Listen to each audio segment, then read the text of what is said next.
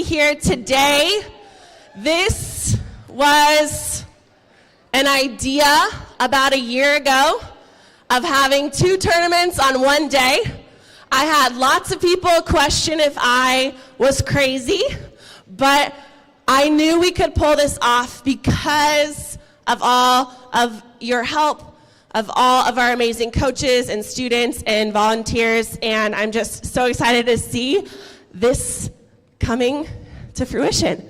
So we're going to go ahead and kick off with a district opening ceremonies. We're going to do some recognition, hand out a couple of awards, and then we will go into our drivers team meetings. After that, our matches will begin at 10. So let's go ahead and get started. So we are TUSD Robotics. You all have been a part. Today, we have our VEX IQ and VRC teams here. We've got 4th graders all the way through 12th graders, and it's just truly incredible. This year in the district, there are 77 competitive VEX teams. If you are on a competitive VEX team, stand up. Let's give those people a round of applause. Look at all those kids who are participating. That number is 437 students on a competitive team. Our biggest number ever. This year, TUSD Robotics hosted 9 tournaments. We hosted tournaments Beckman, Foothill, here at Orchard Hills, and we will see, hopefully, that number grow next year. We have added 13 brand new VEX teams. Our program continues to grow every single year, so 13 brand new teams to TUSD Robotics. I want to recognize 4 schools who took a really big leap from our elementary phase 2, which is our non-competitive phase, to our competitive phase. So can I please have these programs stand up? Benson, Heritage, Hicks Canyon, and Heidemann. Let's give those students and coaches a round of applause. Their very first year competing in robotics, and they've done amazing. I have 3 brand new coaches to VEX, first time, and wow, we really needed them, and I'm so thankful. So Victoria Miller from Benson, please stand up. We have Jacob Kramer from Heritage, and Lily Pizzana from Orchard Hills Elementary. Let's give those coaches a huge round of applause. Very, very first year. Thank you, thank you, thank you. Because this is a celebration of 2022-2023 robotics, I wanted to highlight that last year 13 teams went to the VEX World Championship, and hopefully that number goes up a little bit this year, and we'll find out soon at the state championships, but 13 teams last year. This year, there have been 68 trophies won by TUSD teams. If your team has won an award at any tournament this season, let's stand up. Let's give those students a round of applause for being among the top performers at the events they've attended. Great job. One more last chance of our state qualified teams. 22 currently qualified for the California State Championship. We are giving 13 more tickets today. So if your team is already qualified for the California State Championship, go ahead and stand up. Good luck as you go to the state championship in March.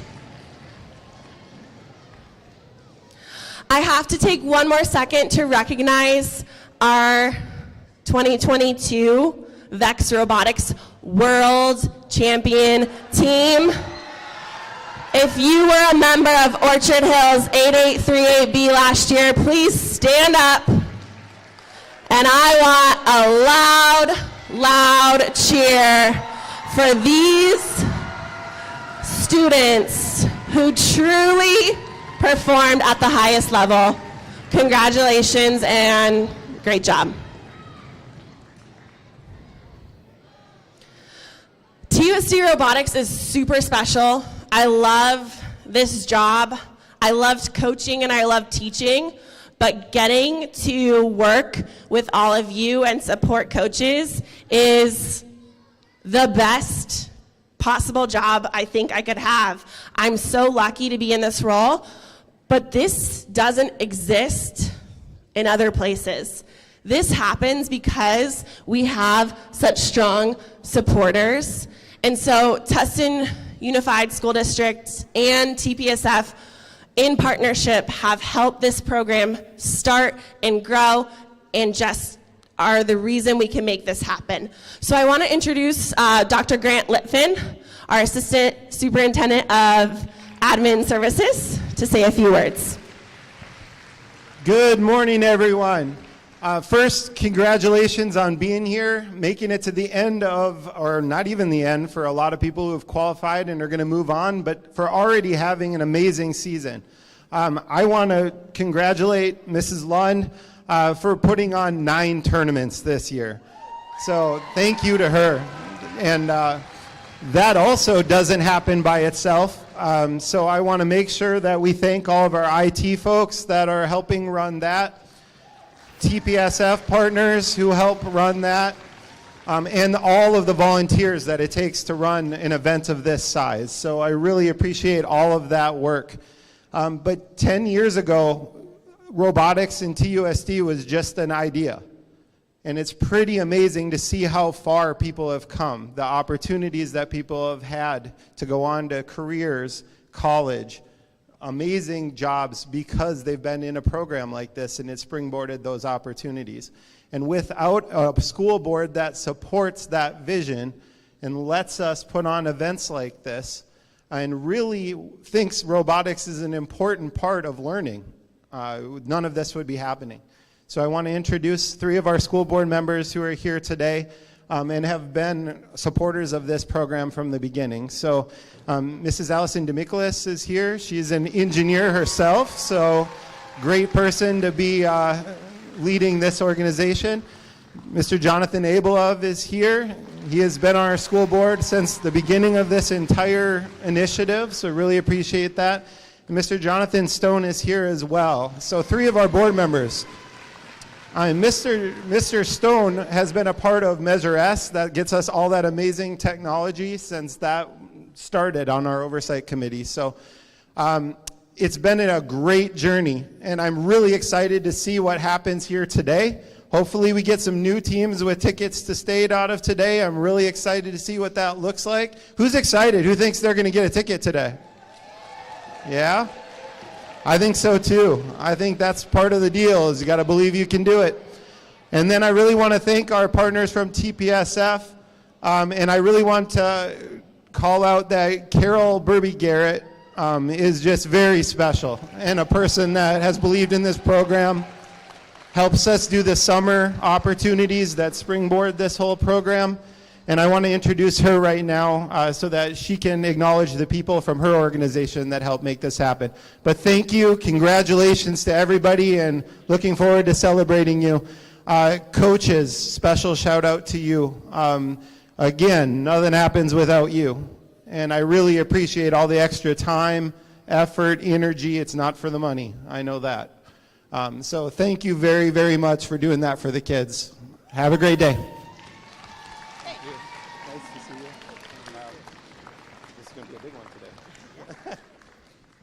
Thanks, Dr. Litfin.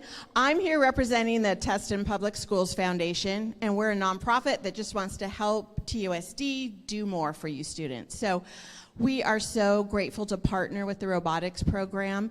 As you heard, 10 years ago, this didn't happen, and I hope you'll take time to look around today, because this doesn't happen anywhere else, where there are teams from elementary, middle, and high school competing in robotics all throughout the district. So we are so proud of you all you students, parents, coaches, administrators, school board members, our own foundation. We're so proud to be part of this, and we are very grateful for you all to keep showing up and working so hard. So congratulations to all of you. Give yourselves a hand.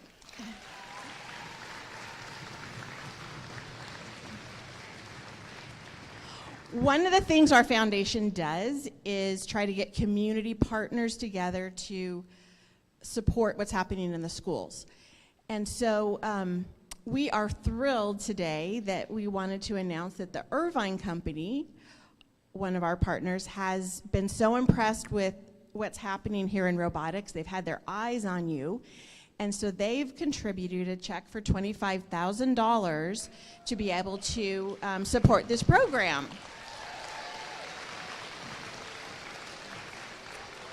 So I'd like to call up our TPSF president, Kate Kirsten, up here. She is fabulous. She's our president-elect. I think I said that wrong. I was leaping ahead in time. That will be here representing Irvine Company for us. And so I will pass it to you, Megan. So with this great new sponsor, we did want to take a second to recognize the Irvine Company. And so we are presenting them, Caesar, with the Sponsor of the Year, Supporter of the Year Award. And we're so thankful for the opportunities that this will help provide our students.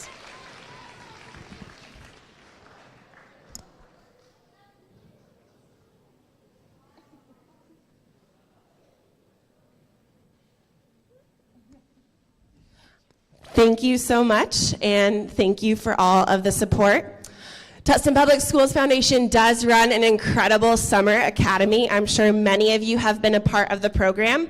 The robotics classes fill the fastest. As we know, there's a lot of demand for it.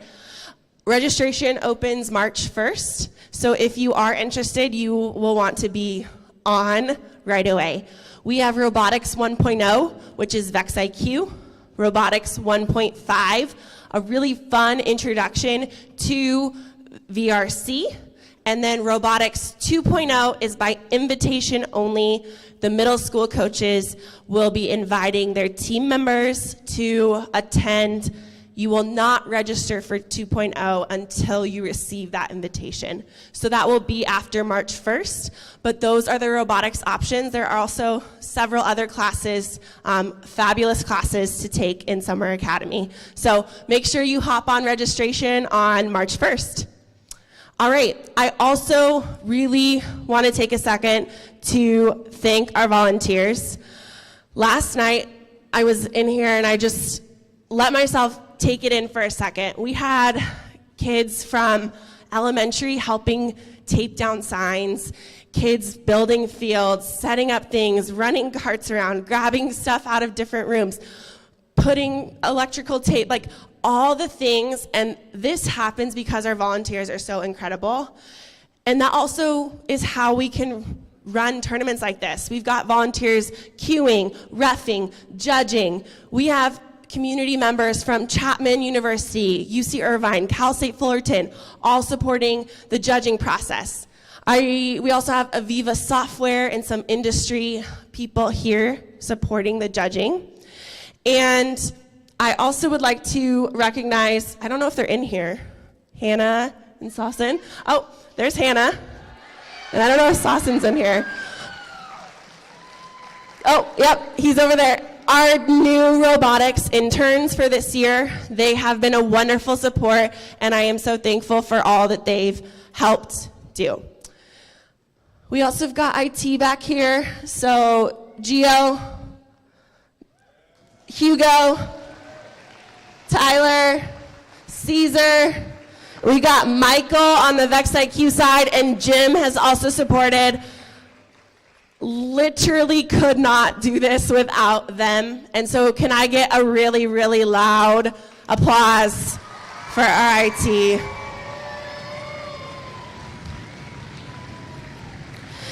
They have supported from the beginning, and we could not pull off what we do here without them, so thank you.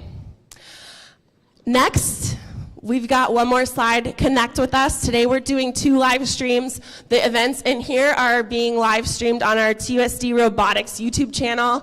Great stream, we've got all the setup.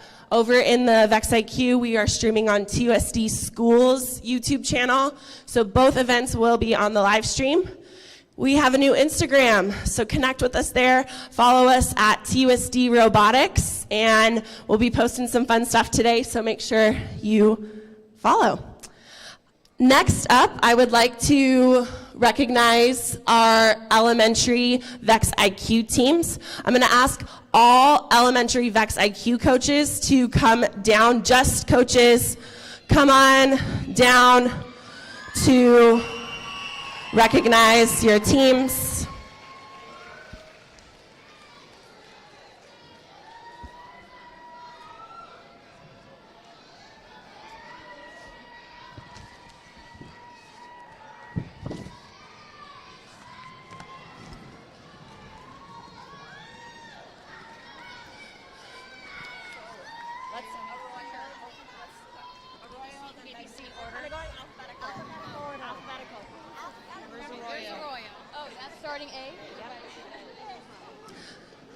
Okay, while your coach is speaking,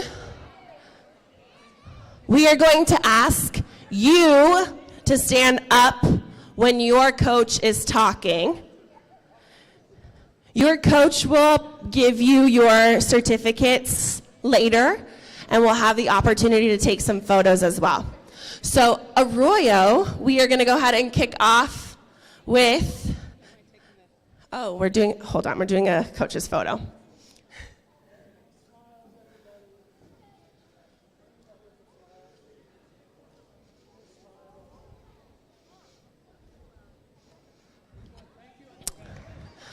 All right, so Arroyo students, go ahead and stand up so we can recognize you. I am so proud of the Arroyo Mustangs. They have been creative this year. They've collaborated really well. After our first competition, they did a great job of making changes to make their robots stronger, and I couldn't be prouder of their perseverance. Thank you, guys.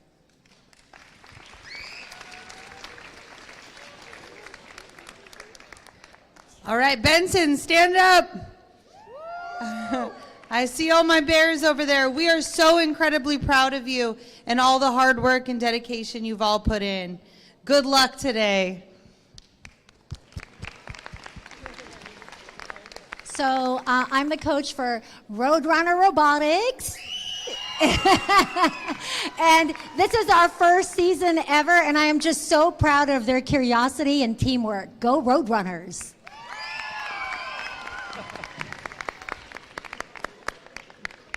We are the coaches for Heritage Elementary. And they had a lot of obstacles and they overcame them all, and here we all are together. Good job. You don't want to add on? Go Heritage.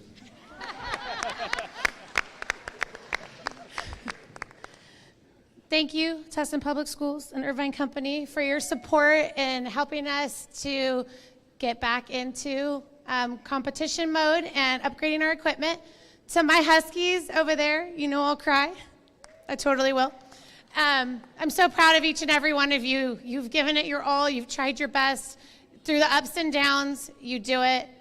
To our administrator, Mrs. Vela, for her support and giving us what we need. What do you need? What do you need? And supporting us along our way. And to my partner, I couldn't do it without her.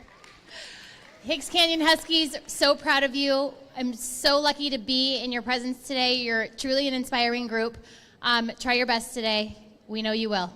We love you guys.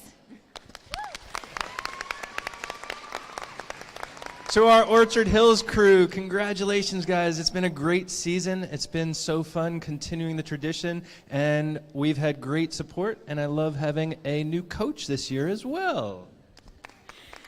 And RoboHawks, you all have worked so hard this year. I'm so proud of all the hard work that you've done. I'm so stoked for y'all to compete today. Thank you so much for making my first season, such an amazing one. Parents of our RoboHawks, thank you so much. Miss Lund, thank you so much. Y'all are all amazing. Let's go RoboHawks. All right, I am the coach for Red Hill Robotics. Can they stand? All right. And I am not new to this. I've been doing this for 7 years, and every year we get better and better, and I learn something new from our district coaches and from my students. They are an amazing group of students. Every year, I just am so proud of them. They work really hard. They have positive attitudes, and I just love watching the collaboration among the team and with all of their alliances. It's such a great adventure.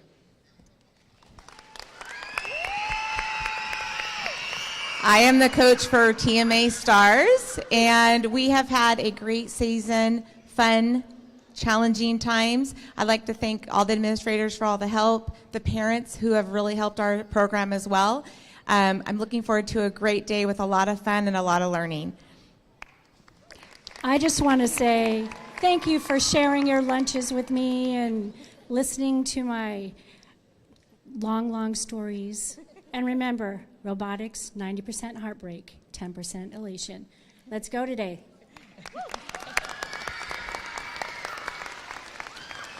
And before I let these coaches go, can we please give a big round of applause to our elementary VEX IQ coaches? Thank you.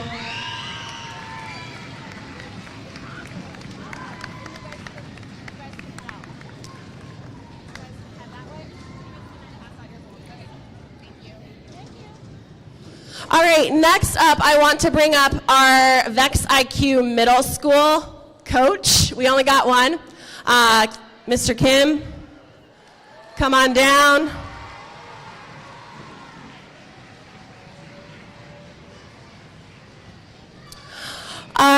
Orchard Hills has a large, incredibly large demand for robotics. And I was crazy enough to agree to coach 12 teams, and then I got a new job, and this guy was crazy enough to take my job. And so he right now is our only middle school VEX IQ coach, but I do want to have him be able to recognize those students, our 6th and 7th graders. Hello, my name is Mr. Kim, and I am the coach for both the 3383 teams as well as the 8838 teams, both IQ and VRC. And I just want to say I'm very thankful to be in the position that I am now, to get to work with all the amazing students. It's really a blessing, and I wouldn't be here without the help of Miss Lund, Miss Williams, the parents, all of my students who support me, along with my family. So, thank you. Can the Orchard Hills Middle School VEX IQ team stand up so we can recognize those students? Great. Next, I want to bring up the VRC middle school coaches. So middle school VRC coaches, come on down. If we line up alphabetical order, that would be wonderful.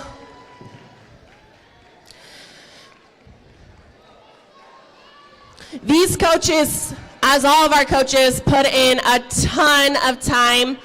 A lot have been able to expand to it being part of the elective period, and they just do a wonderful job. So we're actually going to start with Mr. Tran over here. We're going to go alphabetical. Harder for middle school than elementary coaches. So CT Hughes. There we go. Okay. CT, here we go. Thank you very much. I just want to thank my team. We've got one team this year. It's a small team. I'm really proud of them. So because we're so small, I can name them: Jeremy, Andrew, Levi, Ronan, Tyler, and Emmy. You guys have worked hard all year long, and you've worked through ups and downs. You guys have gotten along really well, and I'm just really proud of you guys. So I want you guys to know that. And thank you for everybody for making this possible, especially Miss Lund. We're just here to have fun today, and it's gonna be great. Thank you guys. Can the CT team stand up? I know you don't want to, but let's recognize those students for their hard work. Thank you. All right, Hughes, on your feet. Come on. There we go.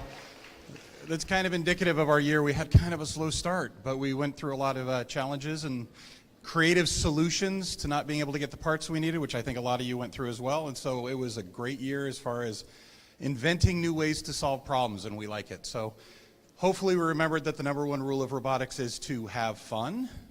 And so hopefully we did that. But that was our goal for the year, and it's been a great year. We're looking forward to having a good day. Thanks all of you for putting in the time. We appreciate it.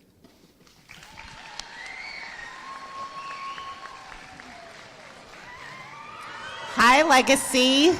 Go ahead and stand up, 393. Okay, stand up, 393. I'm just super grateful to be in this role. This is my first, well, sort of first year coaching. I helped out last year. But I want to say thank you to Ms. Lund for all your support, TPSF, just you guys have worked so hard, and I'm super proud of you all. So good luck today. All right, Mr. Kim, back here again. My 8A3A VRC teams, if you could please stand for me, just so we can give you some recognition. It's truly been an honor to work with you guys. I honestly couldn't have hand-selected a better group of individuals to work with. You guys push me every day, inspire me, and you guys have been doing amazing work all year. Good luck today.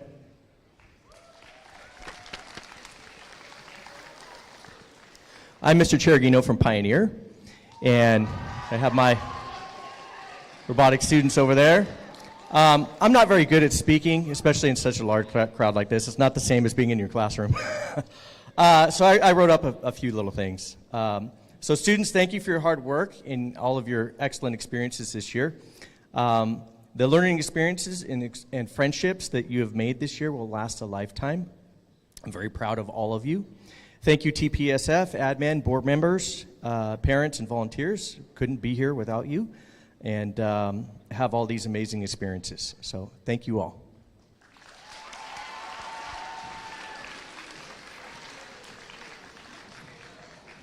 Hi, good morning. My name is Daniel Kim. I'm from Ut Middle School. 9805, please stand up. We started this year with a big dream, wanting to make state and putting our best foot forward. And as the cliche goes, those who dream the most do the most. And they worked so hard this year. I want to thank our TPSF. Thank you for our administration for all the support. And Miss Lund especially coming in, giving us everything that we needed. And at the same time, we got our first partial VEX Robotics competition class. And that was gigantic in putting them in the position they're in today. I'm proud of you guys. I'm the most blessed and privileged to be your coach. Thank you guys for working hard and making myself, and you and your families proud. So I'm proud of you guys. You're going to do great today. And let's give a huge round of applause to our middle school VRC coaches. Thank you for all of the time that you put in. Great job.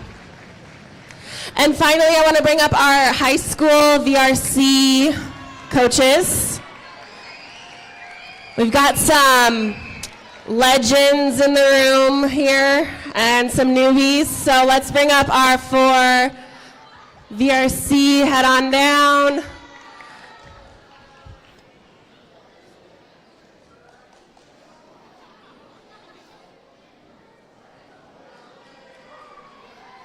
Mr. Sit.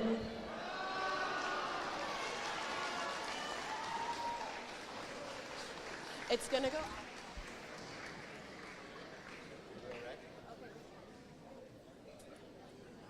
Okay, we're gonna start with the one, the only, Mr. Sit. Beckman, let's go ahead and stand up. Beckman, stand up.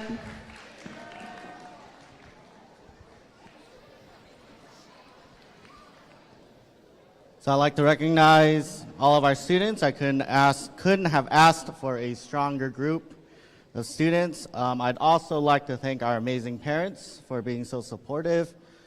And yeah, they're over there taking pictures, I think. But all right, good job, guys.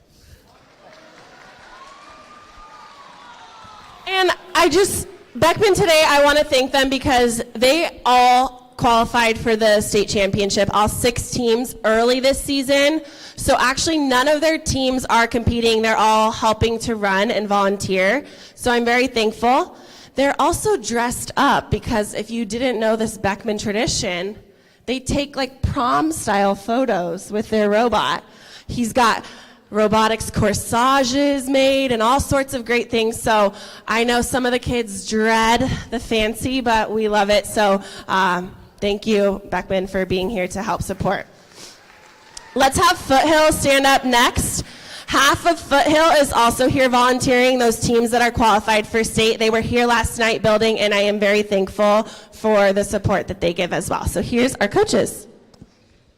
If I could have the Foothill teams that are here go ahead and stand up. There you go. Oh, and there's some up there. My name is Jeff Farr, and I've been involved with robotics at Foothill High School for 10 years now. I'd like to say thank you to all of our administration and board that supports robotics and CTE STEM initiatives here in the TUSD Unified School District. Without their support, we wouldn't be able to do all of this. Thank you to our parents and our amazing booster club, and I want to say thank you to my assistant coach, Blaze Collins, right here, graduate of Foothill High School. But more than anything, it's the work that our students put in day after day, hour after hour, that makes our robotics program successful. So a big congratulations and thank you to our hardworking students, freshmen. Thank you. Okay, next up I want to we'll recognize Legacy High School, but Mr. Ireland has been in robotics from the very start, and I think our longest standing coach with our very, very, very first year at Pioneer and now at Legacy. So he is a great superstar coach. Thank you. Go ahead and stand up, high school, Legacy. There are so many people and so many things that help support this program and hold it up. But I have to say my favorite part about this program is seeing students go from elementary to middle to high school to college and seeing what they do after that. And I've been doing it long enough to kind of see that, and I'm super excited to see what you all do in the future and continue to do. And I'm just really thankful that I've been able to do this for so long. Great luck today, guys.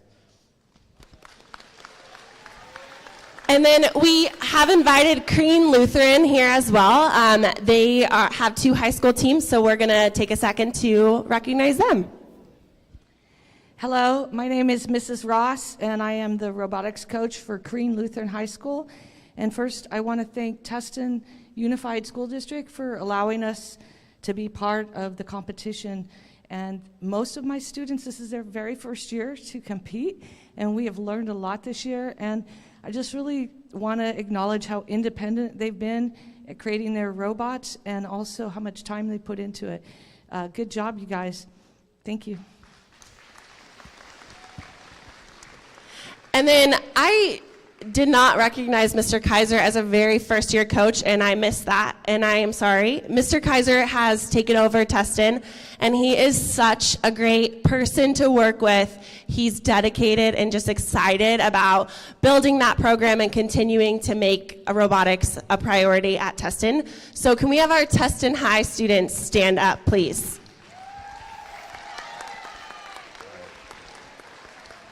Yes, I'm Mr. Kaiser. This is our first tournament, and I'm really thankful to be coaching such a hardworking group.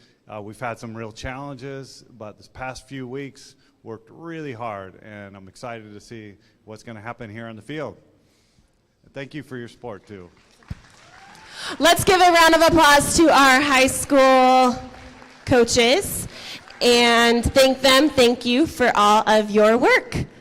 All right, we are almost done with the recognition portion of our event. However, for the first time, we are going to be recognizing our seniors in robotics. Just like basketball gets a senior night, football, why not robotics? These people have put in some serious time, and Hannah has some medals over there.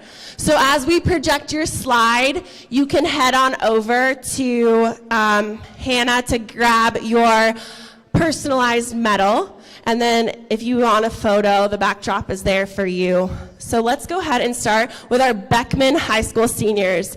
Our first senior I would like to recognize is Jeremy Chen. Come on down, Jeremy. He's not here. Well, Jeremy's been in robotics for 7 years, and he's a great guy. All right, let's go ahead and move on to the next one. Aiden Elkins. Aiden is going to be planning to study physics for fusion energy, and so let's recognize Aiden for his 2 years in VEX Robotics. Next, I would like to recognize Ethan Eppelman. I had the opportunity to work with Ethan as a judge earlier this season at Beckman. He is such a mature and helpful student. He's been in VEX for 5 years, and his favorite robotics memory is the Beckman dinners, but RIP Sioux Plantation. They miss it. All right, next up is Andreas Garcia. Andreas is truly a remarkable young man, 7 years in VEX Robotics. I had the pleasure of coaching him for many years, and he early acceptance to Stanford, where he will be studying computer science. We're so proud. Congratulations. Next up is Brian Hu. Brian has been in robotics for 5 years, and he's a programmer, likes to sit in the corner to program. All right, next up is Megan Huang. Megan has been in VEX for 3 years, and her favorite memory is drawing people in the costumes at Robo Bonanza. The Beckman tournament in October is Halloween themed. They dress up, so lots of fun in the costumes, so congratulations. Next is Yusuf Khan. 6 years in VEX Robotics, and he ate fire wings for the first time with Beckman, and he crossed off rejection letters. He's going to get in somewhere good, and I'm excited to see where his future leads him. Next, Jeffrey Lee. Jeff has been in robotics for 7 years, started in the Orchard Hills Elementary program, moved on to Orchard Hills Middle School, and has been helping to lead Beckman for the last 4 years. He plans to study mechanical engineering in college. Next up is Gerald Liu. Gerald helped as an MC, very charismatic, and he has enjoyed winning quarterfinals at Worlds. Oh, to qualify for Worlds, so great job. Next up is Amy. Amy Nguyen got her start at Orchard Hills and was part of the girl-powered team that won the design award at the World Championship. Amazing, amazing girl, and as she's not pursuing computer science or engineering, plans to take some of those classes for fun. Maybe a little crazy for fun. Those seem really hard, but great job, Amy. Next up is Tyler Ogawa. He has been in VEX for 3 years and plans to study computer science. And then I believe our last senior at Beckman, maybe one more after this, Parav Patel. 3 years in VEX, and I loved his favorite memory of programming the night before state. It always seems like programming waits to the last possible second, so it just seemed very relatable. Oh, we have Austin as well. Austin Yulene is first year in VEX, but remembers playing Smash Bros. And just hanging out with friends. Is that our last senior? Oh, just kidding. We were not at the end. Timothy Tan. I came across a picture. I was looking through old photos of Timothy, and Timothy has grown a lot since middle school, but I had the pleasure of coaching him and look forward to seeing him study mechanical engineering in college. Shelly Way is also a senior. She has a memory of meeting interesting people at Worlds, so good luck in college. And then Brandon Zhu. This one is our last Beckman senior.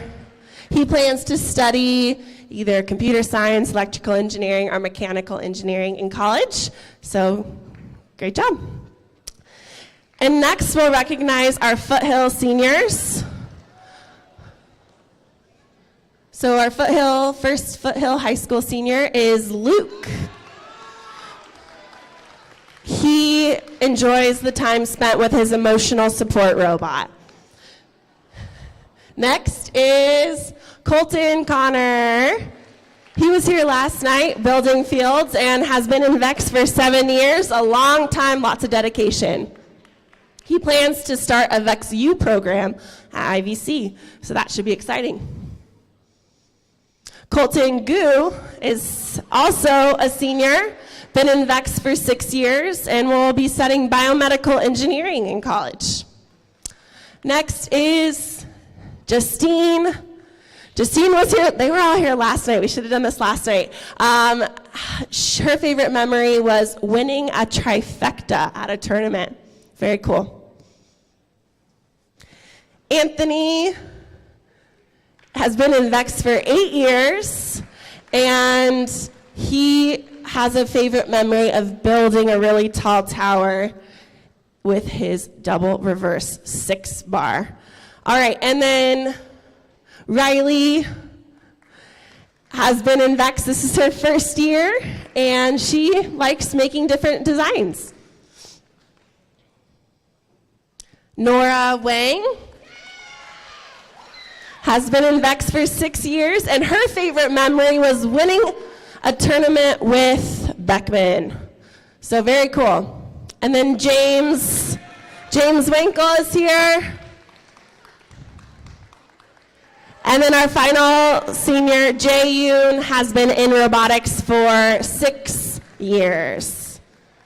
He'll be here a little bit later, I believe. Okay, I do have a new award that we are starting this year. Senior of the Year. We, from these two programs, have seniors. Tustin High and Legacy High School do not. So this is the first time we are giving this award. I'm only going to announce the Beckman High School Senior of the Year right now. We are planning to do the Foothill Senior of the Year when their seniors come this afternoon. So for the Beckman Senior of the Year, this student has given a lot to robotics over the years. He is a wonderful young man who has put in hours of practice here at Orchard Hills. I had the pleasure of coaching him when he was in 7th grade and 8th grade. He's gone to the World Championship countless times. He is a leader and a true role model for Beckman, but also all of our students. He served as a mentor in the TPSF Summer Academy. They already know who it is, I guess. Jeffrey Lee, come on down. Our Senior of the Year from Beckman High School. Congratulations, very well deserved. You can come under.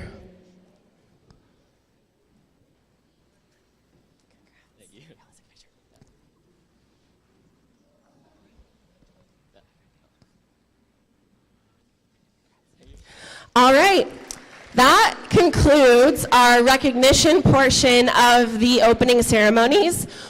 Jeff, I need you back.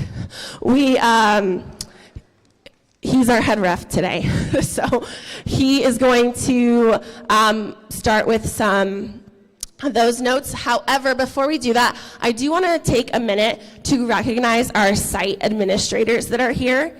We have some sitting over here, and I see some in the crowd. So if you are a site administrator for a school, can you please stand up so we can recognize you all?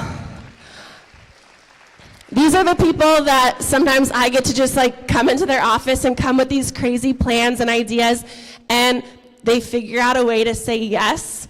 Our site administrators are so incredible and supportive, and we really thank you for being here today. At this time, administrators, if you would like to join us, you can follow Carol as well as our board for a separate presentation before the matches begin. At this point, we're going to have the drivers meeting quick before our matches start at 10. So, one more quick logistics I want to mention before our drivers meeting is that today, qualifications for VRC happen in here. Qualifications for IQ happen in the NPR. At about 2:30, we'll all be back because IQ finals are happening on this field while VRC is happening here. And then all 28 of those trophies and awards will be handed out together, and our 13 state championship tickets. So we will be split for half the day. We'll come back this afternoon. This is our practice field for VRC. Skills is on the stage.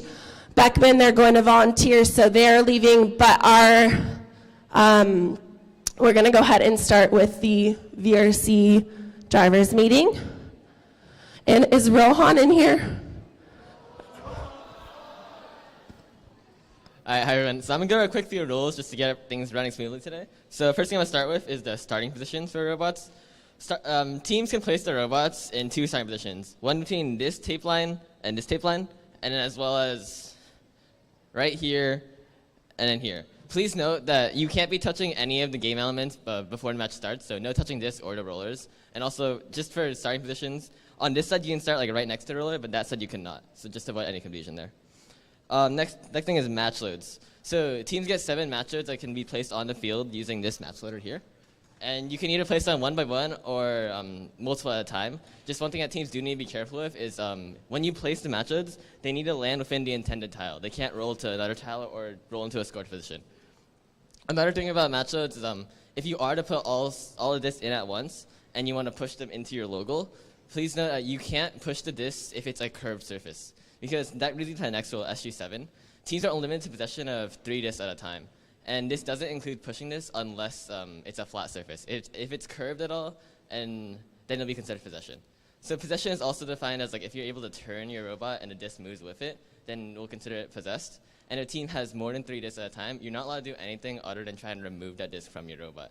So if you have 4 discs and try to shoot a disc, shoot your disc, we'll consider that a violation because the only action you should be taking with more than 3 discs is trying to remove those discs from your robot. Next rule is S2. So teams with expansion mechanisms in the last 10 seconds of the match, please be careful when you're shooting your expansion mechs. If you land outside of the field anywhere, then it's an automatic disqualification. The next rule is going to be trapping. So a robot's considered trapped when it's restricted like one confined area of the field, like whether it's in a tile or a corner against a wall. And robots can't be trapped for more than 5 seconds. So we're going to do a verbal and visual count of robots that are being trapped. And so in order to stop a trap, teams must back away for 1 full field tile and wait again for 5 seconds. So if a team doesn't either back away or wait for 5 seconds, then we're going to resume the count where it once started. So if it was at 3 seconds, we're going to continue at 3 seconds, and you still only have 5 seconds to work with. And then finally, SG4. Teams need to stay within 18-18 size limit during all times in the match until the last 10 seconds of the match. So if you have an intake that like flips up, then we're going to be watching out to make sure that it doesn't expand past 18 inches, and as well as the early expansion of your expansion mechanisms. So if you're unable to rectify your expansion mechanism, like if your string comes out early, then we're going to ask that you guys move into the corner of the field so that you don't inhibit any of the gameplay. All right, and that'll be it. Are there any questions? No questions? Okay.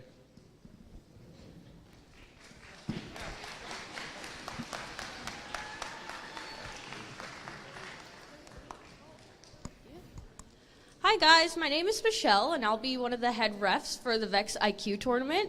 And some quick rules that I want to go over. Number 1 would be G1, play with respect and treat your team members nicely. Have fun on the field.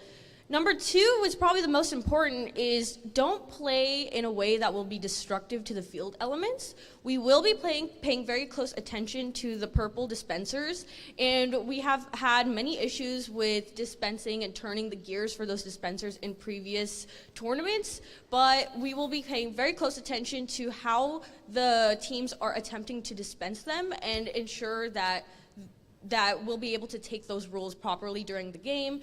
Number 2, make sure to not contact the central bar when you are scoring your field elements. And the last thing is for expansion zone, make sure you have your robot touching the contact zones as you are expanding at the end of the game. So yeah, any questions, make sure you come to me or the other head refs for the games.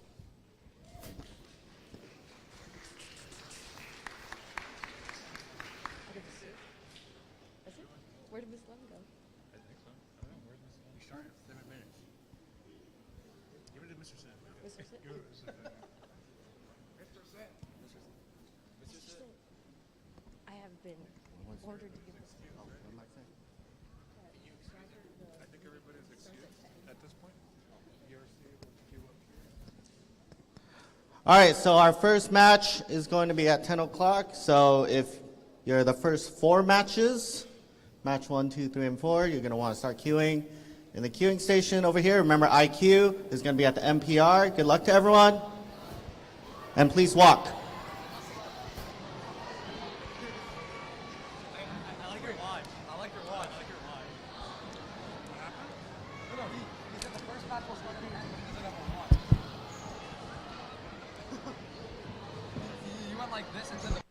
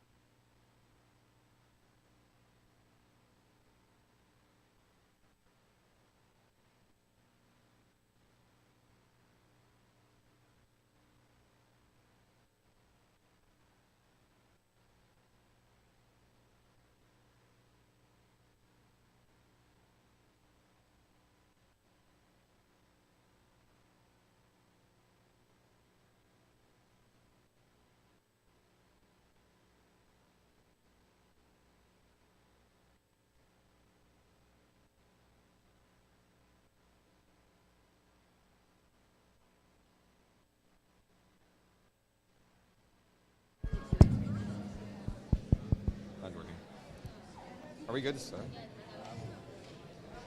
Are we good to start? I'll start. It's also on. Are we good? All right. Welcome to another TUSD Robotics Extravaganza. I'm Gerald Liu. I'm his co-host, Andreas. We're so excited to have everyone back here, back in bigger proportions than ever, and the competitors are looking fierce, looking for those last state spots before we enter the late season. And Gerald, I'm excited to watch some robots today. I am too. But let's get this first march started, Andreas, on the Red Alliance. On the Red Alliance, we have 8838C RoboHawks Cosmos from this host school itself. And 8929C from Hughes Middle School. On the other team, it's going to be 9805A and 9826A competing against them for this first qualification match. Gerald, I'm about ready to get it started. Let's check in with the teams. Red Alliance are ready. Blue, are you ready? Autonomous will begin in 3, 2, 1. Now, early on, I'm looking at 8838C to show up, and they do almost hit that right there. Just a little bit of a whiff.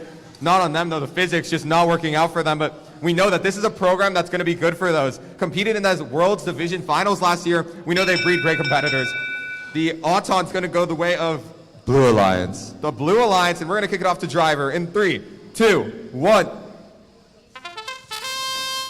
They immediately go 8838C. They know what their game plan is. They're intaking this. They're going to fill out that high goal as soon as possible on the hands. They don't need those rollers. They're aiming high.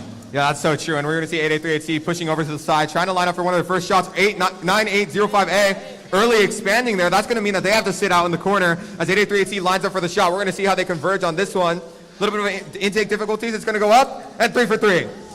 8838C clean for it, while 8929C, their alliance partners, they sort of a disc so deadly this season, great for scoring, but also a detriment to many chassis of the robot. Yeah, I mean, these discs are really double-edged swords, right? They're your greatest scoring elements, and that's why 8838C is going to have a huge leg up right now with those discs in the goal. But also, if you don't design your chassis to move around those, you're going to end up getting stuck a little bit. 8838C, also the disc source, they're lining up to another cycle. However, this dislodged sort of not in the ideal way inside their robot, and they're trying to ram against a wall to get it out, but not too much success right now. Walk me through what's going on with that robot, Gerald. Why is this such a big issue for them? Really, when you're looking at these robots, like the shooting might look the most important, but it's all the setup before that gets them to the spot they are. So the intake and the whole is a moving system, and that's how the truly good teams stand out. Yeah, that's so true. I mean, if you can't get those discs in the catapult, it doesn't matter how good it is, you're not going to be scoring. But it's okay. They have a huge lead from those 3 discs in the goal. That'll cancel out that Auton loss they have. As long as they're able to hold on to these rollers and probably expand, I think that they're going to be able to take this one. Yeah, I'd like to bring our attention to the 4 rollers, actually. They're currently 4-0 in favor of the Red Alliance. That is a massive advantage. Huge advantage, and 2 strings are going to come out. That's going to be a lot of points in that end game. Every tile worth 3, and that'll be the end of the first match. Don't count the red.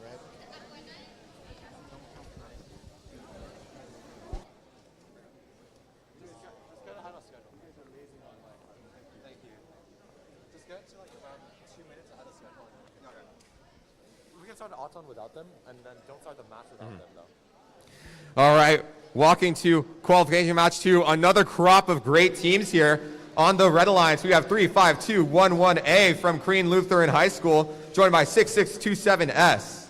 On the other hand, we have the Blue Alliance with 2492X and 393D. Red Alliance, are you ready? Are you ready? Yeah. You guys ready? Blue Alliance, you guys ready? Table's ready. Autonomous in 3, 2, 1. 2492X. We've seen them competing all season long. They're going to try to go 2 for 2 there, 0 for 2. Get the roller. It's going to be a good spin for them. Trying to go for more. If they are able to get 2 of those discs up there and both rollers, that'll be the Auton win point for them. Going to help them a bunch in the rankings. Unfortunately, no convergence there. Auton's going to go to the Red Alliance, taking us to teleop period in 3, 2, 1. It seems like all of these robots looking like pretty good shooters. 35201A with a design so prevalent in the early season, the U-shaped flywheel, and they go 2 for 2 immediately. You know, we've seen a lot of early season robots getting phased out. The speed of the new robots is really big, and unfortunately, they're going to lose their string. That's going to cause them to sit in timeout there. But again, like, it's just about the consistency, right? It doesn't matter what kind of robot you have as long as you're able to perform consistently. And 2492 has been struggling with that early on this season, and now they're looking like they're in much better form. We're waiting for them to get that state qualification spot. Obviously a very deserving team, just haven't been able to converge at the tournaments lately. 393D, on the other hand, sort of early season, also not off to as much as a hot start. But right now, the catapult is looking like it's doing great. Great grouping, and it goes straight into the goal. Andreas, of all these catapults you've seen, what do you think distinguishes them from each other? I mean, you're going to see a ton of catapults today. We just saw one in the last match, but each one of these is going to be slightly differently. And it comes down to how hard are you shooting those discs? Also, how consistently are you able to intake those discs? And then how tight are they together? The tighter your discs are together, the more you can fill that goal up, which is going to be huge points. Right now, 393D looks like they're in contention to be the best catapult at the tournament, to be honest. Their alliance partners, 2492X, not looking bad either, really. Flywheel, I just saw them hit one of the clean triple shot softly into the goal. However, on the Red Alliance, I think both robots are sitting in timeout right now. Yeah, it's a really unfortunate start for the Red Alliance there. 6627S, another great catapult, has to sit out early because they get stuck on the barrier. And their alliance partner also was off to a great start, but unfortunately early expanded, and it's just let the Blue Alliance run away with the match so far. We're entering the last 10 seconds, and it looks like everything's looking blue right now. Not sure if they'll even expand. Oh, and a huge expansion, 5-string from the 6627S robot. But I don't know if that'll be enough. The blue goal is just so overpoweringly filled right now.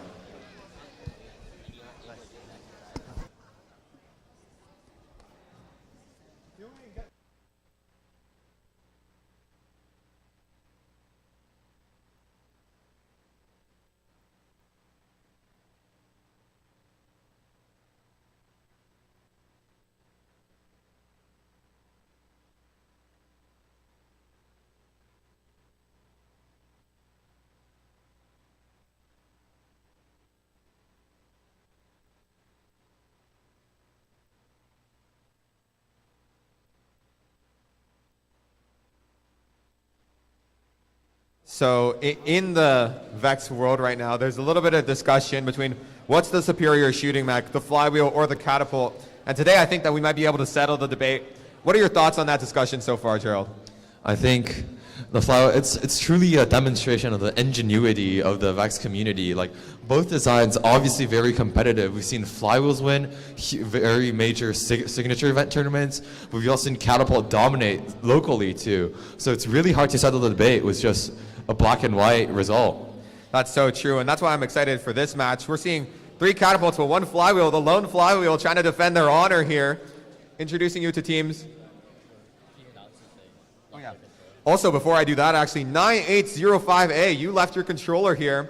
You're going to need that for a few matches later, so you might want to go pick that up real quick. But on this field, let me introduce you to 393Y, that flywheel robot close to you on the field for the Red Alliance, joined by 6627C, the red catapult. On the other hand, the Blue Alliance, 6627Y, going against their own sister team here, and 393Z. There's 2 Foothill teams in this match, and Foothill has just been so consistent in producing good teams over the years. Yeah, we definitely have seen them evolve throughout the season right now, all of them looking pretty consistent. And we're ready to kick this off with autonomous period. Check with the teams. One moment for technical difficulties while we fix everything up. Really, connecting to the field, I think, is one of the most important yet least talked about. I would agree, Gerald, actually. I, for one, have never not connected to the field before my matches, but I've seen what it does to other teams, and frankly, it's brutal. I know, it really is brutal. Missing that small detail when you work so hard towards that. It's just heartbreaking.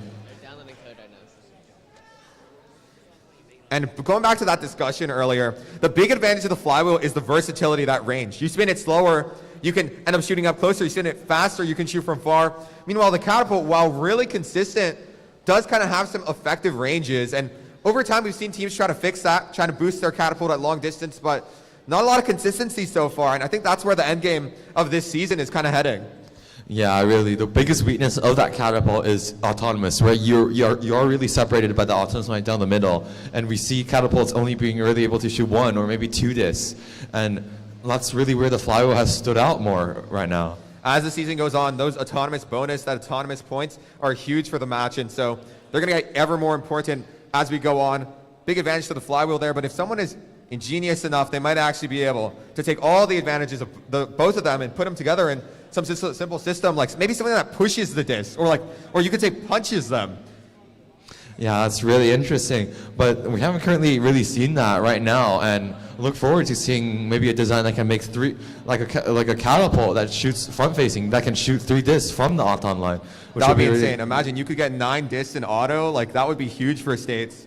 Hopefully we get to see that as the season goes on. I'm excited to see where the teams go with this. Yeah, I really hope so too, Andreas. The faster these teams show up with a completed robot for SAC, the happier I will be. I'm all for that innovation. There are some proponents that are kind of just like, just rush the robot, right? You want to get it done as quickly as possible. That practice is huge. But sometimes, the innovation is worth it, I think, sometimes. And I think it's the two diverging philosophies of robotics, which is also so interesting. Do you go simple and get more practice, or more complicated? Take your advantage, but maybe you're showing up with only maybe a week of Auton, a day of Auton. That's a risk that some teams think that they have to take. That's true.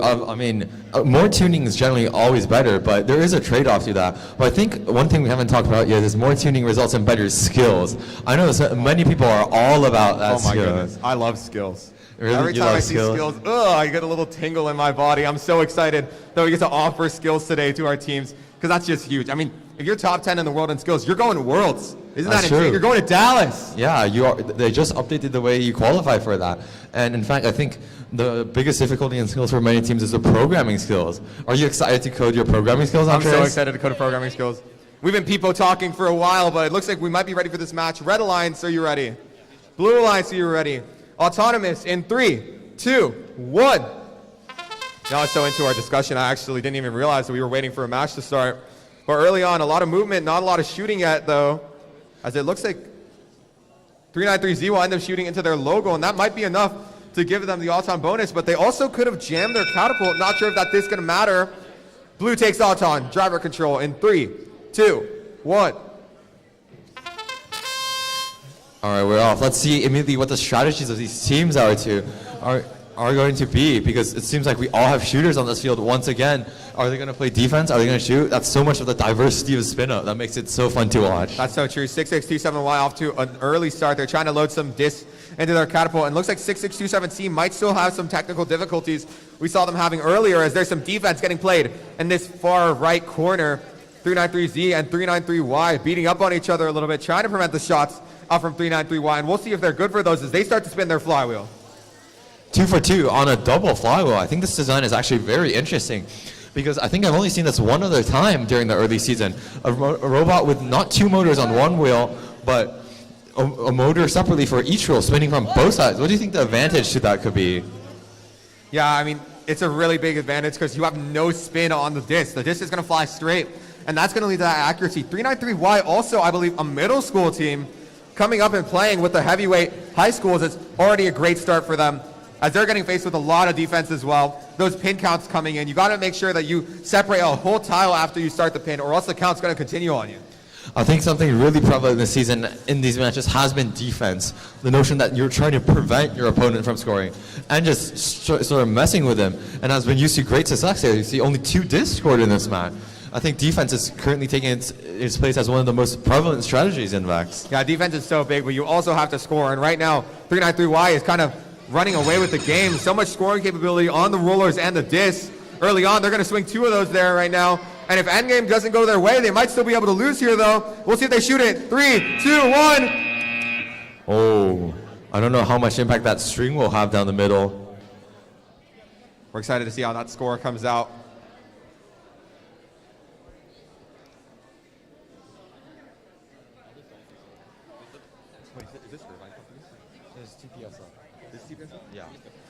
Walking over to the TPSF field, we have qualification match for 8929B, joined by 8929A for that double Hughes alliance. And then on the other side, 393C and 35211C.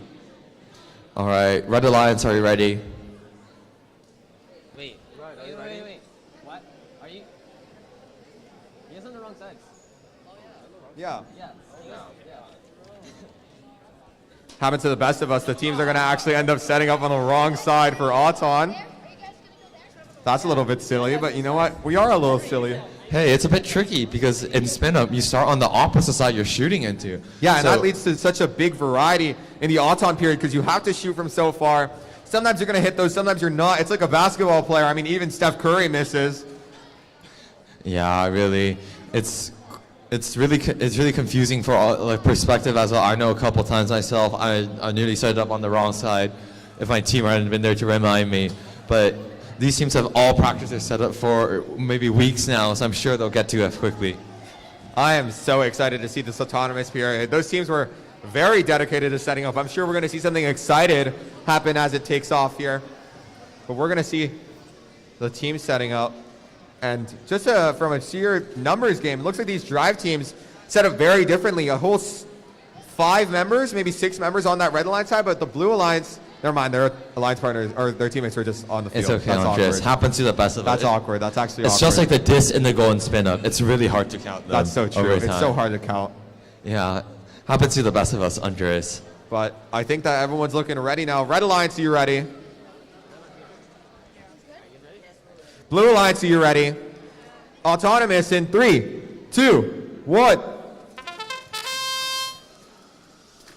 We're going to see that Green Lutheran team good for 1 from long range. Can they do the 2 for 2? Yes, they can. That's a huge advantage early on for that Green Lutheran team. Unfortunately, not able to secure that win point, but they will be running away with the score.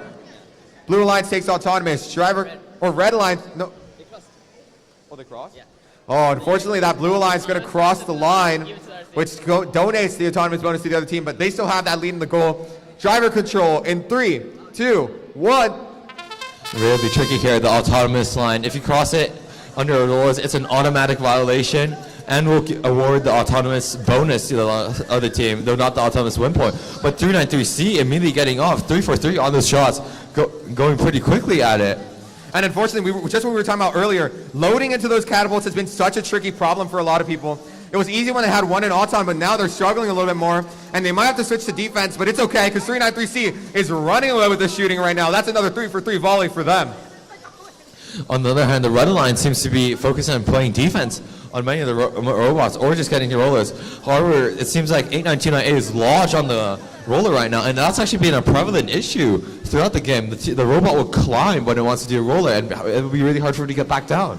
Talking about early season in the game, 393C with one of those early season flywheels, but tuned much better than all the other ones I've seen. That intake much faster, even though it's covering a lot of distance, and the shooting pretty consistent as well. It's hard to aim on that offside because you can't really see your angle towards the goal, but I'm sure they'll get it this next volley. 35211C is playing a support role now, aiming for the rollers. It's been so interesting to see what teams prioritize. Different teams prioritize different things. Oh, but the string coming out early, the expansion coming out early is always something that teams dread. It disqualifies you from getting any endgame points and a potential disqualification at the end of the game too. And 35211C in a roller battle in that corner. They've been able to swing one. It's 1 for 1 right now. We're going to see what goes on. Trying to take the outside lane. 8929B defending on the inside. They're going to switch targets. They say it's not worth the defense, and now they're trying to spin this other side, but the discs are causing a big problem for them right now and spinning that goal. And that is your end of the game. We'll see how this match scores out.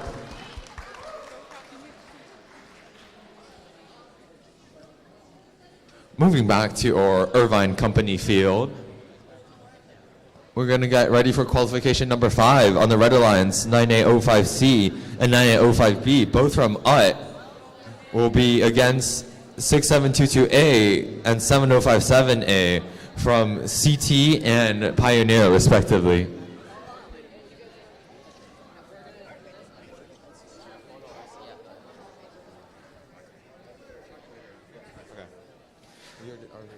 Red Alliance, are you ready? Blue Alliance, are you ready? Autonomous, in 3, 2, 1, go. We have a double UT Robotics side on that Red Alliance, facing off against the blue, 6722A and 7057A. Looks like Rolo is going to go to blue, and that's going to give him that bonus. Blue takes the auto bonus. Driver control in 3, 2, 1. There we go, off to the races here. Looks like 6722A might be the only team with shooting capabilities, and that's going to be their focus early on in the match. They face a little bit of defense, and a double shot's going to come out, but one of those is going to come in through. And they're waiting for some more discs. 7057A, on the other hand, going to those mashers immediately, and a stack of maybe 10 already into the blue local. We've seen this strategy at the last USC tournament, and it has proved useful from time to time, and has been the deciding factor in some matches, because getting something like 15 discs into that local is actually huge. Yeah, I mean, each one of those discs up top is going to be worth 5, but each one of this down low is still worth 1 point. I mean, if you get the volume down there, you can still swing a lot of these matches. Yeah, it's a win by, I guess it's a win by volume over quantity thing here. A 9005B attacking that 6722A robot, but it seems like much of their structure is wobbly from like high intensity of a robotics competition, which is a problem for many teams as well. Yeah, we're seeing a lot of high contact defense here as they battle for the rollers. Looks like none of these teams are going to be able to continue to shoot right now, so it's all about the rollers. It's all about the locals, and right now the locals looking pretty full for blue. And with that auton period, that's going to be big for them as a 4-disc call gets called out on 6722A.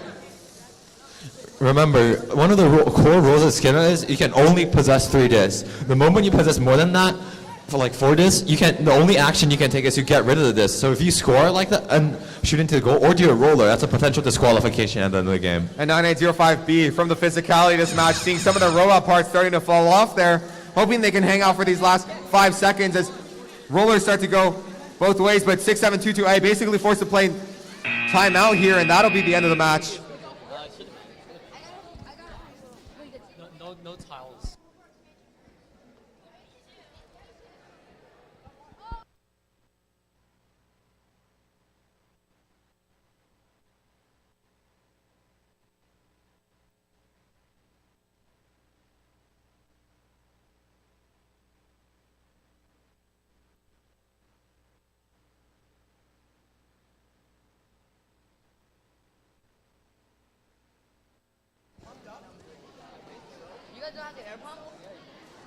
Wait, this is all Pioneer. This is all Pioneer. Wait, that's a bang. And I'm really excited for this match on the TPSF field, Andreas. Is this are we at Pioneer right now? Because this looks like a Pioneer scrimmage. All Pioneer teams on the field. And introduce them to me, Gerald. I know. I've actually worked closely with some of these Pioneer students over the summer, and I'm very excited to see the robots they build because they show that they had a lot of promise. I see expansion mechs on, I think, almost every one of them. And let's introduce them to you. On the Red Alliance, it will be Pioneer E and C, 6722E and 6722C. And on the Blue Alliance, 6722D and 6722B. Kind of a lot of like the similar letter sounds on each side. If you think about it, E, C, D, B. It's kind of exciting. The A team just played the last match, Travis. Yeah. So. It's almost like we picked it like this. We wouldn't do that though. No, we don't have never. control over the schedule, right, Gerald? No, never. But one of my favorite aspects about the Pioneer team is their ability to use a match loads. We've seen them in last tournaments. They always go for the match load. They're the most consistent, and they actually won them a lot of matches. So I'm excited to see how both sides will cook this up. Let's see if those match loads are going to come into play after the autonomous period. But last minute preparations from that Red Alliance side. And we actually see 2 Mechanism drives and 1 X drive here, Andres. What are your thoughts on that? So the big advantage of the Mechanism and the X drives is that ability to strafe left and right. Normally you can only drive forward, backwards, and turn, but these can drive in 360 directions. And that's going to be very, very interesting in the match. It allows you to move evasively a lot more, line up for the goal a little bit easier, and we'll see if that comes into play. And I think we're all ready. So Red Alliance, are you ready? Ready? Blue Alliance, are you ready?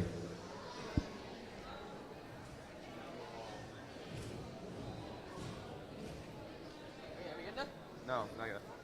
All right, autonomous period in 3, 2, 1. That strafing coming into effect on that close side of the field. 6722E is going to take one of those rollers. And then 6722D also able to do that and strafe a little bit.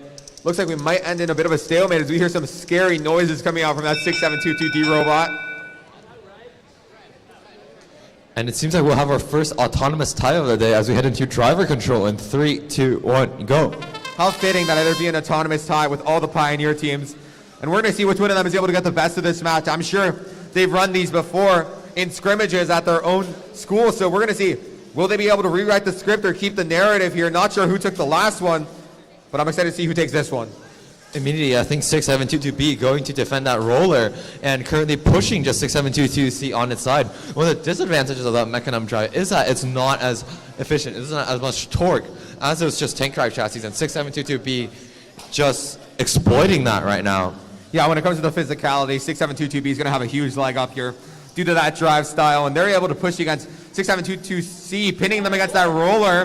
That just shows the strength that they have right now as they're trying to fight for these rollers in that far side of the field.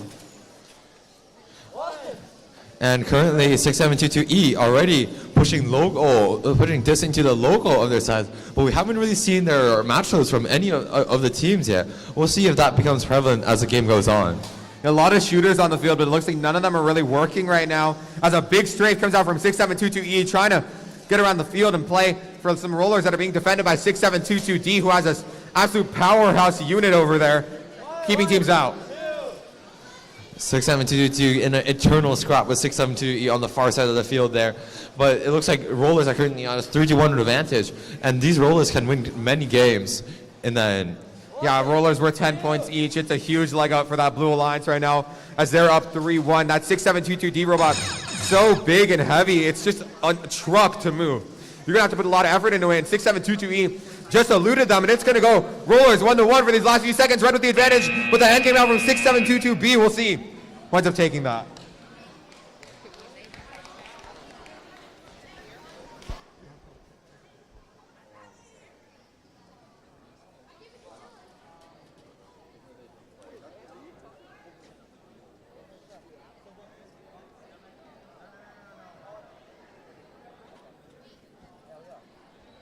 You know, Gerald, this next match is really showing the beauty of TUSD Robotics. 8838A on that Red Alliance side, and on the other side, 393A's driver used to be one of those 8838A youngins back in the day. And now we just feed into our greater programs, continue to impact the world through STEM. It's such a beautiful thing to see how we've all grown up. Continue a tradition of excellence, really. And I think we can't talk about excellence without mentioning 8838B. I mean, if you're talking about a team with excellence who just exceeded all expectations for them last year, it was definitely 8838B. A lot of fresh blood to robotics on that team, and yet able to take that world championship title last year in a big battle against another powerhouse team in our region, 3324B, who was a favorite for that tournament. I mean, they are upset makers, they are history makers, and they're going to make this match very difficult, even for these high school teams like 393A. 393A, not scared, familiar with Orchard Robotics, able to show up big most of the times. And 883A and 393W looks like they're just finishing their final preparations before we can head into this match. And 393A playing with one of those up-and-coming rosters. 393W, excuse me? Excuse me? Malicious attack on the MC. That's going to get you some flack later. Yeah, I don't know about that one. I think we're going to have to use the VAR to see the intentions behind that. Already apologize. It's getting off to a rocky start for 393A, but knowing these characters on this team, I'm sure it's going to be fantastic. I think knowing most of these teams, they try to build to the maximum potential, which means they'll be close to the size limit. That 393A robot might be looking close to the size limit. We might have to check that later. Oh, 393. But that's up to the ref's discretion. I mean, 393A has that history, right? Always pushing the boundaries of what's allowed on their robot, but always getting away with it somehow in the end. And, you know, it's given them a leg up before, and I'm hoping it gives them a leg up again, because, again, world champions on the other side with their sister team. That synergy is going to be huge. But 393W presumably training up that middle school roster who's been so impactful at our tournaments, the middle school only tournaments, 393W.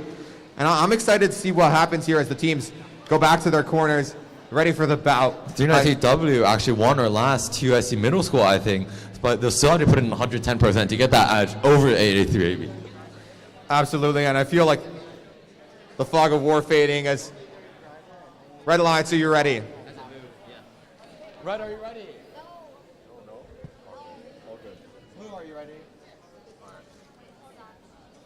Every single thing down to the wire, every preparation being taken. I mean, this could have been a finals match last year that would have had everyone on the edge of their seats And now facing off earlier in the season, but still very, very exciting. This could still be your finals match. I know, it could be. I mean, I wouldn't be surprised.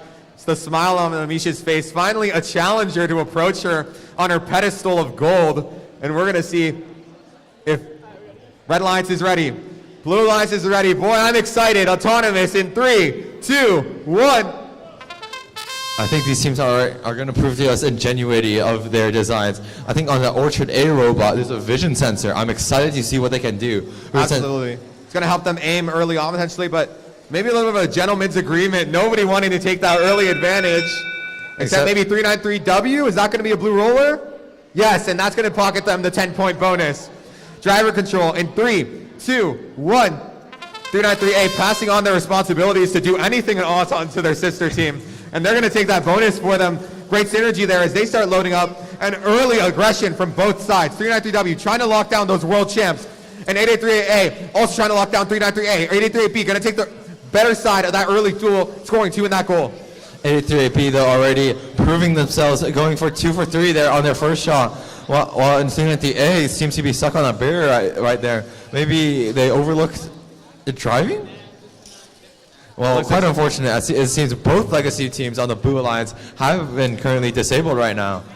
But lucky for them, 8838B not going to be good for that 3 shot. It's hard with these catapults to get that range.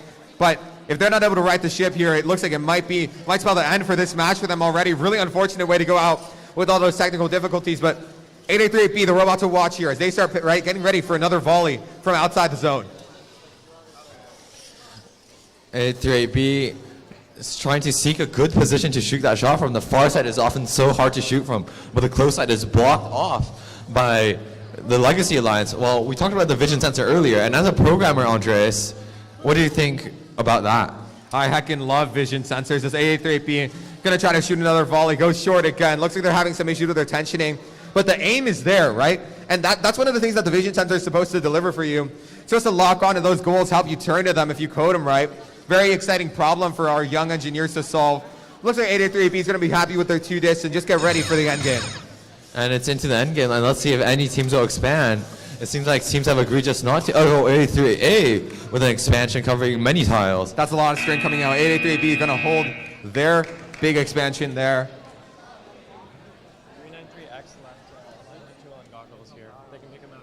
393X, your alignment tool for your Auton and your goggles are on the IT table right now. So if you would like to come pick that out, that would be awesome.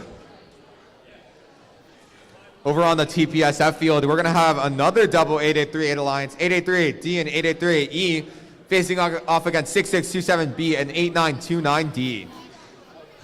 Andres, I'm particularly eyeing that 8838D robot. I think recently there's great prominence in that. I think I've seen one of the teams, 393B in particular, dominate some tournaments with that. What do you think about that? The front-facing flywheel. Yeah, the only flywheel coming out of that Orchard Hills program, and probably for good reason here. Similar design to what we saw early on from 4082B, one of those teams that has really dominated in the Midwest, conquering many signature events, already worlds qualified, and I think, following greatness, trying to take some of that magic as well.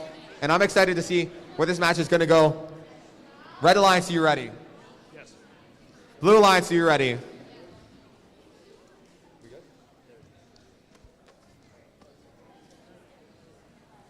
Always bring your safety goggles. It's always good to be nice and safe over here. We value our safety at TUSD. And we're going to kick this match off in 3, 2, 1.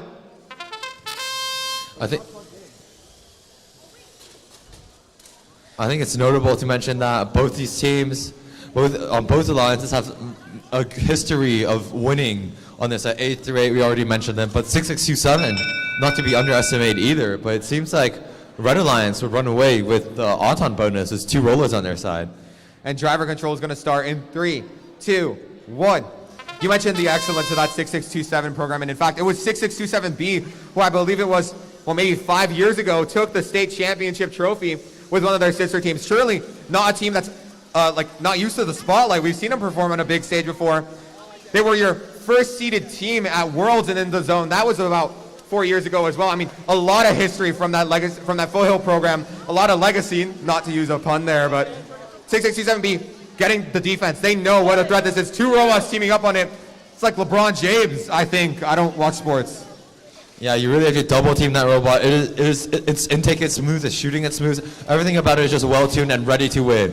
I think now what's going to matter is not just, like, that robot is incredible. It might be the best catapult that we're seeing right now, but it's not just about the robot. It's about the driving. And right now, being able to elude the defense has been pretty good for 6827B, but as I say that, a volley astray thanks to the 8838D defense. Oh, under double team from both sides right there. 6627B makes a volley. I think that they're going to be jammed after a catapult comes out on their disc. I think that's a major problem with the catapult. You can't get jammed while intaking.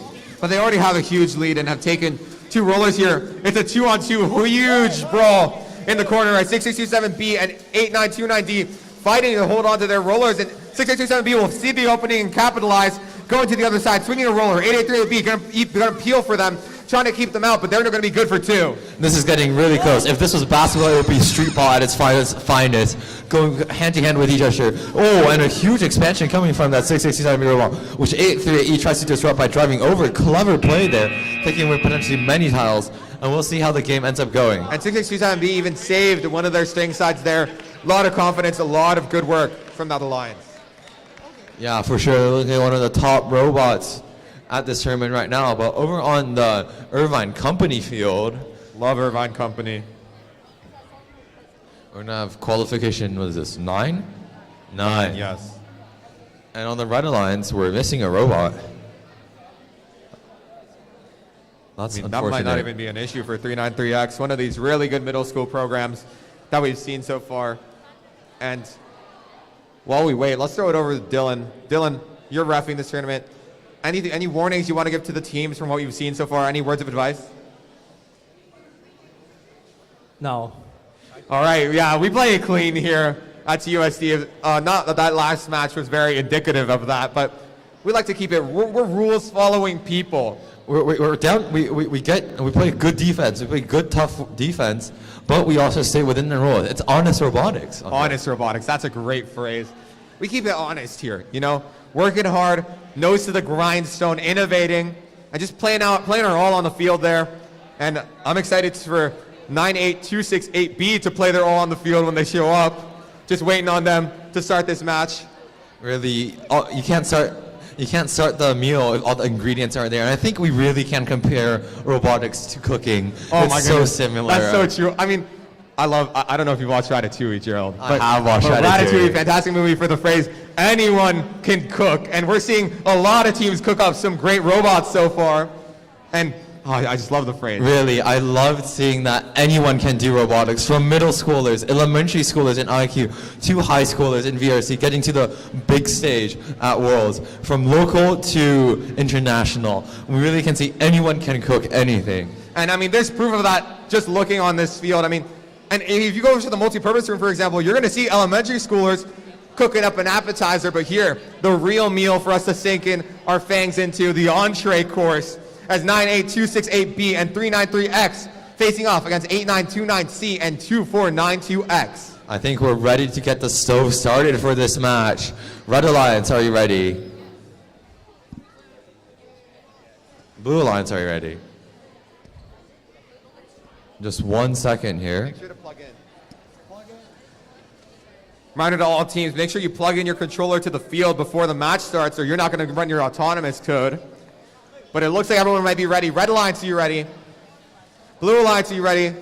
Autonomous in 3, 2, 1. 393X off to an early start, shooting 2 into that low goal zone, but none of them are going to converge there as 2492X shoots 2 and also they fall astray.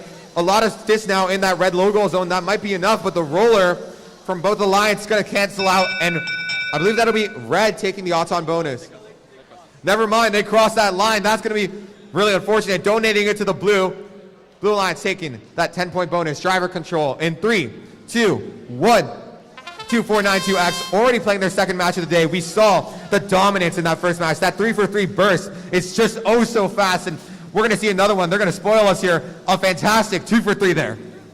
Oh, but it looks like 393X also not to be messed with. A winner of the last USC competition. Looks like they got even better. 3-for-3, really matching 2492, a high score team right now. And we're seeing fantastic high school teams like 2492X facing off against the best of middle school like 393X. Both those X teams Xing each other out in the zone, trying to be the better shooter there.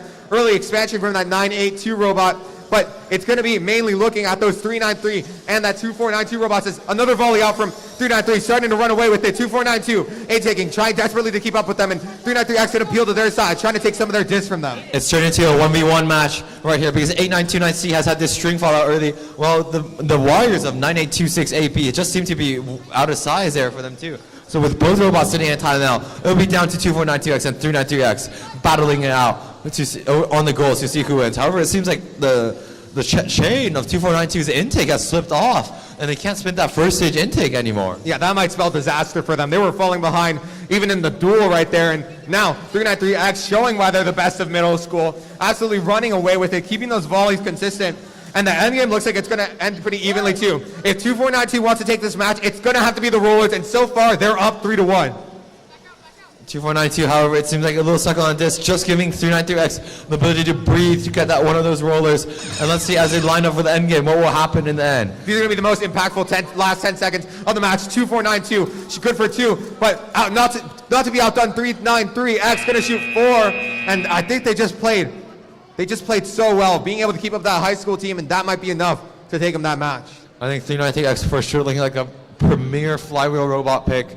And I'm glad to announce, Andreas, that we're almost ahead of schedule. If we can get this match started quick. A reminder to teams, make sure that you don't take any discs from the field when you lift up your robot. We need those for the following matches. So if you happen to take any of our field discs, please return them to us so we can stay on schedule. We appreciate all of you guys working hard and helping us out. And now on the TPSF field, we have qualification number 10, 6722D and 35211C. A lot of teams looking for redemption. 6627XS got jammed early on that last match, and so did 35211C. So both of these catapults trying to show what they're made of here. And now I think all the teams will be ready soon. Red Alliance, are you ready? Oh, Blue Alliance, are you ready? All right, as we finish our final lineup, the lineup's so important. I remember back in Tipping Point, I had a piece of paper I used dedicated to just lining up one of our autons that I carried down everywhere. Yeah, and it looks like a lot of these teams are leaving our prehistoric ages behind using metal or just their memory, but looks like everyone ready. Red Alliance, are you ready? Blue Alliance, are you ready? Autonomous in 3, 2, 1. 35211C had an incredible auton last match.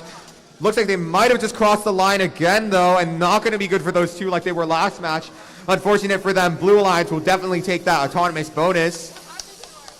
It seems like 35201 has crossed over the autonomous line, which will donate the autonomous bonus over to Blue anyways, as driver control will get started in 3, 2, 1, go. 35211C, though, can still redeem themselves in this driver control period. Last time their intake spelt their own disaster, and it looks like they might be off to a rocky start. At 6627S, though, good to intake those 3, and lining up for the shot. We're going to see how good it is in now. 3 for 3. Great volley out of that catapult robot. Those volleys are going to be the difference between these good and great catapults. Great intake, great volleys means they're going to be a great team. That's actually so true, Andreas. However, now drawing onto the side, it seems like it might be an expansion-related issue, or they're stuck on something. But their disc seems to be, they just wiggle their disc back together. And one of the favorite parts of this game is the catapults wiggling, actually, to get the disc correctly into their robot. Yeah, 35211C, though, unfortunately, looks like they're going to get jammed again this match. But their roller play was very, very, very good last game, and it's continuing to be good as they're having a duel with 6722A for those rollers in that close side of the field. 6627 has a string dangling precariously by the side, but the robot is so small that it might be inside. It'll be up to your refs to decide later. And 6722D, however, is sitting on the other corner. They're motionless. I do think that if 6627S drives slowly, they might be good, but now it's totally out. There's nothing they can do about that except try to wrap themselves in their own string, but they still have a huge lead. But these rollers could spell disaster if they're not able to secure at least one of them for their side. That's still 40 points in rollers. 35211C, it seems like their side play came off, and that might cause issues for them later as we're back into the end game. So all these early expansions come back alive, and it will be close with a battery expansion coming from 35211C. Yeah, expansions from all robots, even that battery, trying to get every last point they can. And that's a really tight match.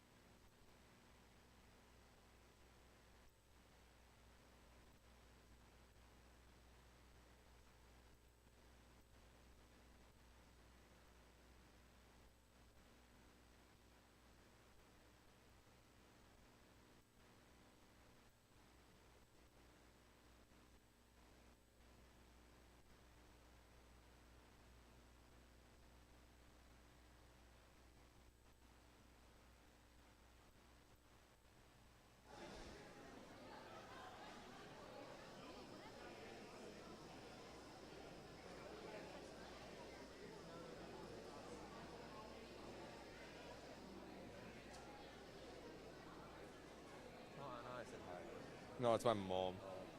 Oh wait, no, she also texted me.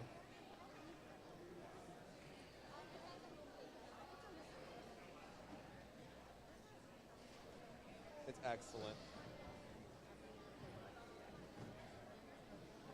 I feel like we're pretty much ahead of schedule in terms of robotics standards.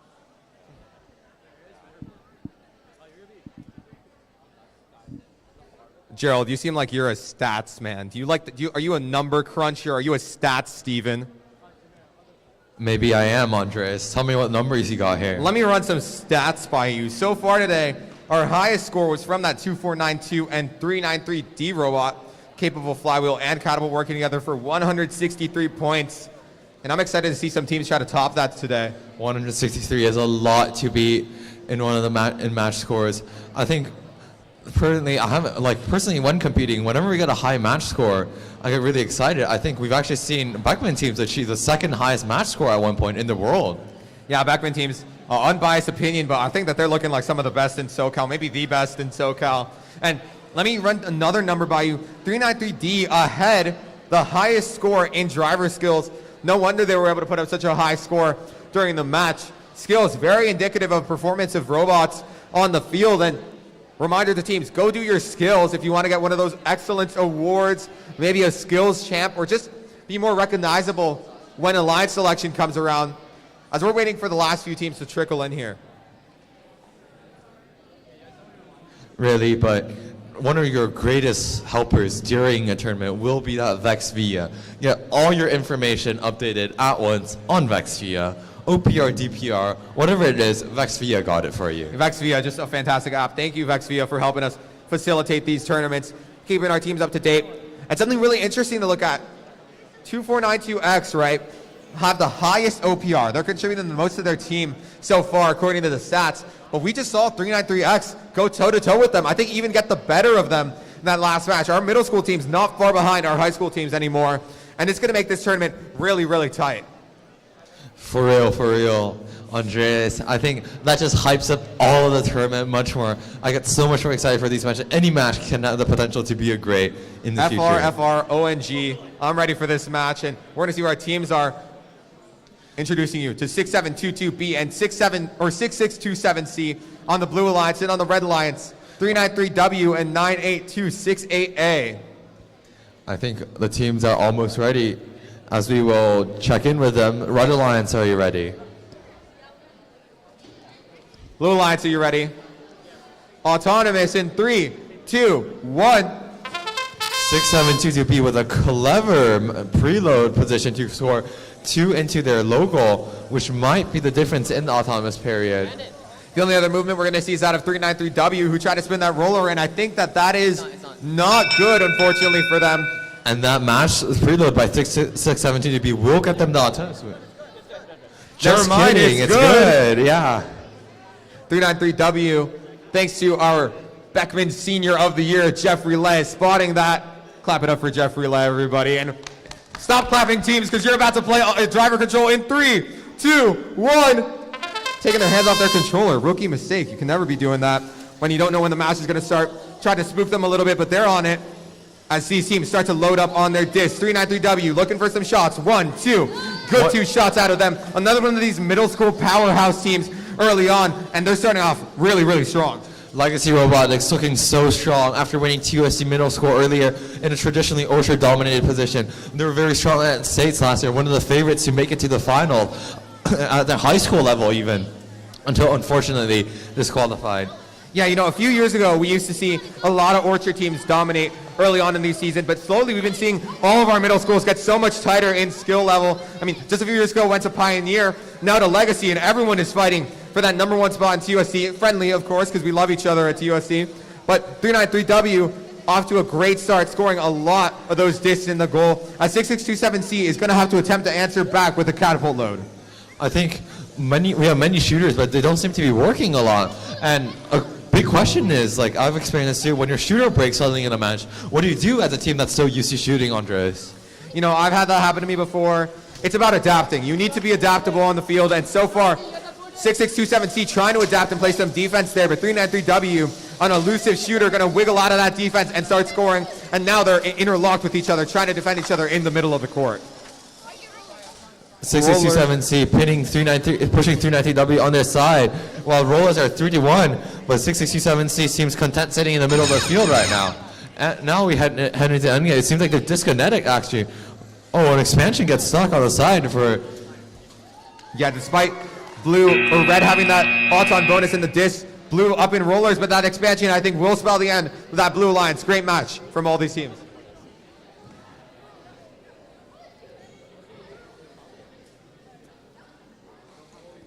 Glad to see all our robots ready already on the TPSF field here. Andreas, introduce us to your teams. We have 883E and 6627Y facing off against 9805C and 8838C. And one of these things I want to highlight, what is this polycarb on the side of the 8838C robot? I think these are size known as wedges, more commonly in the VEX community. It makes robots drive up you when they try to push you, and also very aesthetically pleasing most of the time. Very aesthetically pleasing, but also taking advantage of mechanical advantage to help you push other people, but we can worry about that when the match starts. Red Alliance, are you ready? Blue Alliance, are you ready? Autonomous in 3, 2, 1. 8838E, good for a roller spin there, but 8838C going to try to score some in the goal. Not sure the alignment's going to be right for that. Just another near miss out of that 8838C robot. I think 8838E might have stolen away the autonomous of the roller here. And the refs confirmed that red will take your autonomous bonus as we go into driver control in 3, 2, 1. And a lot of question marks around 6627Y. Look like a very capable shooter. I've been able to show us glimpses of that so far, but we want to see them run away with the score here if they have one of those great mechs. Trying to get those 3 discs in to shoot their first volley here. As is 8838E and 8838C, other catapults that might just be equally as capable of that. 6627Y looking forward to intake some discs, but it seems like their intake is having trouble picking up discs while 8838C lining up for the first volley. Oh, it just shot too hard and bounced out. And yeah, a little bit of an aggressive volley there. Trying to get those 3-for-3 shots. Shooting a little too hard, but 6627, or 8838E rather, not going to have that problem. A really nice 3-for-3, but 8838C ahead in their cycle speed right now. Looks like they might be able to shoot again quicker, unless, speak of the devil, 8838E lined up again. That's another 3-for-3 for them. They're trying to run away with it. 8838C still having some of those intake issues.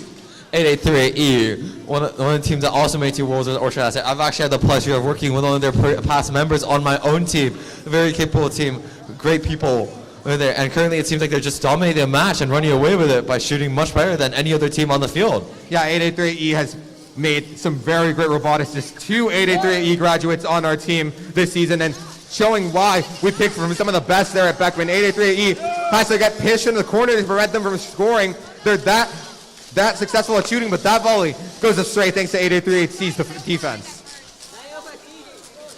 9805C is trying to get the rollers, as most of the teams end up when they can't shoot. It falls down to rollers. A 40-0 advantage pretty much guarantees a victory in any match. And 883E going down to the wire, trying to shoot one more. Not going to be able to do it, but it looks like they still have that really big lead in the disc.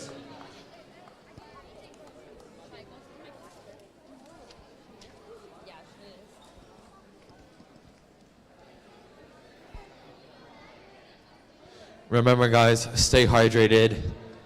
Always drink water at your robotics comps. Very, very important. Intensive work.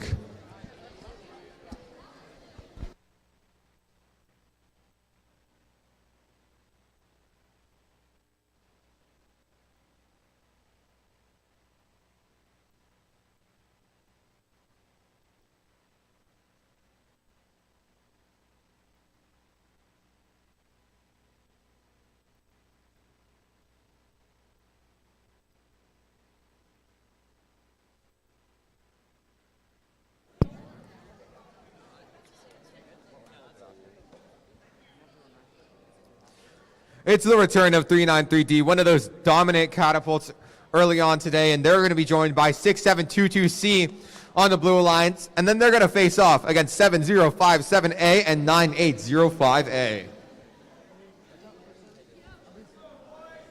How are you feeling for this match? We feel confident in our bot. Yeah.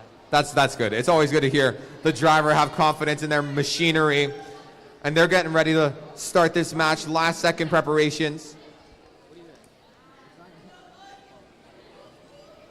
Also, teams, remember, always bring a charged battery to the field. That's true. If you don't have a battery, you can't really use your robot. What do battery, you take physics C, electricity and magnetism. Tell me, what do batteries give our robots? A battery produces a voltage, so it gives you energy. A voltage is, think of it as pressure that drives electricity, your current, to power all of your components throughout your robot. So really, without it, you can't have anything going. Yeah, without it, literally, no battery, no power. It doesn't matter how good your robot is, gotta have that power, be a powerful team on the field. And it looks like we're gonna sort out the battery issues right now as they get ready to line up their robot for this match. If you want to relate battery to power, there are actually equations directly relating the voltage of a battery to the power it gives. But enough nerd talk for now, guys. Yeah, it's not like we're at a robotics tournament. Yeah. That would be crazy. All right, Red Alliance, are you ready? Blue Alliance, are you ready? Autonomous in 3, 2, 1. One of those UT students giving me a heck yeah, ready for this match. Absolutely ready to dominate. And 393D gonna go miss that shot. Good attempt though, and let's see if they can get the roller to capitalize on that bonus. They will, that'll be good for them. Oh, roller from red though. Looks like 2 blue though. That'll be a blue pocketing of the 10-point bonus and driver control. In 3, 2, 1. We've seen many teams shoot, but miss during the auto. Do you think in the autonomous, is it more important to just shoot your shot or go for guaranteed shots like maybe the local to make sure that you make it?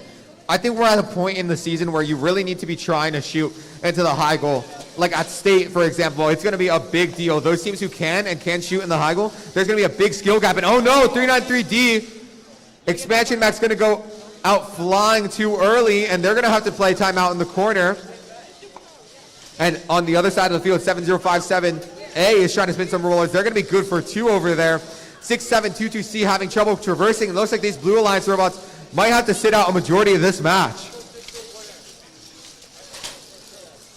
7057A pushing those this from the match loader into the logo as the opponent tried to respond. 672C versus 7057A, essentially turning this into a 1v1 as 2 shooters, it seems, are sitting out and having two roller robots battle it out.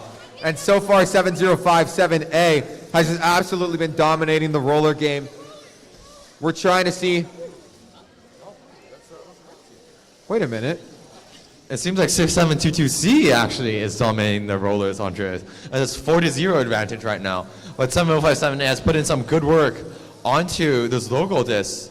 That's so true, actually. In the battle, I missed up the teams there, but yes, 6722C able to converge a lot of those rollers, but 70578 taking advantage of them peeling to go push some logo disc. And now it's all even in the roller game, and everyone trying to play here, but can't move in those last 10 seconds. You early expanded, and that might be a ref decision there. We're gonna have to see what the refs say. Probably just need to remind teams about the rules. If you early expand, you cannot move in the last 10 seconds of the game. There was actually a recent Q&A update on this. In fact, yeah, it was believed before that you can just come back out of timeout at the end. However, if you early expand right now, you cannot actually go back into the game. We're gonna have to see what the refs rule on that one, but going over to the other field, our TPSF field, we have teams waiting for us. 393X, maybe the best flywheel at the tournament right now, joined by 8929B to make the Red Alliance. And on the Blue Alliance, 8838B and 393Y. If there was ever a match to give 393X trouble, it could be this one. Really lining up against the world champions and their sister team. And we'll see how this match goes as we check in with the teams. Red Alliance, are you ready? Blue Alliance, are you ready? Autonomous will take off in 3, 2, 1. 8838B lining up for a shot, but looks like they're not going to choose to take it. 393X, 2 disc in the logo, no roller, and trying to score some more, but they're going to line up incorrectly there and cross the Auton line, giving it to Blue. All right, driver control will begin in 3, 2, 1. Blue will take your autonomous bonus after 393X ventures too far a bit into the other side of the field, but not to trouble them as they already got 2 for 3 in that high goal. Not to be outdone, 8838B going to go 2 for 3 as well, and 393Y going to score another one there. Those dual shooters going to have to try to outpace 393X, but even so, 393X so dominant in that shooting game. I don't think anyone shoots as fast as them so far. 393X looking like one of the premier robots of the tournament. Nobody really can match them. Neither are world champions, nor past high school state champions really here. 393X just so good at driving. They look so practiced and just ready to play against anything that comes their way. And going into this tournament, I don't think I would have believed that we could see a middle school team taking this. I mean, we have so many strong high school teams, just more years of experience, but 393X changing the narrative, which has been changing for a while at TUSD. Our middle school team so competitive, so strong, so good at engineering these robots, and 393X showing why they're so good at shooting as they now start to intake for another load. 83AP, though, not to be left alone. They've been responding quietly on the other side of the field into that high goal and turning rollers as well. This is our best shooting match so far. 393X is getting pushed to their limits, trying to keep up with both of these robots. And 8838B continues to say, no, you won't run away with the game. And right now, 8838B is running away with the rollers. 4 rollers for Blue, and that might spell disaster for 393X. 83AP using the breathing time they get from dominating those rollers early to get ready to shoot a final as we head into the endgame period. Must be very cool. 393Y locks down 393X, pinning them to the corner as expansion comes out of them still. 393X, though, will be the only team to expand, and that might just make up for the rollers, but it's going to be really tight. Excellent match on the TPSF field.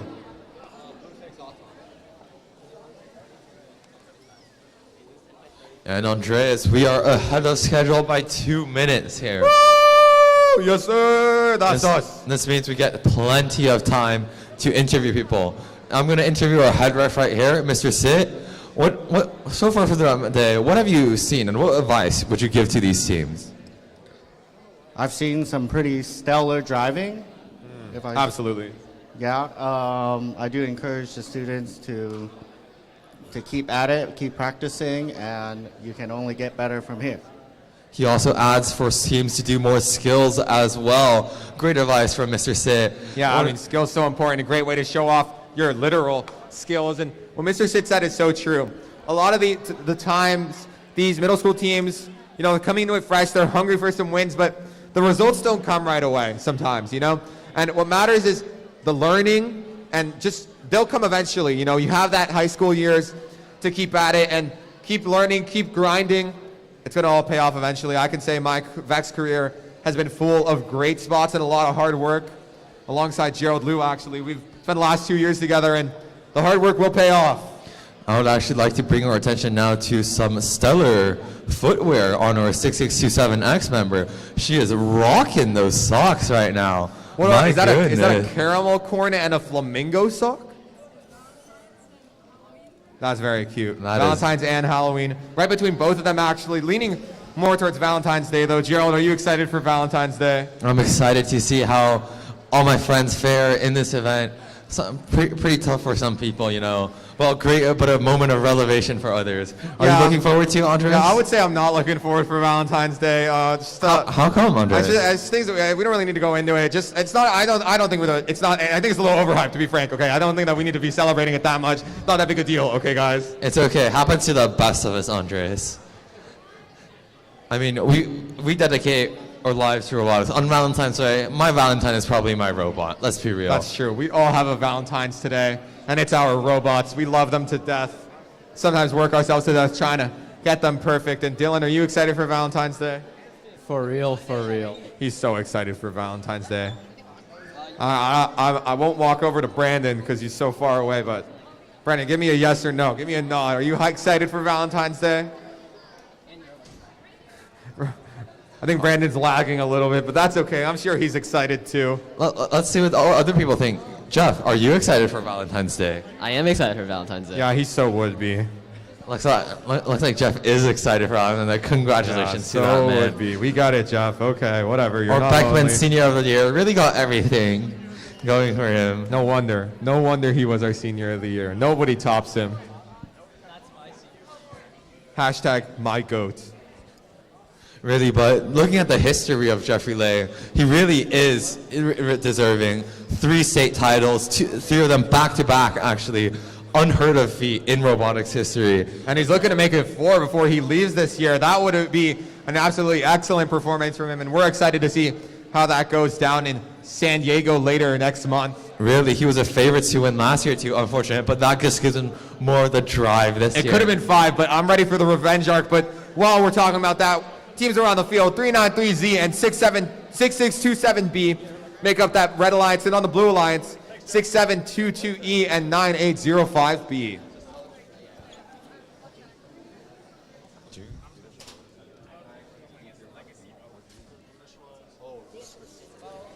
Alrighty. Red alliance, are you ready? Blue alliance, are you ready? Autonomous in 3, 2, 1. 6627 being looking like one of the best, if not the best robot at this tournament right now. So consistent, so ready to take it on with 2 rollers for autonomous. They're just going to take it away. And just really speedy drive base, able to get both of those rollers. Fortunately, no shooting for that op, but they will take the autonomous bonus going into teleoperated period. Driver control in 3, 2, 1. 6627B has just been so fast and so consistent. One of those catapults that hasn't really been struggling from inconsistency so far, and consistently driving into that zone right there to shoot their shot. Gonna go 3 for 3 early on. 6627B, I wonder if they have a 6-motor drive, a design that's coming more and more prevalent throughout the season as teams are looking for faster drive speeds, faster shooting, faster cycles. Yeah, the game is becoming increasingly more physical as well. Having those extra motors to help you push is going to be crucial. And 6627B going to get that last 4th disc out of their robot as they prepare to shoot 3 more, trying to nestle that disc into their loading zone. Seems like it's just stuck on a tiny edge between their cartridge and their intake. Now they fix it and they line up for a shot. Far side, 3 for 3, another not 3 a for problem. 3 from 6627B. So consistent. Let's see if they can make it 9 in that goal as they line up one more time. No, only 8, but that's still a huge lead over this blue alliance right now, who's been struggling to make headway even in the rollers right now. Great defense out of this other red robot there, locking one of them down. So I think the partners actually just be able to restrict 905B to a corner by being a roadblock, essentially. They're stuck on a disc right now, but 667B seems to have just pulled away too far. Yeah, and they're looking really, really strong right now. I think we're over 12 discs right now in the goal, and there's just really no way I think that blue can make up the points right now. It's what happens when you play such a great shooter, and I'm excited later today to hopefully see 393X facing off against them, 2 of our best shooters so far, and many more, of course, here. And it's going to be No easy feat for 6627B, but they're looking very dominant right now. Great expansion, 67B, too, for sure a favorite to win the tournament.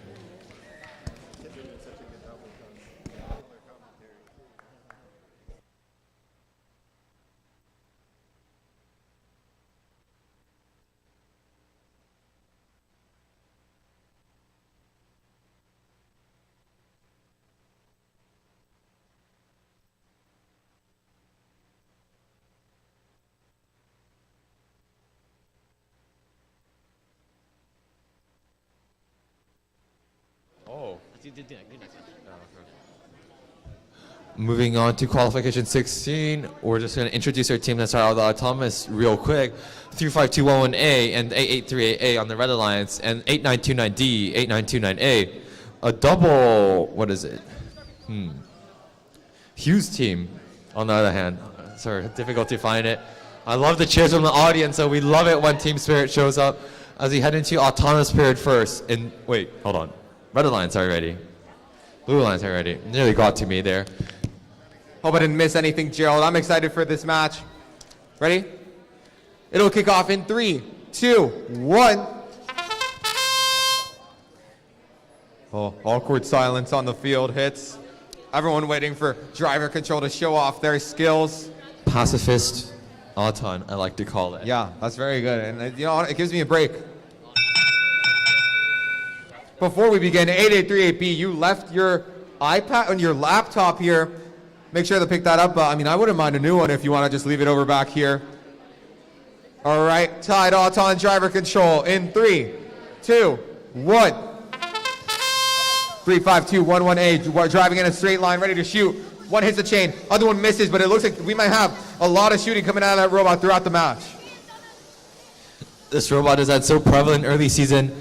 The U-shaped flywheel, like a mark or reveal with many views, but it seems to be just firing too hard right now as the disc bounce out. And one of the key issues heading into late season is actually stopping that bounce out, making sure a disc shot is a disc in the goal.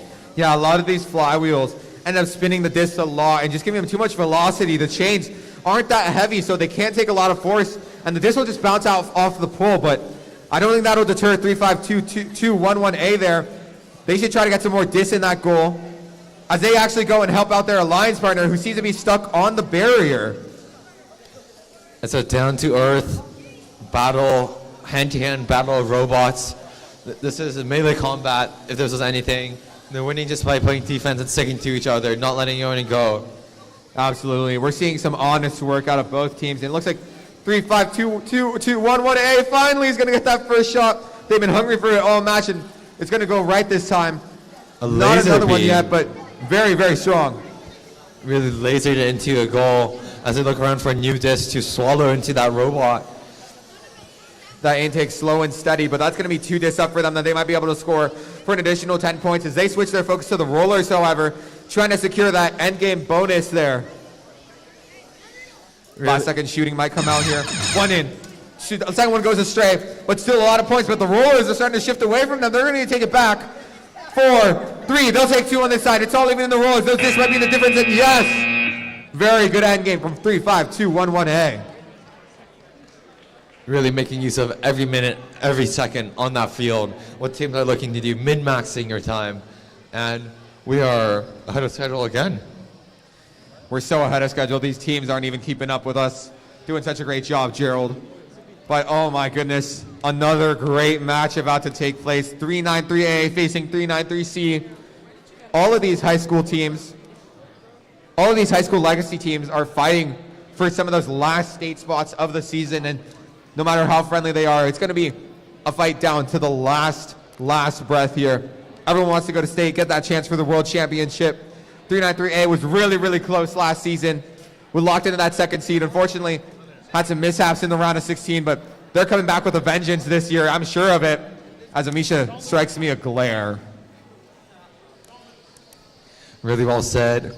Robotics so volatile, and it really is never over until one of these teams stop playing on the field. Yeah, it's never over if you're still breathing in robotics, is what we like to say. Yeah. It comes down to the last where anything can happen. Anyone can cook. 15th seed, 16th seed, no problem.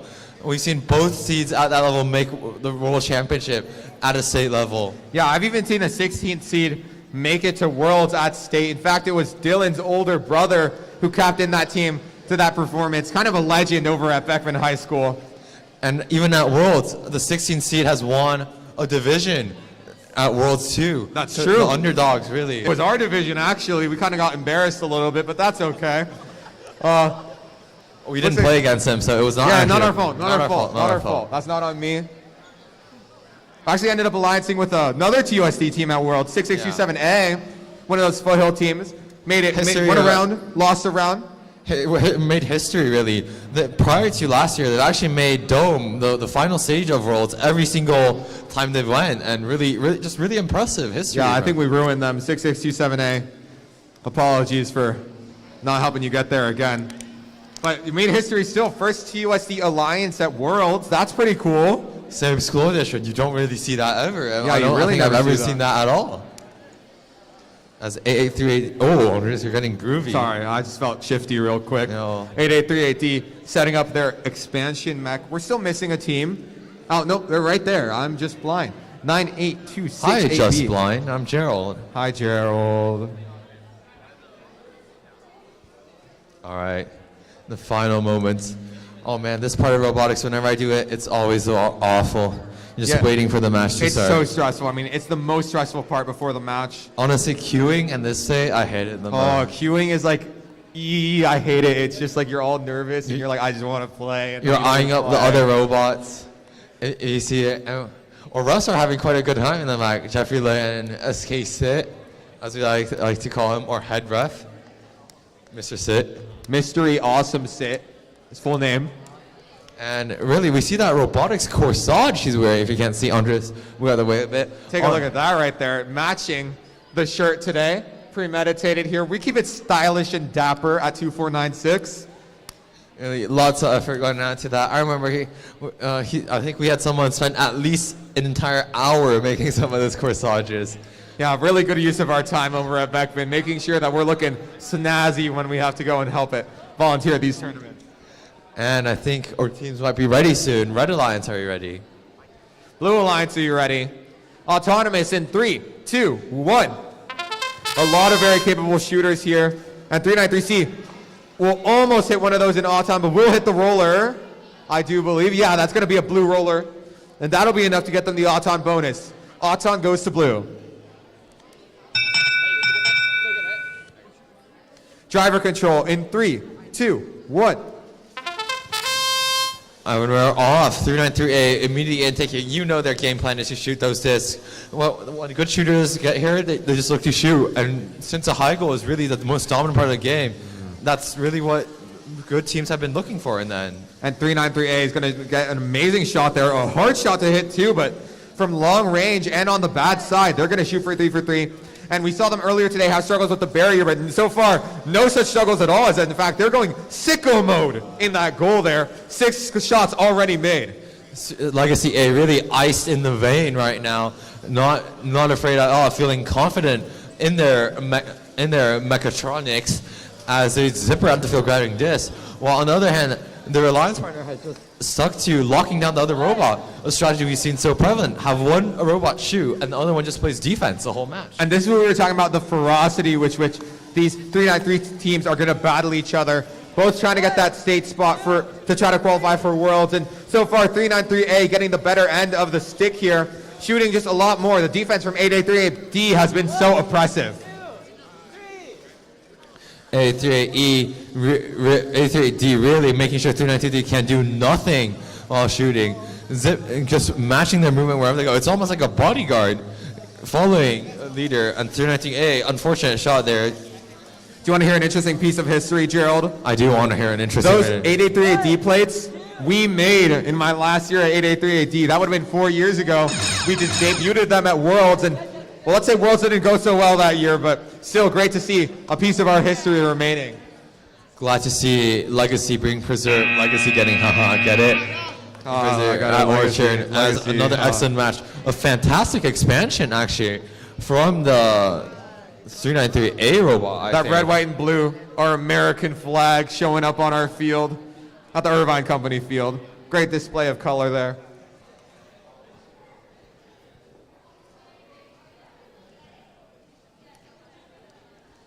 And strolling on down to the TPSF field, we have 8838B and 9805C on that blue alliance, and the red alliance, 2492X and 35211C. A lot of heavy hitters in this match. Red alliance, are you ready? Red, are you ready? Blue, are you ready? Autonomous in 3, 2, 1. No. First shot from 2492 is gonna miss, but second one's gonna be perfect on the money. And they've had a little bit of issues on this stage of the auto, and it looks like it's gonna continue, but throughout the day I expect to see that continue to improve, and that's gonna be enough for the auto bonus. Red will take the auto bonus. Driver control in 3, 2, 1. 2492, they're going to be the shooters team. They're going to be matching against 8838B, a catapult, flywheel versus catapult. Let's see who can defend their honor in this match. But it is 2 shooters versus 1. 8838B is going to have to work double time if they want to keep up. As 35211C is going to go miss their volley, but 2492 will be good for 3. 2492 hitting like an almost catapult like volley right there with a flywheel, just insane speed on that as they line up to try to do it again. They just shoot so fast, and you're going to see it again. Unfortunately, all of those are going to miss, but so far, 8838B has not been able to get out of there to shoot, having issues with getting stuck on disc right now. 2492X being defended right now as they line up again. 35211C, good for 1, as 2492 tries to line up with their flywheel in the corner. Let's see if they can pull the same magic off again. And they do. Oh my goodness. Excellent shooting. And I'm also really excited to see how 35211C is getting better throughout the day. Early on, we saw them have a lot of issues loading that catapult, and right now it's looking like second nature for them. As I say that, though, casters curse them, and one of those discs is going to go astray. No matter, though, they'll just switch to the rollers as 2492 continues to dominate the shooting game. 8838B looks like did not disproof their robot, really. Just like maybe ring-proofing your robot last year, which it had no problem doing. But right now, stuck on the barrier and looking inactive, and Red Alliance might have just been able to run away with the game here. 2492X trying to put up another one of those high scores they did earlier, and that's going to be 2 shots coming out, I think, at once. That was crazy. And they're going to continue to look dominant here as they're waiting for endgame. Rollers all in their favor. Oh! And a Put shot that in a montage! And a three-pointer, basically, in terms that was kind of unfortunate. I thought the endgame kind of died after that, but that segment was very sicko mode out of the driver, Nathan, going absolutely bonkers from mid-court. Who let that man cook? Who let that man cook? Anyone can cook, Andres. Anyone can cook. And it will be 6 more matches until lunch. So lunch, yes, I'm hungry. Hi, hungry.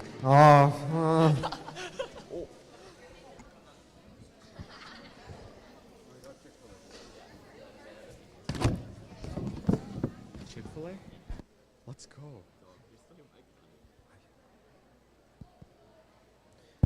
I'm gonna throw some more stats. I like the stats. VEX Via makes me happy. After some more matches, still no one has been able to top that 163, that 2492 and 393D set together. But these matches are getting a lot tighter, and we're seeing a lot of just general higher scoring matches from both teams combined. And the OPR game, 6627B, one of our best catapults, maybe the best catapult at the event so far, sitting at 51, but not to be outdone. 2492 barely, just 1 point off the OPR. That means both of those teams are shooting really, really well today.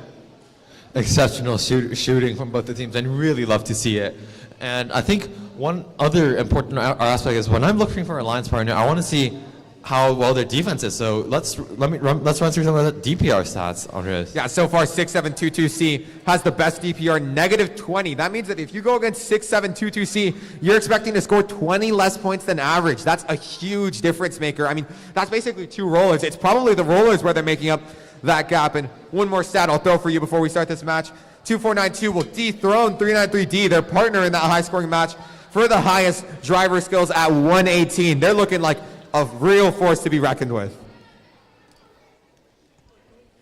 But again, one of our other robots to watch this tournament, 393X, setting up on that field. I think they did suffer a loss, but it was only because they were getting double teamed that last match. I mean, they kept it so close, just fell behind in the rollers. And if I'm looking at teams, this is the importance of scouting, right? Even though they lost that 2v1, they kept it really, really tight. And that's going to mean a great partner for the finals and the playoffs of this tournament. Really looking to repeat the magic here. 393X. Many of these teams were indeed at our first TUSD tournament, looking to compete again. Only lost by 15 points that match. I mean, that just could have gone any way with one more roller spin. So, really, really strong team. And they're going to be joined by 6722D on this match, facing off against 8838E, who we saw was capable of shooting, and 9805B. I think our teams are getting ready right now. So, Red Alliance, are you ready? Blue, are you ready? Autonomous in 3, 2, 1. Oh, spinner, a roller roulette there from, their plates are on one side, 9805B, as they manage to get a roller for blue. Maybe they're on side, but maybe that's neutral. The 393X bot looks like they're going to have an unfortunate autonomous. They're not really able to do much, but one roller going to go to blue, and I think that'll still be the bonus for them. Yes, 10 points for blue, going to driver in 3, 2, 1. 393X, all eyes on them right now to repeat the magic they've been doing all day. But 8838E, not to be slept on either, show that their catapult's capable of shooting, and they might actually get the faster load here. 393X, 1 for 3. 8838E, 3 for 3. That's going to be a really, really big volley for them. You need to start outpacing this 393X robot if you want a chance in this match. They're just oh so dominant in that shooting game, but 8838E is forcing them again to their limits. It feels like 393X has just had such a hard match schedule, and yet they're keeping them so tight. 393X equalizing in the goal right there, as 8838E is getting defense run on 672D, denying them their spot within the logo to shoot, as 672E is forced to work around that. And we've seen the issue of shooting spots be so important recently. Where can you shoot from? Where's your counter range? Oh! Disc on top. That's still going to count 2 for 3 there. But again, you're seeing really, really strong defense from that 6722D robot.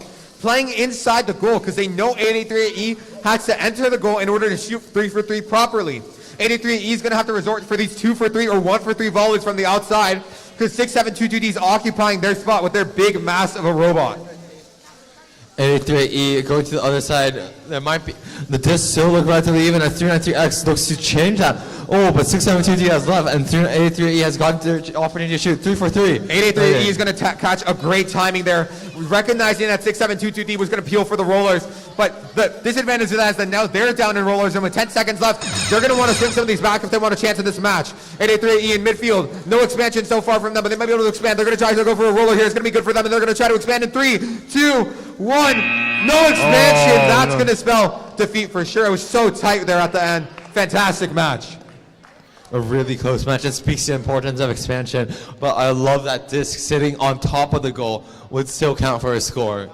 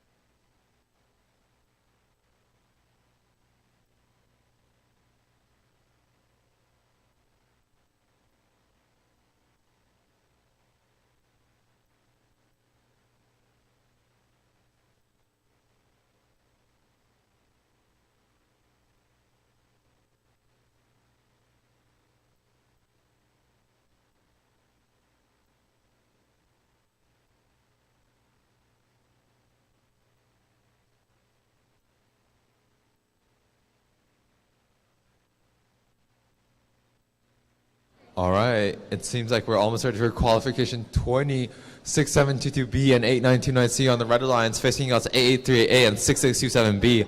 A tough match for the Red Alliance, it seems. One of the premier catapults right here, maybe even SoCal right now. So we're going to check in. Red Alliance, are you ready?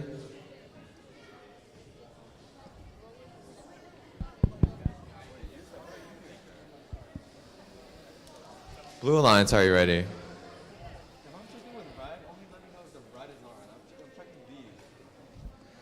All right, it seems we're all ready. So driver, oh wait, no, autonomous actually. In 3, 2, 1, go. 6627B going to deposit two, and that oh so fast 6627B robot's going to go for both rollers. No shot out though. No auton win point, but 3 rollers for blue is going to give them that autonomous bonus. Driver control in 3, 2, 1. A3A and 6627B, these two catapults alliancing together, both of them looking forward to shoot as much as they can to stuff that goal full of discs. And a really hard game state for the Red Alliance here because neither of them are really able to shoot. None of them have those shooter designs. So if they let 883A and 6627B run uncontested, they're just going to lose because of those discs in the high goal. It's going to have to be a defense and a roller heavy strategy from 6722B, which is off to a great start. As 6722B pushes them, but still, Foothill will go 2 for 3, and Orchard will go 1 for 2. 6627B, it seems like 6627B and A3A have devised a strategy to split up where they're intaking their discs from and where their activity is. Really, because 6627B looks to live near the logo, while A3A is driving further out and defending the rollers and other parts of the game. 6627B is doing such a great job shooting. Going to collect another 3 volley and ready to shoot it from the offside. Good for 3. They shoot a little hard, a little bit of a weird grouping there, but it's still so consistent for them somehow. Speaks to the drive practice from this team.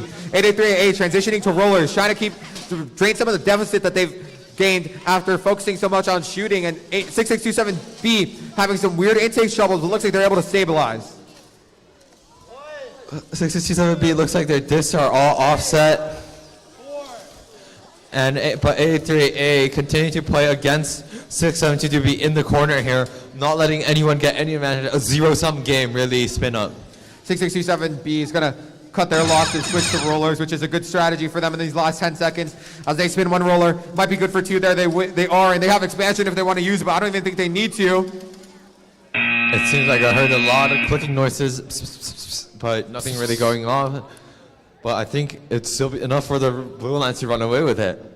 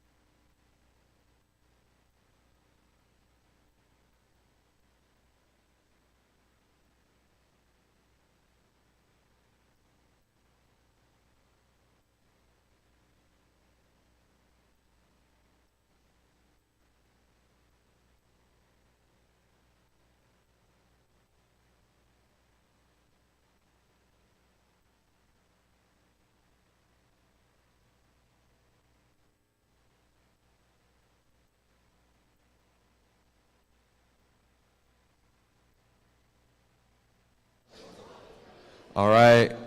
Just a reminder, as we're almost heading into lunch, that the first 4 matches after lunch will be queued at 12:40. So we can get ready and get those matches started as soon as possible. Our first match is at 12:45, but the first 4 matches should be queued at 12:40. What is lunch? Lunch will be after match 24. Let me introduce you to the teams. 8929D joined by 6722E on the Red Alliance. And on the Blue Alliance, 393W and 9805A. Andres, I'm spotting a very, very interesting gear ratio on this Yeah, large 9805A. compound gear ratio on that 9805 robot. Often very difficult to execute properly, and let's see if they can do it because of so many axles, potential for so much friction. Gerald, you build robots. Tell me what ratio it is. It's a 5-to-1 ratio, and then on a count I did 5-to-3, so that's hold on. Let's do some math, guys. 10 over 25, 3. no, 25 over 3. Wait, yeah, I just added them. 25 over 3 times 5 over 3 again, that's 125 over 9. And if we do our division properly, that's around You can 13. divide both of them by, That's around 14, actually. Yeah, right around 14. That is a lot. That is a big gear ratio. That is a lot of power, but maybe it's on a lower RPM motor. Yeah. Might be a 200 motor in there, so they really have to gear it up.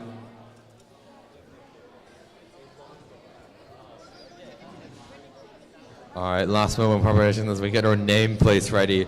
I remember one tournament I showed up without nameplates because... And then we had to go beg. I remember that. That was very silly of us. One of our teammates forgot to pack them. But it's okay, Tim. We love you. We love Timmy. You ever notice that we can see ourselves, Gerald? Yeah, I did notice. It's called a projector, Andres, But if you like, didn't know. but like, it's weird because if I see myself, I can't, like, I'm not looking at it anymore. What a paradox. Oh, they turned it So away it's like I'll from never us. see the front of my, like if I try to do it really fast, maybe. But they, They cut the, wow. Oh. Oh, we're back. Wait, watch this. Oh. I got caught a glimpse of myself for a second. Gotcha. Wow. Gotcha, projector team. Okay. But they're not even ready. Oh. Well, when you show up for a VEX match, it's often very important to bring your controller. How important is it to bring your controller, Andres? You know what? Unless you can just will the robot with your mind to move, you're going to want to bring your controller. I've learned the hard way. In practice, mind you, I've been good enough to kind of stay on the straight and narrow during the comp. But my practice on the mind control has been a little lackluster lately. There's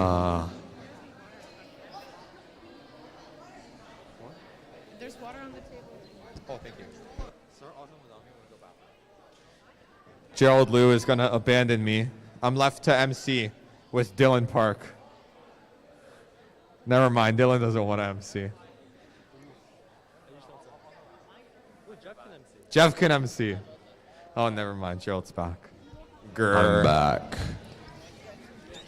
Red Alliance, are you ready?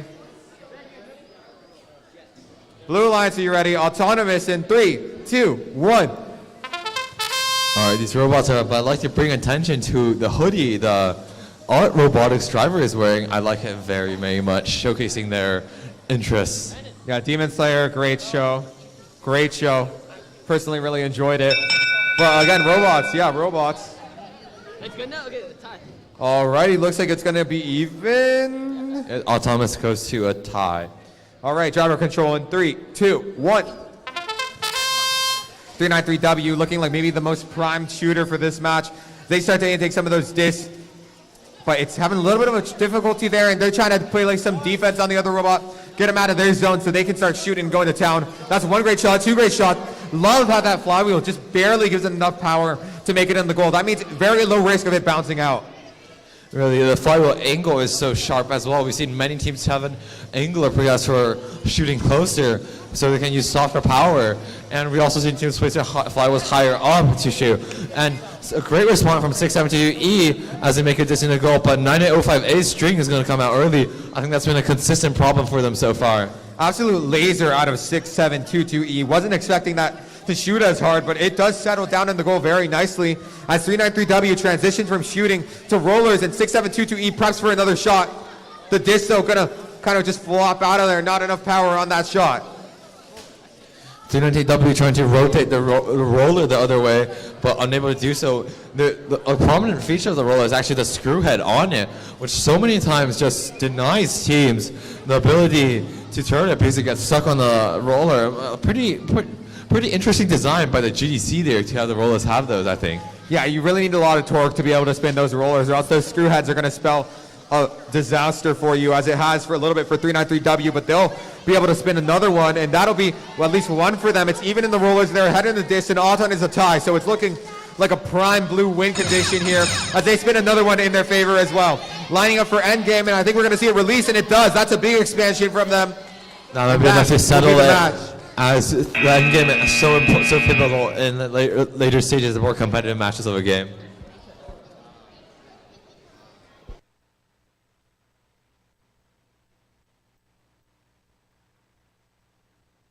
We're going to try to get you guys to lunch on time. So on this Red Alliance, we have 393D and 9826AA. And on the other side, Tustin B team joined by 6627Y. And we're going to check in. Red Alliance, are you ready? Blue Alliance, are you ready? And it seems like Autonomous in 3. JK, smile. Smile. All right, it seems like are we all ready? Are we good?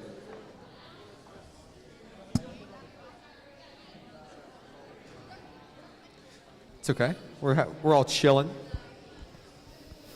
Very, very, how do you say, serene at times.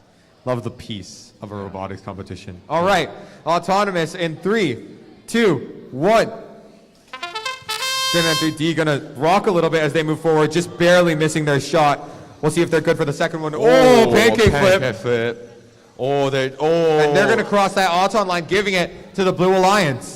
Really cutting it close to 393D, but it might be a risk that they think is worth to take as Blue runs away with their autonomous bonus and driver control starts in 3, 2, 1. 393D, the catapult coming down, and they're getting ready to shoot soon as they finish their intake cycle. And the rest of the field a little bit quiet except for 6627Y, who's going to go 0 for 2 there, shooting a little too hard. And 393D will get the better of that exchange though, 3 for 3. 393D looking like they're a confident shooter and ready to fill up that goal, facing off against 6627Y, who's switched to defending them and making sure they can. But that expansion is dangling from 393D. Precarious game. They're going to have to move slowly or else they're at risk of early expanding and going to timeout, but they still have a pretty good lead built early on. 6 discs is quite a bit in this match. Really, 6 discs can go quite the distance as that expansion dangles out more and more. It's a very, very scary driving experience for 393D. But they're able to load 3, and I think that they might be able to get this off if they move ever so slowly. Oh, it's good. Lines up. Really? Yes, 1 at least. Oh, I was hoping for that to be a 3 for 3. Props to the 393D driver. Oh, that might have just swung out. Yeah, that's definitely out now. No. That's going to be a timeout, but 393D. Some great determination from 393D. They're lasting as long as they could, scoring more, and I think that's still going to be enough for them to secure this match. Unless all the rollers start to swing the other direction, though. That's scary for them.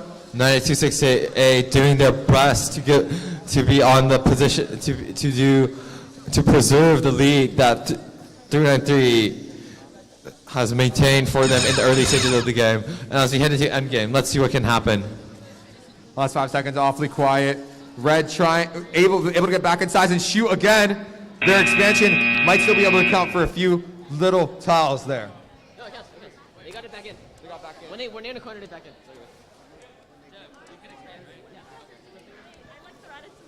Thank you. I like the Ratatouille joke too, actually.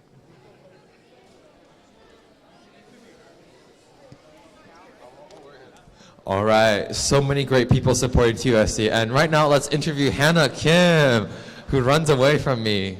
Okay, our I see how it robotics is. intern. Never mind. And working as a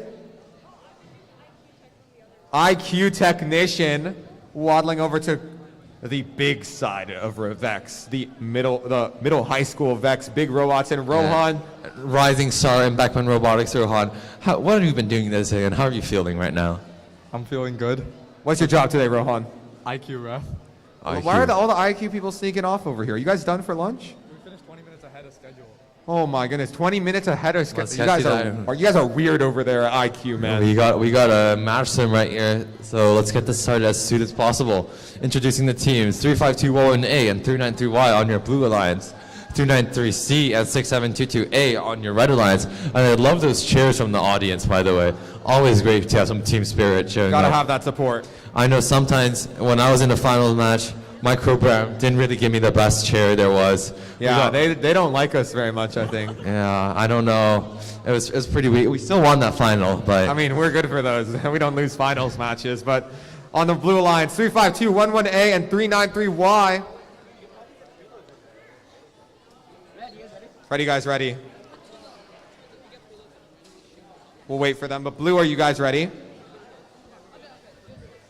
Last second preloading here. Auton will begin very soon. In 3, 2, 1. We'll see if those preloads come in handy for that team, as 393C is going to miss both of those, but they'll get the roller in their favor. On the other side, it looks like another red roller, so red will certainly take that autonomous bonus going into driver control. Driver control in 3, 2, 1. And we're off. 393C have this robot for a while now, but sometimes it's all about that consistency, and how long you have that robot is a big advantage. You're so used to it. You know every bit about it, how to drive it, and you just know all the angles and lines. It's instant for this driver. We're seeing that driver skill come into play there. A good 3-for-3 volley, slow and steady, wins the race there. But on the other side of the field, 35211A has a very similar design and has been very successful in the goal. It's all even up top, and red still does have that autonomous bonus, however. 393C rocking as they line up for the shot. Pew, pew, pew, 3 in the goal. Oh, and this flying across the field, 2 for 35211, 3 for 393C. They're keeping it very tight with those similar designs, knowing each other's ins and out. And a very interesting angle of shooting from that 35211 robot. Choosing to shoot from the corner, that's a hard shot. Props to them for hitting that. Now the defense is a big decider here. Both of these alliances that aren't shooting are defending very, very well. And they're keeping these robots at bay. 393C will go good for another one. But 35211A will just peel from the defense, but they were going to miss all of those shots. 6722A playing great defense right now, like an American football linebacker, just making sure nobody gets past him into the goal to be able to shoot. And although 393Y is trying their best there, 393C still able to shoot some of those shots. The middle school team not quite able to hold down that high school 393C robot, as it looks like they're running away with the top neutrals or the top disc scores. 393C also maintaining 2 rollers in the near goal as we head into the end game. It will be really impactful, that expansion, as an expansion from 35211A. Oh, 393C not able to expand. We'll see. Oh, last second buzzer beater there. And that, I think, will secure it for them. Very, very well played between these two similar designs.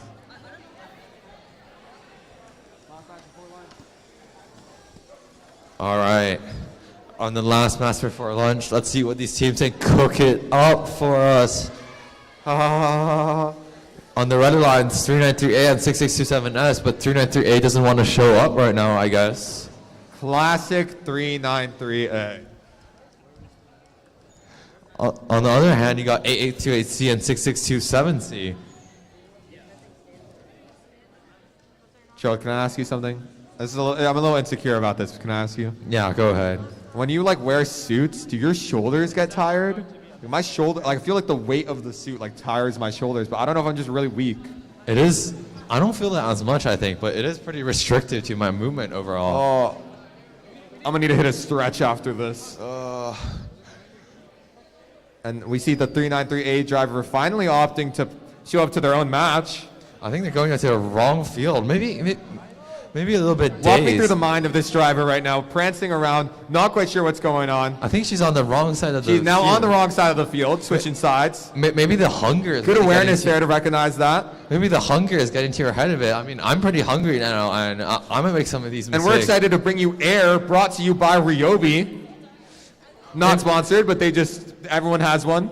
Yeah, we name it. We've dubbed it the Ryobi preparation period for the period. Yeah, the Ryobi prep period on the TPSF field. Yeah, or Ryobi queuing tables will make sure you get to your matches on time and early if you do show up so yourself. And I was nervous about that release from the pneumatic chamber, but it's going to be good from the 393A drive team.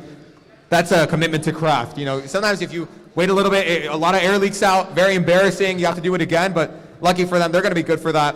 As another one of the 393 drive team members spins one of the rollers against them while trying to set up. Personally, if I'm a ref, that's a violation right there. I think I'm already I think our refs out of the building.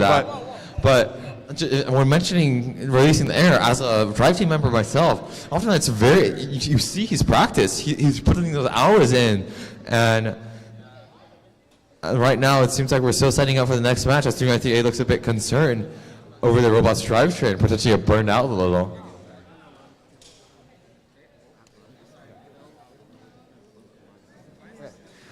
Shout out to all the teams. Let me let you know that we're going to be running skills through lunch, and it's going to close at 1. So if you're not in line by 1, you won't be able to get your runs in. So make sure to do skills. Maybe you're done eating your snackies. You can go there during lunch. And I'm excited for this match here as 393A still looks a little shaken up.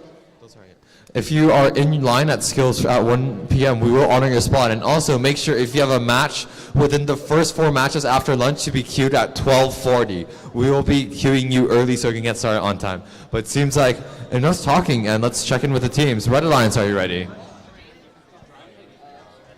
Blue Alliance, are you ready? Waiting for these last second preps.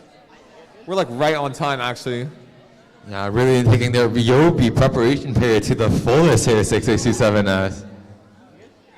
And finally, we'll have everyone ready. Let's get to lunch. Auton in 3, 2, 1.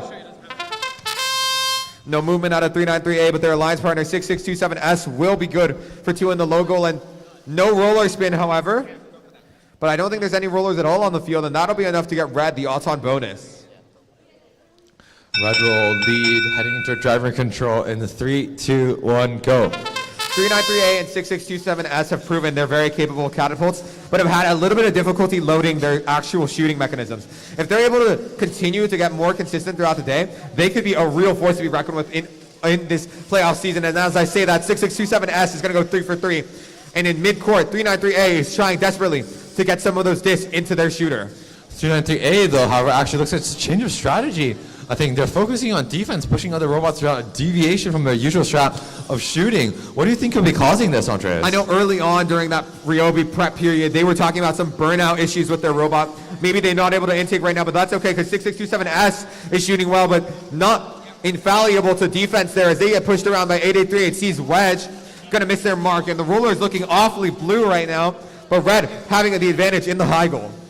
For sure, for sure. I think the rollers are definitely not blue for blue. Get it? Because they're not sad. Great pun right there, Gerald.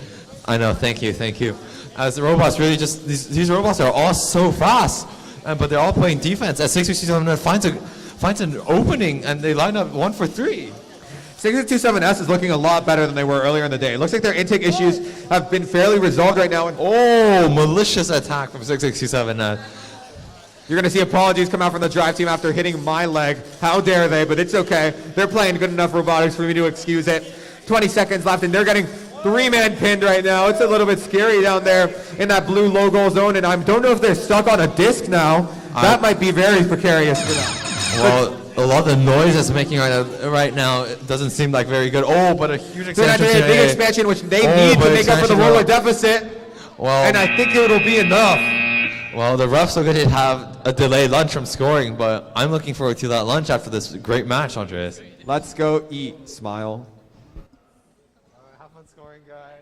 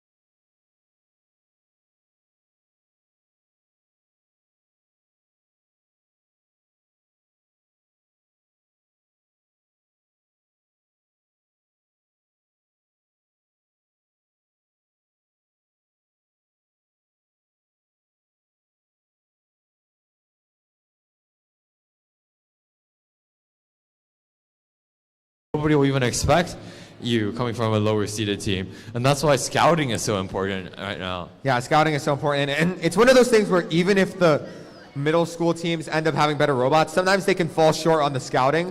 It's just it's not drilled into them yet. And so you do have some concerns about that when it comes to these middle school teams that are performing so well, that they might get snubbed out in alliance selection just because they don't know who to talk to, they don't know who to look for.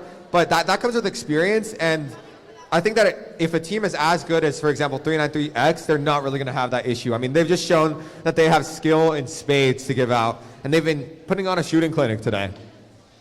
I agree, Andres. Line selection, talking to people, really one of the most interesting part of robotics. You know, especially when you go to Worlds, you get to see all these different types of people there. And what are some of your most interesting experiences talking to people in robotics, Andres? One time, a team gave me a little slip, and they were like, "Text me, smile," and then I texted them, and then they ghosted me. Oh. How did it end up going with that team in the end? They ended up beating me in quarterfinals. So. That was really unfortunate. Yeah, I was really sad. I know. I was very sad watching that too. Quite unfortunate. I think one of my experiences I remember is talking to people from different countries. That's true. Oh, that's very. You got to whip out your Spanish, did you? I know you did, Andres. I got to whip out my Spanish. Talking to the Puerto Ricans, I think, at Worlds. Really nice team. But we will get started with this match right now, I think. Red Alliance, are you ready? Red, are you ready? Blue Alliance, are you ready? All right, autonomous in 3, 2, 1. 35211C have been kind of hot and cold with the autons, and it looks like they're going to opt out from it right now. And 393X gets a roller in their favor, and I think that's going to be enough to win them the bonus, unless they cross the line here. Oh. Nice try.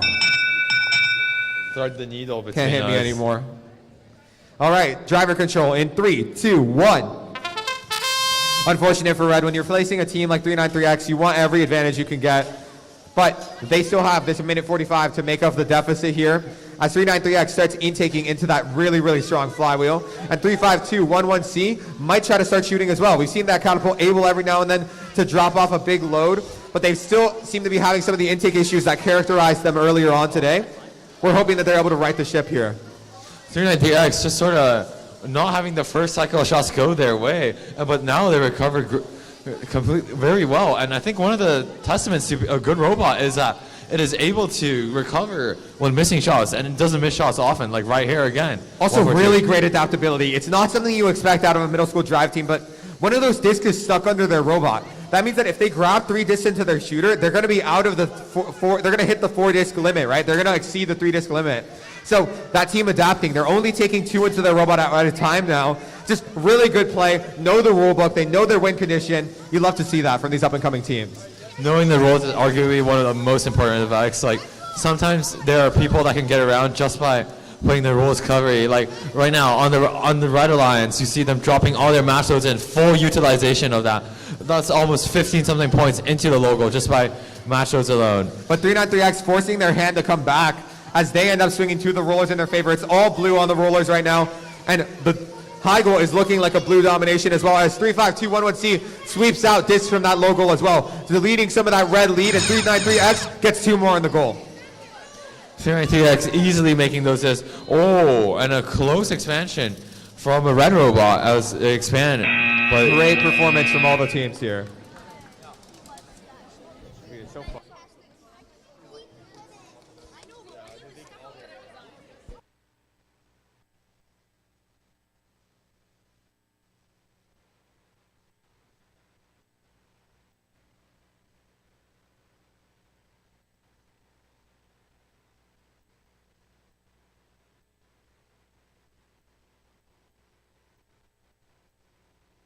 On the TPSF field, we have 6722E and 8929C for the Blue Alliance. That Red Alliance is going to be 8838E and 393A, 2 of the higher tier catapults we have at this event.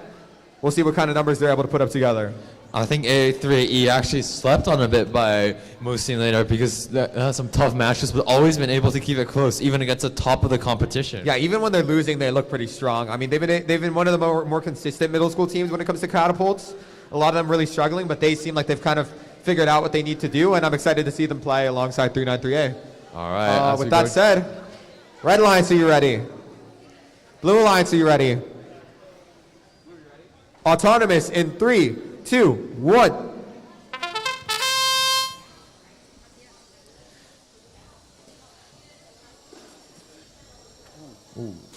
393A once again shifting the burden onto their middle school partners in Auton, but it seems like it'll be a tie. They're saving strats for the match, Joe. They don't want to leak their strats. That's in true. Autonomous. That's such determination from that team. 15 seconds earlier. It looks like Lucas Strat. it's a tie.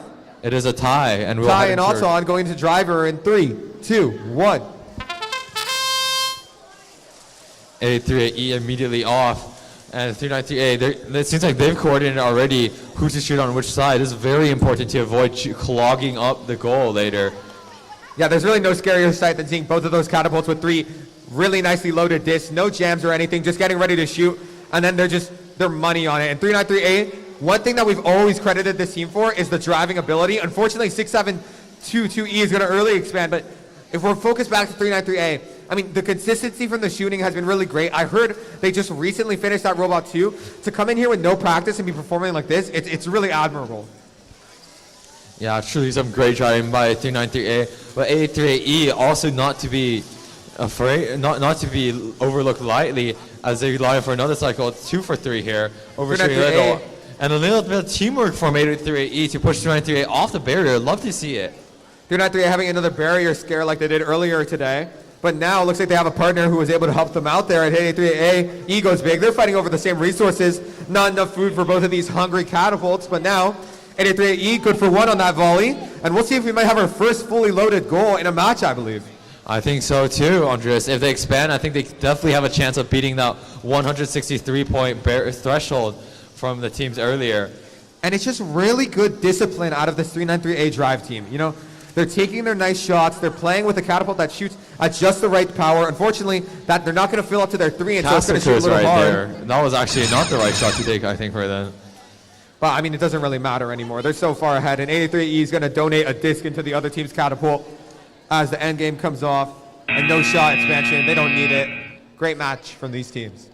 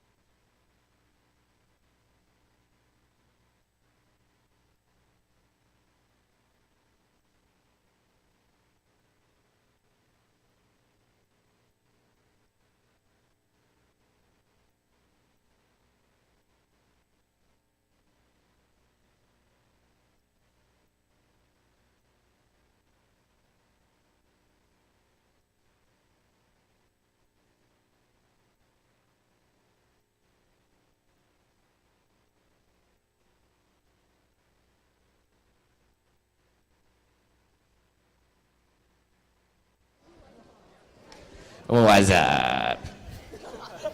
Huh? What's up, Andres? I'm not sure you should keep that one in the routine. No. It's always nice to have a little surprise. I'll give you the energy to wake up. You know, that reminds me of one of the best teachers at Beckman High School. Tell me about it. His name is Mr. Muller, and he teaches Comp Sci principles and Comp Sci A at Beckman. And I always say that if you can't learn comp sci with Mr. Muller, you have no hope. He is the best in the nation. I agree. After taking his comp sci class, full-heartedly agree. Has made me see code in different ways that I haven't before. Brandon, you're also a Peter Muller student. What do you think? Yeah, he loves him. He loves that site. He never says anything, so that's a lot from Brandon Chu. He's actually hosting a Saturday Excel right now, so make sure any Beckman students who sign up for that in the future. Yeah, I look forward. I wish I was there, but I had to run this tournament, you know? I never asked you, Jeffrey. Yeah, Jeff. Stupid Jeff. Silly Jeffrey. Yeah, that comp sci A will really help with your programming. And Andres, just how has learning comp sci logic in general, like taking a class like AP Computer Science, for instance, will help you in robotics? I hecking love programming. It's so good. Programming elevates a decent robot to a fantastic robot. That is so true, Andres. You know, some teams think it's just the design. It's not just the design. It's how you code it that matters. It's not just how tender the meat is. It's a seasoning as well, Andres. That's so true. It's like, what is a parfait? Not a parfait. What's an ice cream sundae without the whipped cream and the cherry on top, you know? That's so true, Sure, Andres. ice cream can be good, but it can be great. You know what I mean? That's all. Oh, I think we're supposed to... Oh.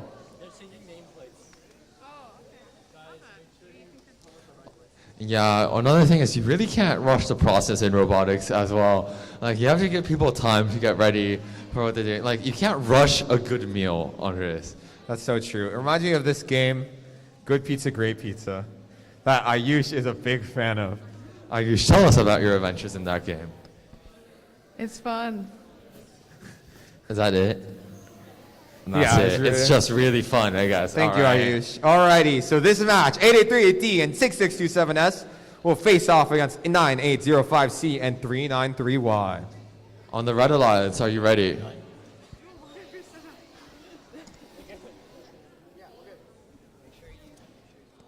Just waiting on our last team here. It's always good to carry ID on you. Nameplates are IDs for your robots. That's true. You know, what if you need to what do you use your ID for these days? Drive. Okay, but only if they check. Customs. Maybe you're going maybe you're queuing. That's going on to a new field. You can't go to the airport without your passport. You can't get on the field without your nameplates. Them's the rules. We don't make them. We just enforce them. Yeah. We are just doing what the GDC says, and we're moving the field in. We're just cogs in the machine, the VEX machine.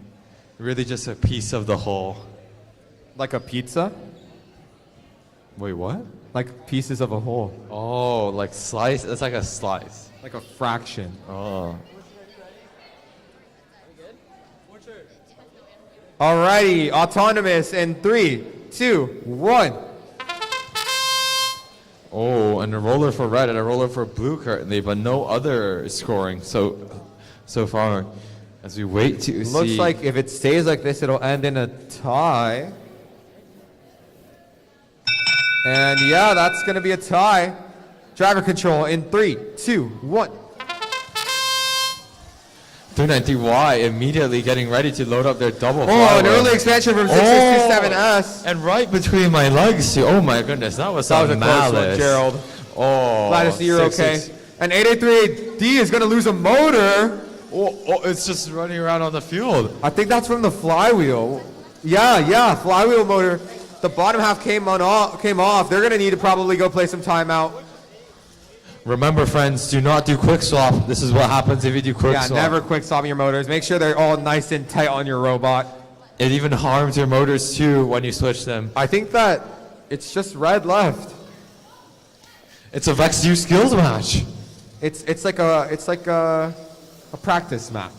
Yeah, he's just getting warm up, testing the field out. You know, historically, you always do worse in practice matches. At least we do. We do pretty bad in practice matches. That's true. You need some competition. It's like sprinting. You need a competition to make you go faster. Wait, as well. That's actually a good analogy, Gerald. Looks like red's kind of taking it easy.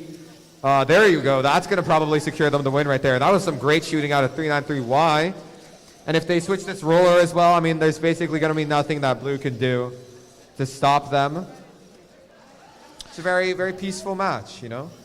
It's sort of it's like taking a day back and fishing, you know, Or like getting to the farm, doing honest days of work. clocking in, clocking out, being your own boss on the ranch. Yeah, taking care of your chickens. Oh, and they're back, hey.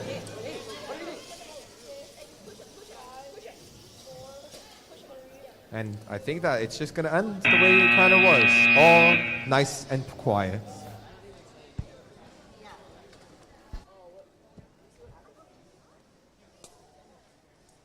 This next match, though, is promising to be anything but quiet as we see 2492X, one of these fantastic shooters, faced with their alliance partner 98268A, facing off against 6722D and 7057A.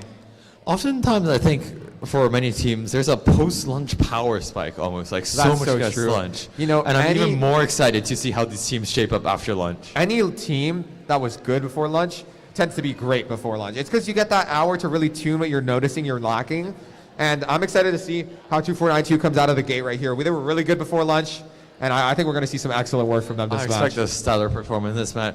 2492 also great people. I know I practiced with them before. They've given us plenty of help. And yeah, they're great squad over there. Excited to see what goes on this match. But I think we're about ready. So Red Alliance, are we ready? Ready? Blue, are you ready? Autonomous in 3, 2, 1.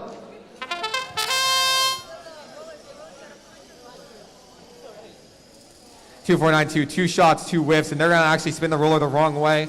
Looks like that's gonna end up with a red Auton. Ooh, nice attempt there for the all 3-5 dish, just barely off the mark for 2492. And the Auton will go to red. Driver control in 3, 2, 1. I think of the robots on the field, 2492 is going to be that robot to look for during shooting, but it looks like their intake is having a little bit of funny business go on. Never mind, they're going to fix that right there and get ready to start shooting. On the other side of the field, we see a lot of match loads coming in from that Red Alliance side, getting ready to push them into their logo on 2492. Great for 2 out of those 3 in that quick burst. 2492 once again looking for Tission. On the hand, the Red Alliance already dropping match loads into there too, but it looks like 2492 unfortunately jams. Yeah, a quick flywheel jam there, but they're going to fix that real quick afterwards as well. Another 3. Ooh! That was, shivers. That was nice. The 2 coming out at the same time, and then the last one following up. Really, really good attempt from that 2492 robot. No. Not again. Expansion has been the death of more teams than it's helped today, to be honest. Early expansion from 2492. If they can get back in, however, they will still be able to count their expansion at the end of the game. It's up to their partners in blue, 98268A here to salvage whatever is left with the match. But however, 6722 right now is locking them down in the corner and preventing access to any rollers. If 2492 can stay in size at the end of the match, they'll be able to try to swing some rollers at the end. But if they don't do that, this might spell disaster for them. I don't think they have enough in that goal to guarantee a win at the end. And 7057A knows this. They're trying to make them expand out of the field so that way in the last 10 seconds they're not able to start moving again. And this might be a very unfortunate way for this match to end for 2492. Is that an expansion out of the field there? I think that might be an expansion out of the field there from 7057A. That might mean That might be disqualification. We'll have to see what the refs see right there. Because the rule is that if someone expands outside the field, that is an instant disqualification. But I'm not entirely sure how that's decided here on the net. Normally it's decided with if it touches the outside wall, but there might be some more to the rule. I'm sure our refs know because I'm just a little MC, man. So don't trust me for anything. But we'll see what our refs end up deciding on that match.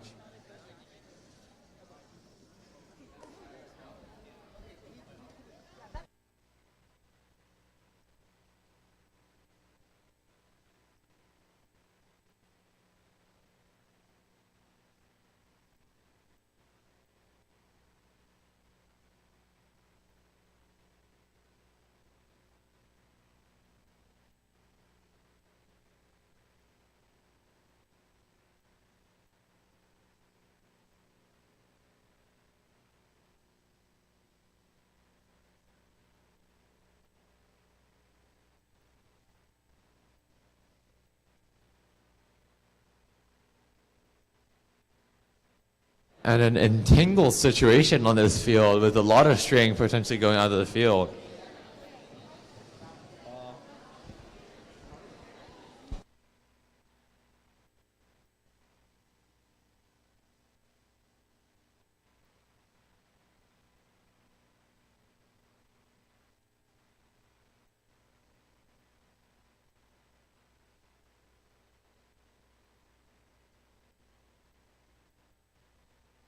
Back on the Irvine Company field. Wow. We're getting a lot of love from our friends there at G1 Robotics through our text, Andreas. Let's talk about G1 Robotics. That's so correct. Let's talk about them. G1, if you don't know, 330Z, powerhouse team from our region. Not here today, but they've been dominating the tournaments that we haven't been to so far. And they're showing a lot of love for the teams here. They came from a similar program here, started at Orchard Robotics. Now have gone on to do great things on a private team. And, you know, it's a good sign to have these teams watching our tournaments. It means how far we are as a program here. Really also testifies, like, they go to the same school as us, but a different robotics team. You can do robotics in many different ways. Yeah, and there's so much demand for robotics here. It's really great to see all these teams competing. But anyways, 393C and 393D are going to be alliance together on that red alliance. And 883A and 393Z will make the blue alliance. I think all teams are ready soon. Ready? Ready? Autonomous in 3, 2, 1. 393D have been so capable today, and they're just proving how they are right now in the autonomous period. 1 for 2. That's okay. That's still going to be a big advantage for them. If they get this roller, it's the cherry on top there. And it looks like that might be good. We'll look for Brandon to confirm. So that will be a red autonomous bonus. Never. A little bit of decision making on. Is that going to red right there? That's going to red. Red pocket the 10-point bonus. Driver control. In 3, 2, 1. That's really good for red. Both of these red robots have shown how capable they are in shooting, and having those like that kind of safety net of having those early 10-point bonus is going to be helpful for them to just kind of like de-stress. I think like a lot of times when you have matches like this where you know you're really capable, you know you can do it, all you have to do is just hit your shots. It can get a little intimidating because it's like you feel like the pressure of the match is all on you to win. It's like your match to lose, right? But I think that both of these two teams together just working really well to load up that goal and try to keep 883AA from running away with it. I think 393C over lunch, they must have made their intake much better because it's looking so much smoother. The disc moves at much faster speeds, and as they're going to look for a cross-court shot, the power of the U-shaped flywheel like that, such a fast RPM can really launch from anywhere. 393D usually good for those. They're going to get stuck on the barrier a little bit, and it's going to cause them to shoot astray. 393C looking for the style points, 360 no-scoping from the back. But 393Z will early expand. That's really unfortunate for them. 393D there looking for another volley to try to solidify this lead as 393C shoots over the top of them, 3 for 3. 393D also lining up on the local barrier, 1 for 3 right there. But with such a big lead in the high goal already, I don't see how Blue Alliance can come back from this match. They're going to shoot their catapult forwards and the disc is going to fly backwards. That's an interesting situation right there. But I don't think that really there's anything Blue can do right now to secure the win anymore. Red has just run away with the goal, and that's a lot of points up there. I'm thinking at least 30. I think you're right, Andres. It looks difficult for the Blue Eyes to do anything in this situation as you head into the end game. As they're even not allowed to. That was very precarious there. A dangerous expansion. I'm not entirely sure what happened, but the string.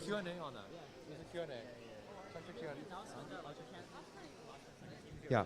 Let me give some teams some reminders about how expansion works. So first of all, if you early expand, you're not allowed to move in the last 10 seconds. Second of all, if you expand outside the field, like we had happen in just 2 matches ago, then you are disqualified due to an S1 ruling. Essentially, no expansion outside of the field ever, or it's an instant disqualification, even if you were winning. So just keep this in mind when you choose to shoot your endgame, and design your endgames to have that in mind. Like you don't want accidental shootouts, because that can be really disastrous when we get to the elims.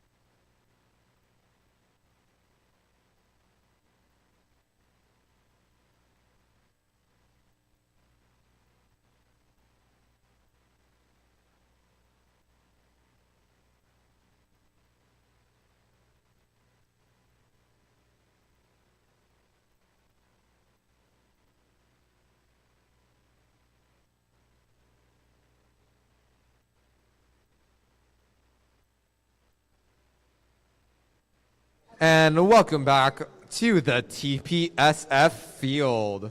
TPSF does so much good for our program. So happy to have them helping out, sponsoring our events here. And let me introduce you to the Red Alliance on this field. 8838B joined by 6627C against 6722A and 8929A. We're going to wait a little bit before the match starts, however, trying to see what the decision is on that expansion from the last match. But you'll see the team start to set up their own expansion for this match right now. And while we're waiting, it's a great time to hit the stat books. Let's see what interesting knowledge I have to drop right now as I scroll through the VEX Via app.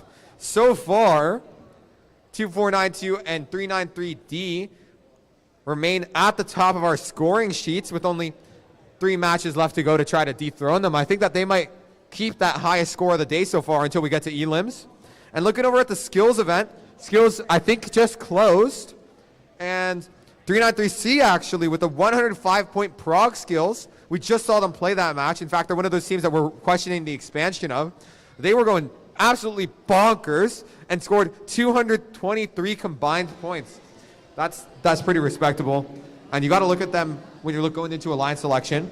But our driver, our highest driver remains 6627B with a 141. That's pretty insane. Putting out a lot of numbers as we are getting ready on this field. Some last minute setup preparations.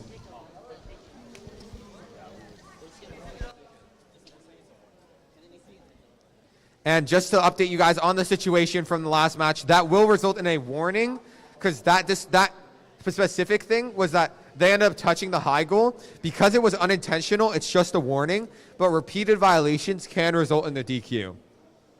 At head referee Jeffrey Les discretion.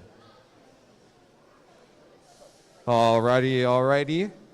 Just waiting for some expansion to finish wrapping up. Yeah, Andreas, the awful part of this game really is expansion. If you got a match back-to-back or really soon, you don't get much time to reset, to wind that expansion up, and that can cause a lot of trouble, especially in elimination matches where they'll be paced closer together. While we're waiting, Judge Ethan Eppelman, anything you want to say to the teams after reviewing their notebooks and their interviews? You know, a lot of teams here have been making great robots, and a lot of them as well have been really documenting that and showing their process to the fullest. And we really wanted to acknowledge these with these awards. I think that's what VEX intended. So we will shortly be announcing some of the awards, and during finals we will as well. So stay tuned for that. So you guys are going to be giving out some state spots today, right? Yes, sir. That's so exciting. Great news for all of our teams. Documentation.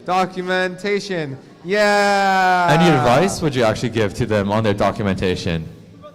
I think quality is something that beats quantity, honestly. If you really want to do well and really take your skills to the next level, focus on each individual thing. It really goes a long way. Yeah, for sure. Taking care with every documentation, making sure you're documenting to the fullest. Great way to try and get one of these state spots here. But these teams are focused right now on getting a state spot through these matches. And it seems like all our teams are ready as 8838B and 6627C line up to fix on 6722A and 8929A. Last minute adjustments by 6722A. But it seems like everybody's ready to go. Red Alliance ready. Blue Alliance ready. Autonomous in 3, 2, 1. 8838B tries to hit one of those in the net, but unfortunately not going to get either of them. And the roller won't go their way either. 6722A on the other side lines up for their logo, but doesn't actually shoot. But I think they will get the roller, and that will also get them the auton bonus. Driver control in 3, 2, 1. With blue taking our autonomous, Red Alliance is looking to catch right up.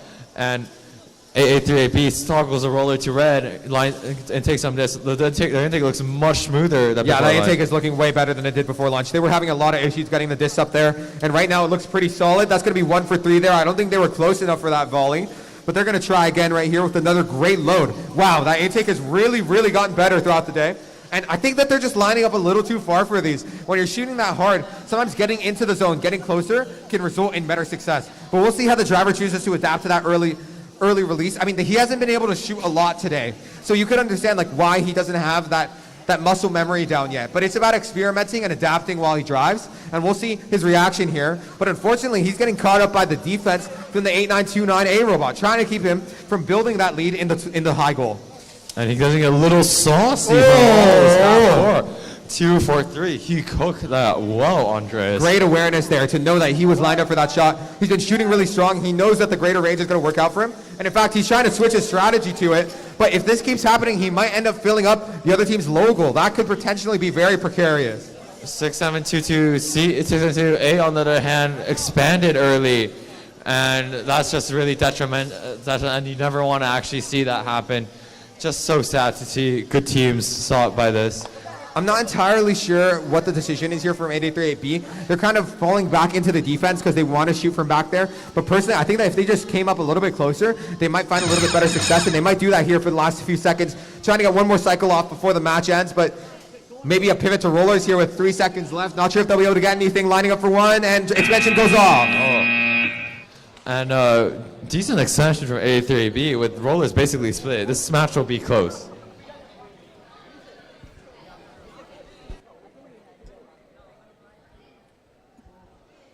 All right. Walking over to the last match of qualifications for Irvine Company Field. We'll have one more back on TPSF. It's going to be 393W and 8838C facing off against 35211A and 6722C. Red Alliance, are you ready? Blue Alliance, are you ready? All right, we'll be waiting for Red Alliance. So far, it seems like Red Alliance has always had more difficulties getting set up. Maybe it's something with the drive tower. Who knows? Yeah, I think we should blame our own equipment. Yeah. It's never our fault. It's the equipment's fault. That's true. Every time I lose a match, I say that. Yeah. You ready? Alrighty, Autonomous will begin in 3, 2, 1.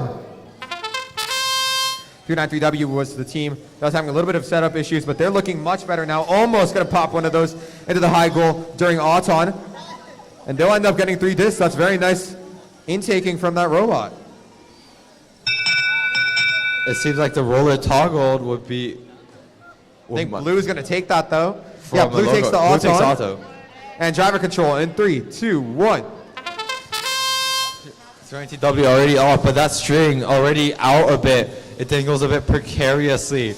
If we're talking about that lunch power spike, 8838C is looking much better with their intake after lunch, and so is 393W with their shooting. A lot of these teams have really improved throughout the course of the day, and we're going to see a volley from 393C, hopefully, or 8838C, hopefully, as they start lining up there. They're trying to get that disc all lined up properly before they shoot. Don't want to take a bad shot here. Oh, there it is. Oh, 2 for 3. That's really, really nice out of that robot. And their alliance partner looking for more discs to shoot up. 35211A, though, has been shooting before lunch and still looks to shoot after, and they already made a disc into that high goal. Let's see if 8838C can go and match that. A 1 for 3 again. Yeah, I mean, as long as you're getting any right now, you're building up a huge lead. Each one of those is worth 5 points. It's just so much. You can't overlook it. And 35211A is going to answer back with one more. So they're now, I think it's 6 discs to 2 discs. That's a 20-point lead for the Red Alliance, but that can easily be made up in the rollers if they pivot for that strategy. I'd also like to bring your attention to the logo. There are a bunch of discs sitting in that blue logo right now, from Blues pushing those match notes and Red missing. So that might end up being the deciding factor in a match as close as this. 8838C lining up for another shot. It's really nice watching this catapult shoot. I don't know, something about the way they're shooting, really, really clean. And that's another 2 for 3. 8838C once again going to intake disc. They're looking for a roller here. Blue oh, that's the wrong color. Toggles it to red again easily. On the other side, though, still looking blue, and there's a lot of defense coming out from 6722C. But 8838 is satisfied with what they got. Might just go for expansion here at the end. Nice expansion there, all in a nice straight line. That'll definitely secure them that match. And a good match. And we're moving on to our last match of the day over on the TPSF field. Wow, we have some powerhouses in this match with Foothill against Foothill. It is 6, 6, 2, 7. B, your number 1 seed right now, and if they win this match, I think they're going to keep that. It's going to be big for them, getting the first pick of the litter, and you have to wonder who they're looking at. I'm looking at a lot of teams personally if I was them, but I think 393A, 2492X, just to be off the top of my head. Like 393D as well. You have 393X that was looking great as well. A lot of the legacy teams really coming out today, putting their all on the field, and I'm excited to see how line selection goes. It's not going to be an easy task by any means. But anyways, 6627Y and 9805A will try to claim 6627B's first seed away from them, while 6627B battles with 8929B in hopes of securing that spot. All right, I think we're all ready for the last match of the day. Red Alliance, are you ready? Blue Alliance, you guys ready? All right, auto in 3, 2, 1. And we're off. That same Auton we've been seeing all day. Unfortunately, going to collide with another robot. Don't think it's going to matter, though. It looks like the Auton is still going to swing their way. All right, and Red Alliance would take it away. Wait, never mind. They spun it the wrong way. That's Yeah. on me. That's on me, guys.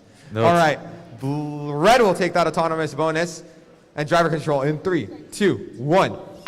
And this is a way that you might see teams let into potentially beating that 6627B robot. It's going to start with Auton. 6627B, I think we can confidently say, looks like the most capable shooter of the day, and you need every advantage you can get if you want to take them down. Those 10-point bonuses plus the rollers could be what they need, but they're going to need to keep up with the volume, and 6627Y is on it right now. Only one disc ahead for 6627B, and they still need to make up that Auton difference.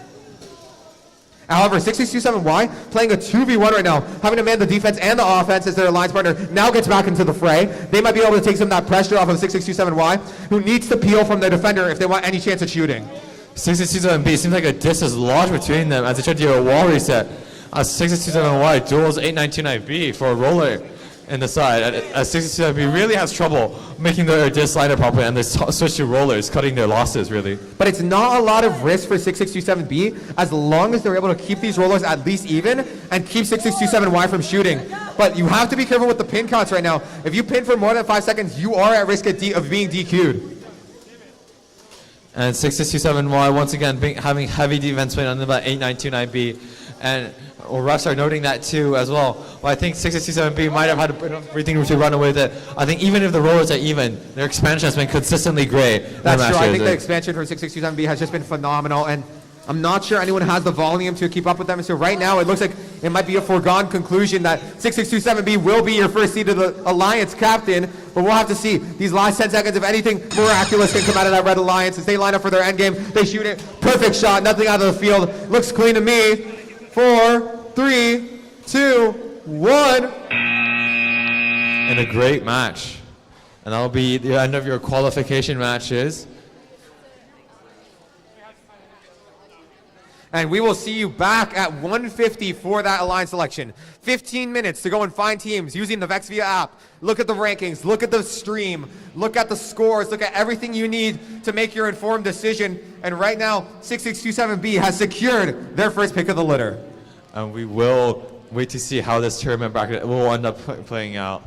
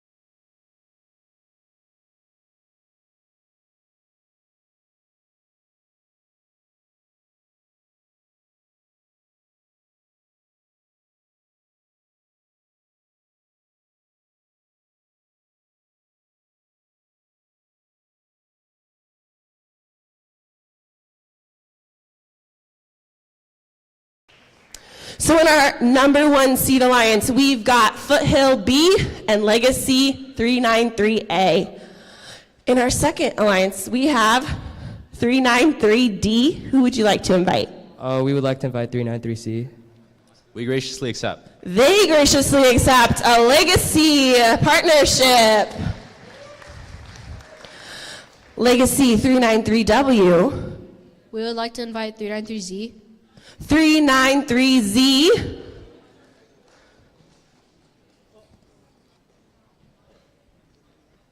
We graciously accept. They accept. Come on this way. 393W and 393Z. Go ahead and partner up right over there. In our next spot, we've got, oh my goodness, look at all these Legacy teams up here. 393X. Who would you like to invite? We would like to invite 2492X. We graciously accept. They accept. All right. 393X and 2492X. Next, we would have our 35211C. 8388B. 8838B. We graciously accept. They accept. All right, Tustin, 98268A. 6722A. 6722A. Second to think. He's thinking.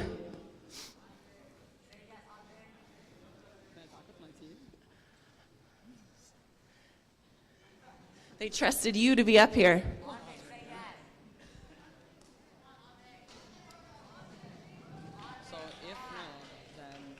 If no, you are locked into this spot, and you may not be chosen again. But you can choose.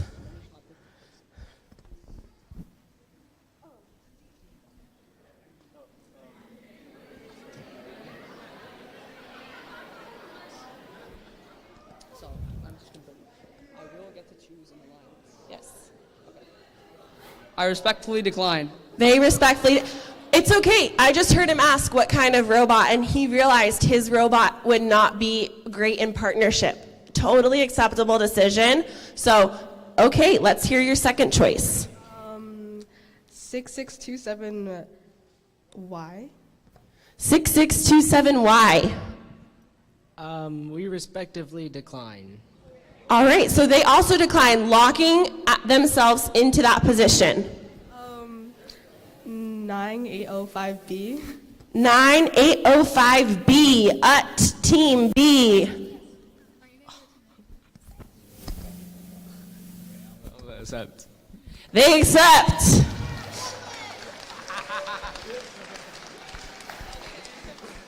Okay, Orchard Hills, Team A. We would like to invite 393Y. 393Y. You may not ask them. They're already qualified. Both of those teams are qualified to the state championship.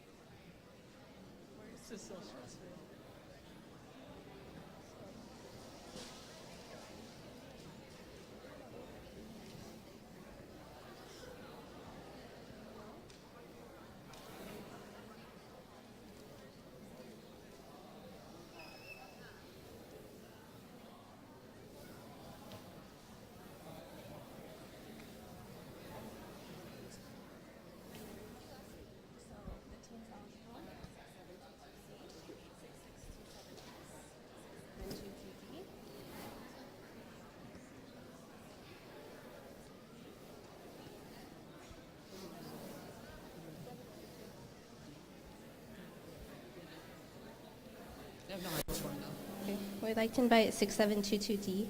6722D. We graciously accept. They accept. So go ahead and head over there. Okay, next we're gonna get the alliance from 6722A Pioneer. I invite 6627S. 6627S, We graciously accept. they accept. Okay, 6627Y. We would like to invite 8838E. 8838E.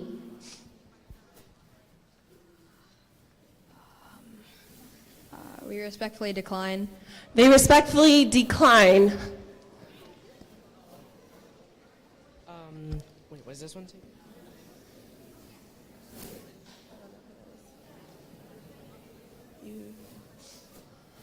Are they up there still? They are. 9805A. 9805. Was that the team? 9805A. We graciously accept. All right, in Foothill, working together. Let's go ahead and not go behind the IT table, so come this way. Okay, Pioneer, 6722C. 393Y. 393Y. We graciously accept. All right, they accept. Okay, next in our 11 seed. We would like to invite 8838C. 8838C. We graciously accept. They accept. Head on over. Okay, CT. Who would you like to invite? 9805C. 9805C. We graciously accept. They accept. CT.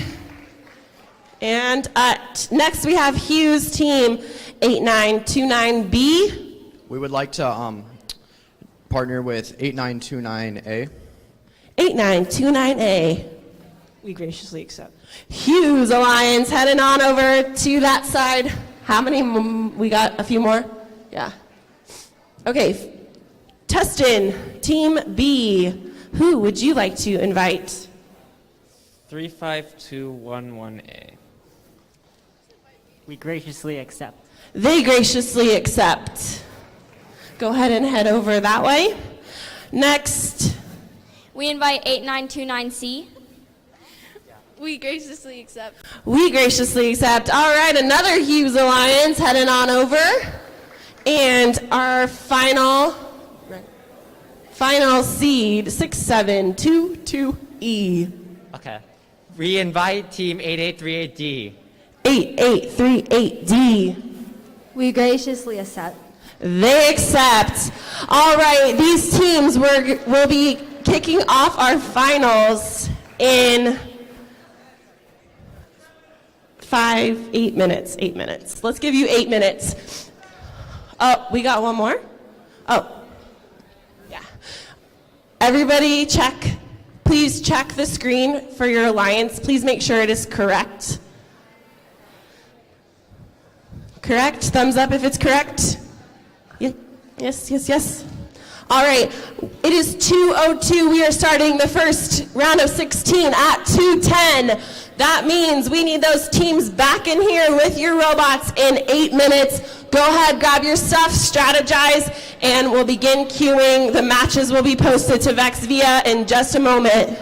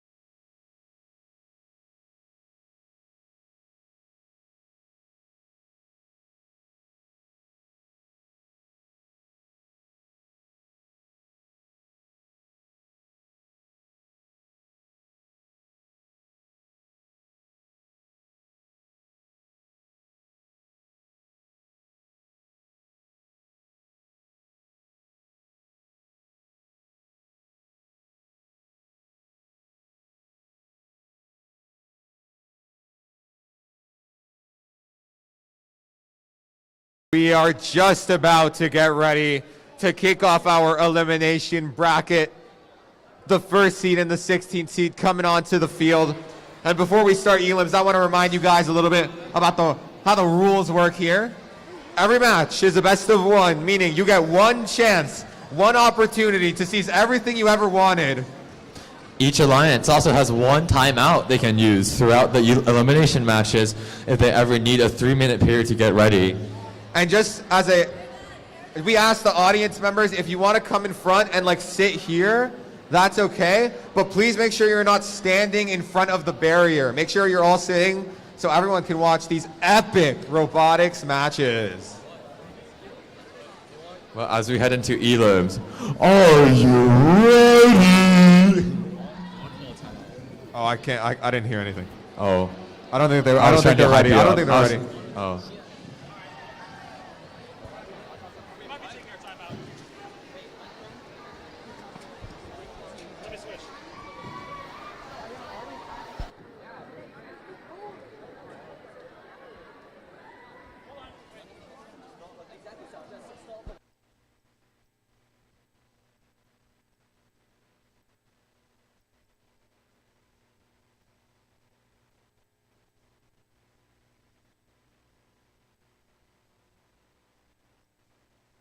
Alrighty, so it's not unheard of that we see upsets happen on the big stage.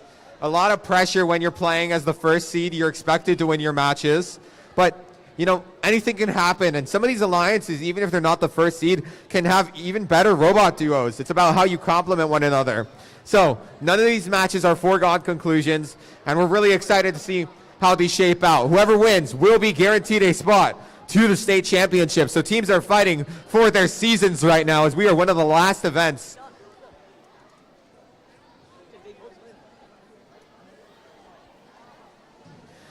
But Entity, we're in our first time out right now.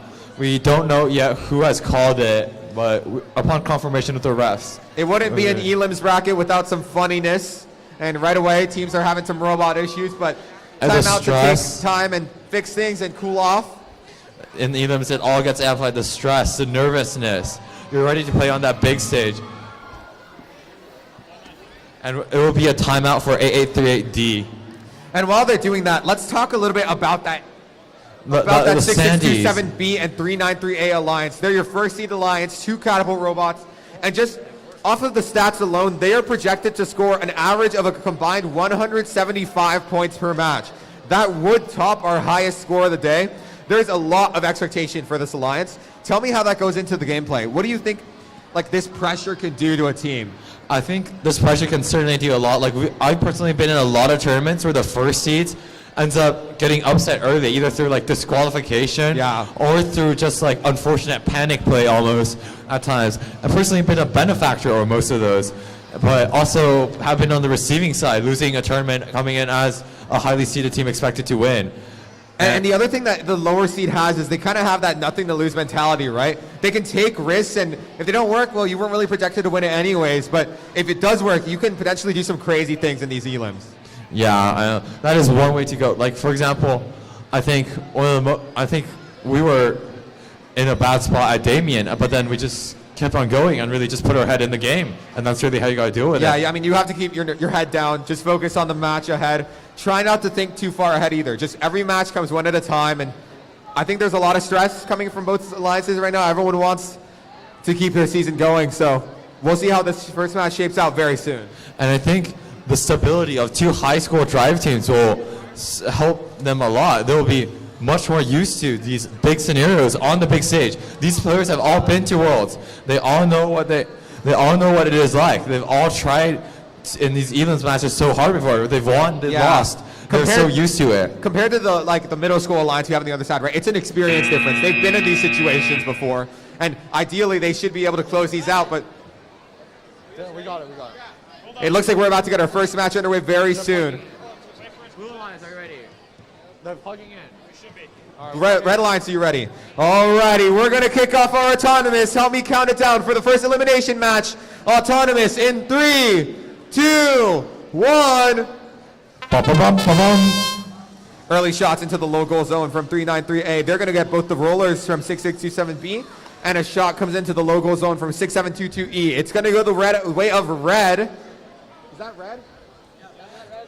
And Red will take your autonomous bonus with driver control beginning in 3, 2, 1, go. It's looking like it's leaning well for the first seed alliance. Had a little bit of a scare. It seemed like the 6627B's catapult had a bit of an issue there, but I think it's all fixed now. We're going to see on the first shot how it goes. Yeah, that looks just about as well as it did throughout the qualification matches. And 393A also locked in right now. Honestly, put up a contention to maybe even topple 6627B as the best shooter at the tournament, to be honest. They've been playing lights out since lunch, and they're going to continue to intake and dominate as 6627B takes the brunt of the defense. 393A really has just been on a exponential growth curve, I'd say, throughout the day. They've just been getting so much better. And that's what you'd like to see, the ability to improve, to improvise on the spot. You're not the most comfortable outside of your practice room, but you're still able to make it work, like 393A. And here's kind of the nice thing about these round of 16 matches. These alliances, like high seed alliances, get one of the quote-unquote easier matches to kind of warm up with, right? The 16 seed is, in theory, not supposed to put up that much of a fight. And so you kind of get to warm up, figure out what the issues are. Right now, 393A has been struggling a lot with their intake this match. And 6627B, just so he's a little bit shaken right now, which is to be expected after a close timeout like that. But I think that they're starting to stabilize. And it's bringing me a lot more confidence in this alliance to bring it far, like we expect them to. However, 6722E on the other hand might be their nerves at the first time. Their expansion coming out early, very unfortunate. They'll have to stay in timeout for the rest of the match, and this might just spell the end of this alliance in this tournament. And if you're red right now, all you're doing is you're just saying nothing extra. You don't need to do too much. Doing too much is how you end up disqualified. It's how you end up letting other teams into the match. Like, there's no need to shoot endgame here. Like, it's just already for red, except they choose to do it anyways. I guess for style points, maybe. Maybe it's what we allude to cooking too hard on this. You Sometimes don't want to overcook too hard. You don't want to burn it. Yeah, you don't want to overcook it for sure. Well, that was a great first match, and we're going to move on to our next.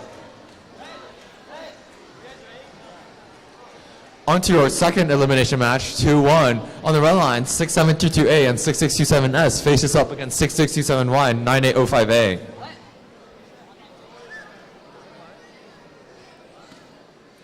Alrighty. This is going to be our 8th versus our 9th seed, the closest round of 16 match we have. Red Alliance, are you ready? Ready? Yeah. Blue Alliance, are you ready? Autonomous in 3, 2, 1. Now this is really anybody's game. 8 versus 9 can go either way. And right now it's looking pretty even. I don't think anyone has an autonomous advantage right now. And it'll end in a tie. And red will take your autonomous, so there's two low discs. With red with red as the advantage, pardon me right there, we go into driver control in 3, 2, 1, go. I'm looking at both of the foothill robots to try and leave their mark on this match. Both of them are the designated shooter for their alliance, and if they're not able to get off to a good start, that's going to spell defeat for them. 6627Y will get the first strike. They'll draw first blood on that goal, scoring one of them. And 6627S looks like they're having a little bit of trouble with their intake. Now going to finally be able to intake 3, and looks like they're going to get ready for their shot. If they can go 3 for 3 here, they'll start with an early advantage in this match.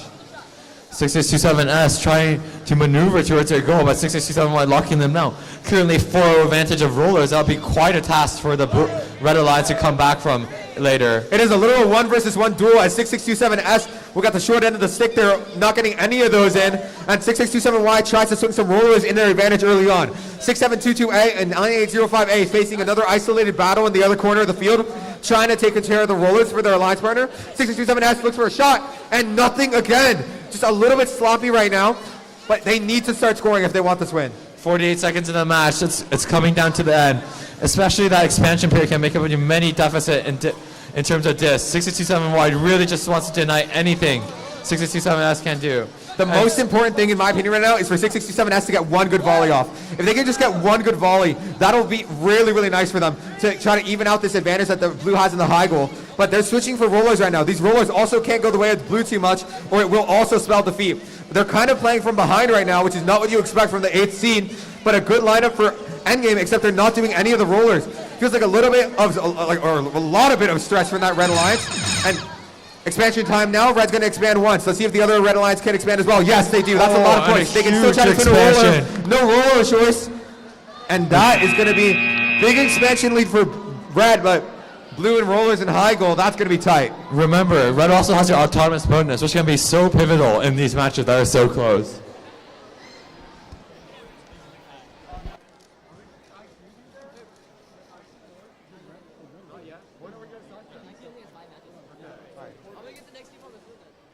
Yeah, get them all. But my bracket almost got busted right away. Here's one.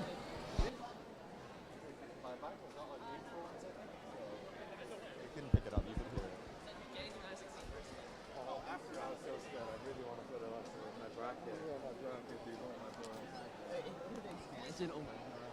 I think they got an expansion now. Yeah, I think the they did. expansion just wants so much more.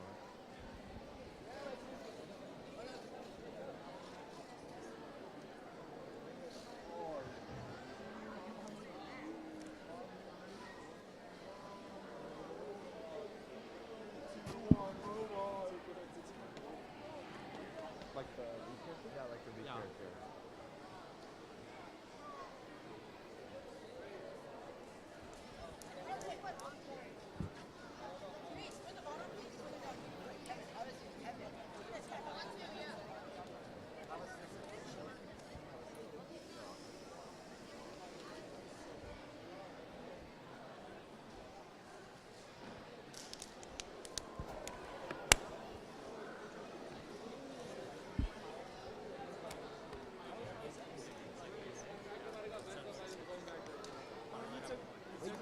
Yes, I took S.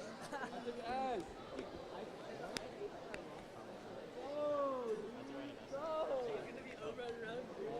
Wait, did he pick? Wait, who did he go? Did you take S? Oh, yeah, I did. Bro, no.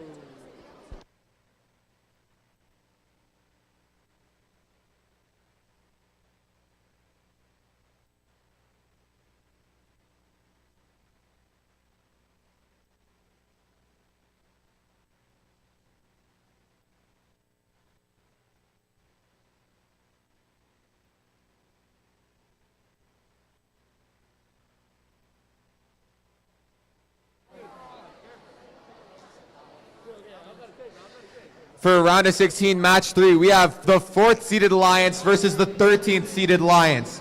2492X, joined by the captain, 393X against 8929A and B. Really, this Red Alliance is looking like a menace to play against. The best flywheels in the tournament probably joined together right here for this Red Alliance. Yeah, and we're gonna check in with them. Red Alliance, are you ready? Blue Alliance, are you ready? Count her down. 3, 2, 1. 1. Auto. Wow, that was. Ooh, 2492 just off the mark. They're going to whiff the second one, but we'll get the roller on their way out. And 393X will start to intake for their next volley. Both going to go astray, but they will win it off the rollers. Autonomous goes to red. Driver control in 3, 2, 1.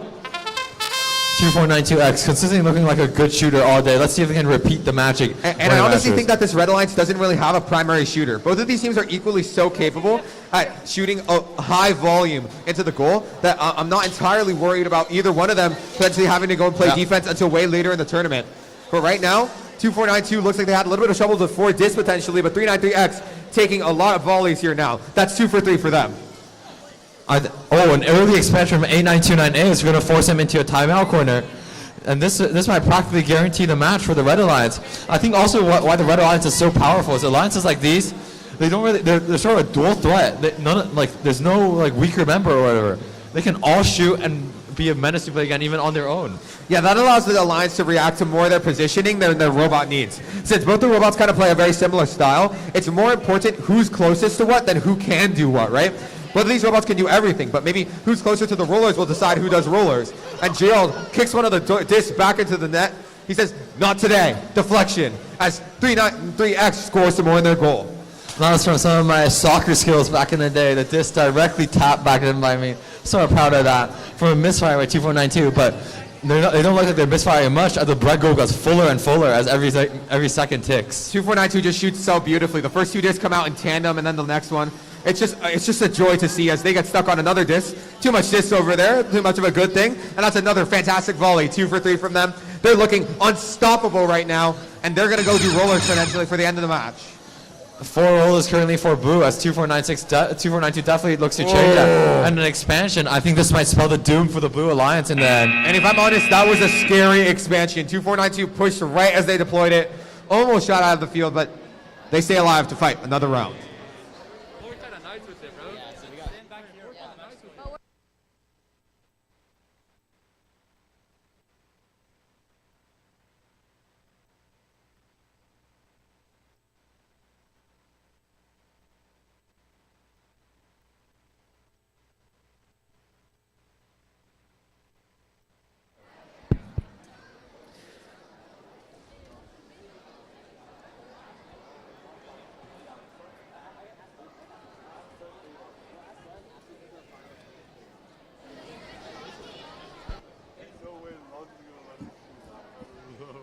In round of 16, match 4, we have 8838B and their captain 35211C against 7057A and 9805C.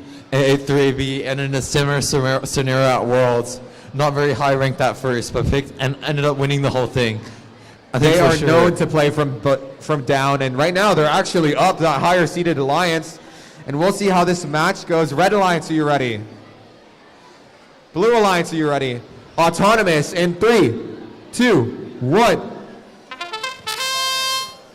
8838B, no preloads, but they still fire it off. No roller either. It looks like blue might take that off the close right roller. And yeah, they will. They're going to pocket Blue. that 10-point bonus that might be necessary for an upset. Blue will take your autonomous bonus. And driver control in 3, 2, 1, go. 35211C and 8838B have both been a little bit hot and cold today, but I would say at least one of them should be able to get some nice shots off this match. As 8838B struggling to intake, while 35211C still in the process of doing so. They're going to have that one disc jammed in. They're rolling around. I think that's going to get in a bad position for them, though, as 35211C also has disc in a bad position. I'm not sure we're going to have anybody shooting this match, so it might come down to a roller duel. I think currently we saw one match where 7057A already was able to create a masterclass using logo disc, ending winning 15 logo discs in that match. They will certainly look to repeat this, but I don't know if Orchard 88B. Oh, 35211C. Nice shooting from 35211C, identifying that they have more force because they're only shooting 2 instead of 3 discs, and that driver going to be nice from the corner. But it looks like they're a little bit stuck on disc right now as they try to restabilize. Remember, 2 discs in the high goal is equivalent to almost as many of those logo discs in there right now. The high goal discs are just or so much. Oh, or 83AP picking up on their opponent strategy, getting ready to push all the discs into the logo so they can negate that deficit they're currently at. Good, good smart adaptation by the 83AP drive team. Right now, the Red Alliance is also really leading in the roller, so not much left for them to do other than try to get some in the low goal since they can't shoot in the high goal right now.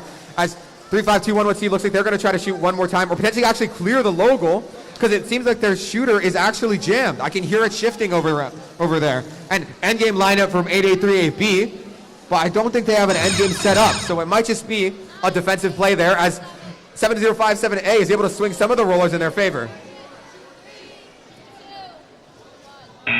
Oh, this match will be very close, especially with the Auton going over to blue. It might come down to logo disc and tiles. Oh, it's certainly a very intense match, Andreas. In these times, what do you think is most important for teams? Keep your head up. You know, you're doing your best and just keep learning.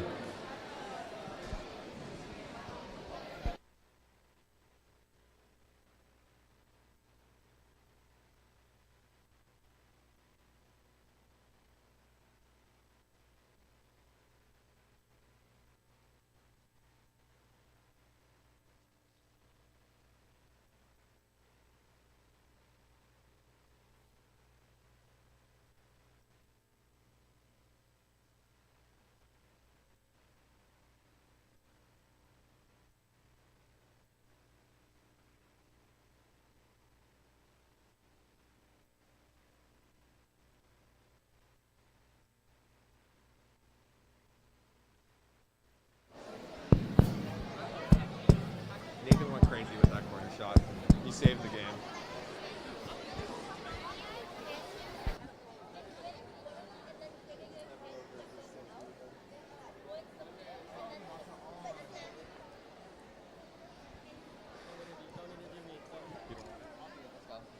All right. Sunglasses on. You're the second seed right now. How are you feeling going into this match? We're confident in our alliance. You know, we know each other, sister alliance, so, you know, we got this. I love the confidence coming out from them. That's 393D and 393C on the red alliance, your second seed. And the blue alliance, also two sister teams, 8929C and 8929D. I think we're ready to get this started. Red Alliance, are you ready? Blue alliance, are you ready? Autonomous in 3, 2, 1. 293D, good for 1. And so is 393C, good for 1. And that next one's going to pancake flip out. And I think they're going to cross the Auton line. So the Auton will go to the Blue Alliance despite Red having an early lead in the match. Auton goes to Blue. Driver control in 3, 2, 1, go. I think 390D right off the bat might have a really unfortunate turn of events. Yeah, I think they might be jammed right now. And, you know, this is the second seed. We've seen two really, really strong alliances already perform and shoot in high numbers. I'm thinking first seed and fourth seed. So they're looking to be better than both of those to have a chance to win this tournament. However, the advantage of being in such a high seed is your partner is often just as competent. And 393C says, yes, sir, I can handle the shooting just by myself. And they currently make 1 for 2. They've been shooting really well. They did 2 for 3 right there, and then they went 1 for 2. 393D still able to shoot 2 at a time, and it was able to contribute 1 more, but they're definitely not going to be the primary shooter anymore, and might have to switch their focus to rollers. 393C did suck in the weirdest way I've seen. On the side of their robot vertically. Oh, good adjustment from the 393D driver. I think he recognizes that it's about shooting any distance to goal right now and goes 1 for 2 on a shot. Yeah, that's the adaptability you love to see from a high-level driver. These are high school drivers. You need to be seeing stuff like that. And that's another one right there. It's just so consistent. He's so aware of what he needs to do to win this match. Even though he misses one every time, remember, it's only 1 point for the opponent in the low goal, but 5 points for you in the high goal. Net 4-point advantage. And another one, he just does not miss right now. I'm Keep the hot excited. hands. Imagine if he did not have a jammed catapult. He would be going crazy on the field right now. And he's lining up for another shot. That one's not going to go in the net. He's mainly calibrated for that corner right now, but rollers are looking nice for Red, and there's just not much Blue can do to get back into this match unless they have an absurd end game. 10 seconds left, and it looks like a 4-roller domination for Red. I think this might be it for the Blue Alliance. Very nice shooting out of Red.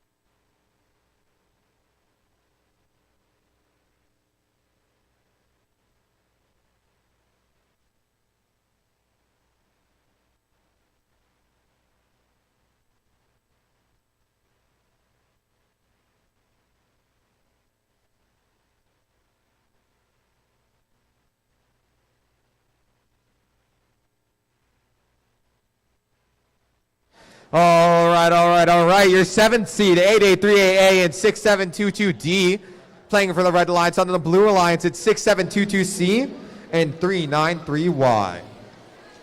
Looks like two Pioneer teams will face off against each other in this elimination match. Friends outside the robotics field, enemies in. And let's get ready. Red Alliance, are you ready? Blue Alliance, are you ready? Autonomous in 3, 2, 1. 393Y are going to miss their roller, but 6722D will not. That's going to be a 10-point bonus for them unless 6722C claim theirs. And it will look even going into the match. And it is an autonomous tie at the beginning of the match, truly even in a sister team rivalry. We'll start driver control in 3, 2, 1, go. 8838A, the captain here, looking to do some great scoring, but we've also seen 393Y is more than capable of shooting in that goal, and that's going to be the win condition for this Blue Alliance, as well as endgame. I do think 393Y has the best of the endgame of the robots on the field. We're going to have to see what happens here as 393Y starts lining up to shoot. 393Y with a double flywheel, certainly a very unique design at this stage in the game. Ooh, and they go 1 for 3 right there. 1 for 3 right there. Pretty good shooting coming from them.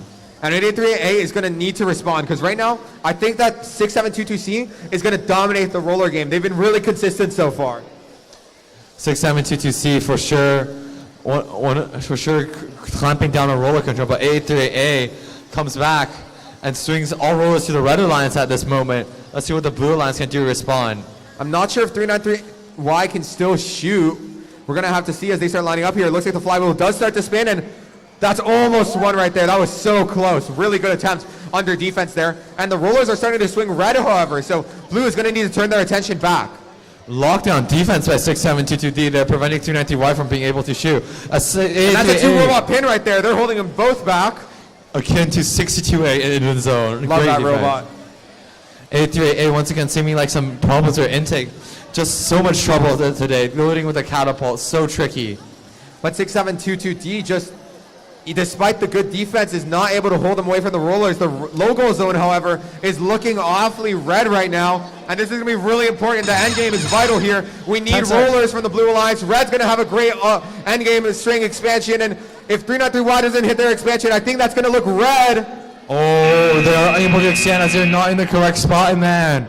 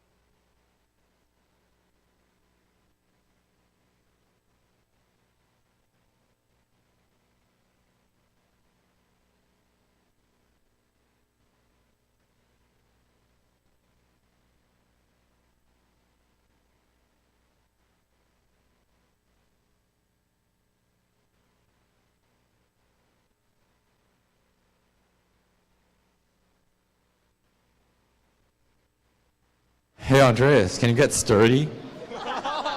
Get sturdy for everyone, Andreas. You know I can't get sturdy, Gerald. I Why don't know can't you get asked. sturdy? I'm just not sturdy enough, okay? I'm sorry. Is that because your build quality is too bad? No, it's because I build robots, so I'm incapable of getting sturdy. Gerald, do you want to get sturdy for all of us? Oh no, a two and a half chicken sandwich is a bit too much for me to get sturdy on.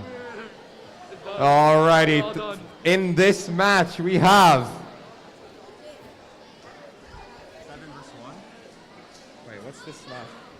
The 3rd seed, 393W and 393Z versus the 14th seed, 98268B and 35211A. Red Alliance, are you ready? They are actually not ready. Blue Alliance, are you ready? I think Blue is ready.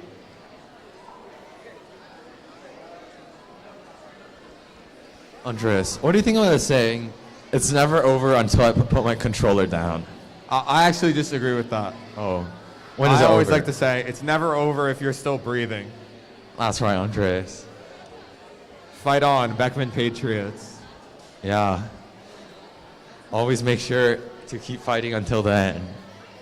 Right, Brandon? Yes, sir.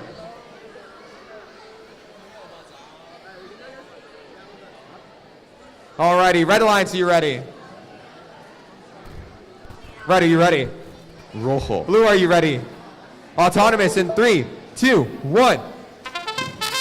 early roller spin for red there as they line up for a flywheel shot. 390. Whoa, barely just off the shot. mark on both of those. Well, I think it looks like the flywheel hit different heights. And red takes Auton.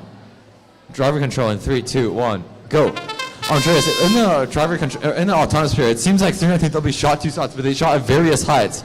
I think that's something to do with flywheel control. What can you tell me about flywheel control at this stage of the game? Yeah, so you can actually change the RPM of your flywheel, which essentially change how much speed you're giving the disc, right? More speed means you're going to go farther, so they're actually trying to probably ramp up their flywheel to get that perfect speed right between both of those shots, and unfortunately just narrowly miss. But we'll see if they're able to hit these. 1, 2, 3, yes sir! 3 for 3 on that legacy robot, looking clean right now.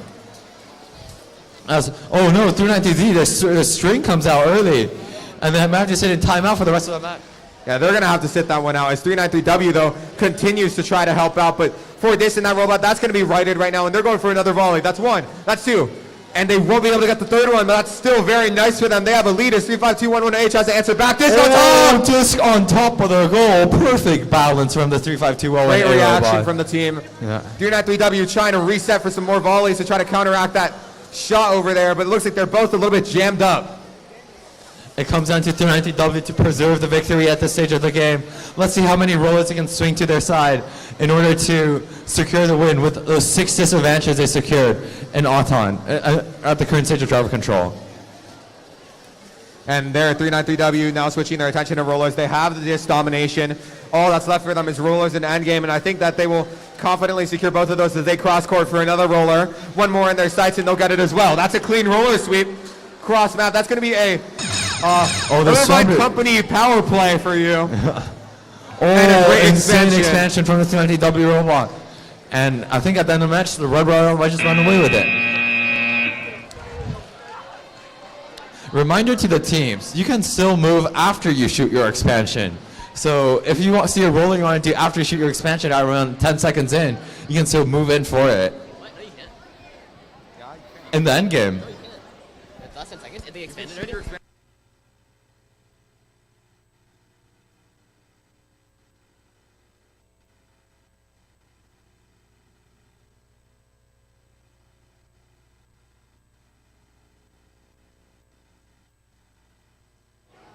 Calling Ethan Eppelman to report to TPSF field. Ethan Eppelman, please report to the TPSF field.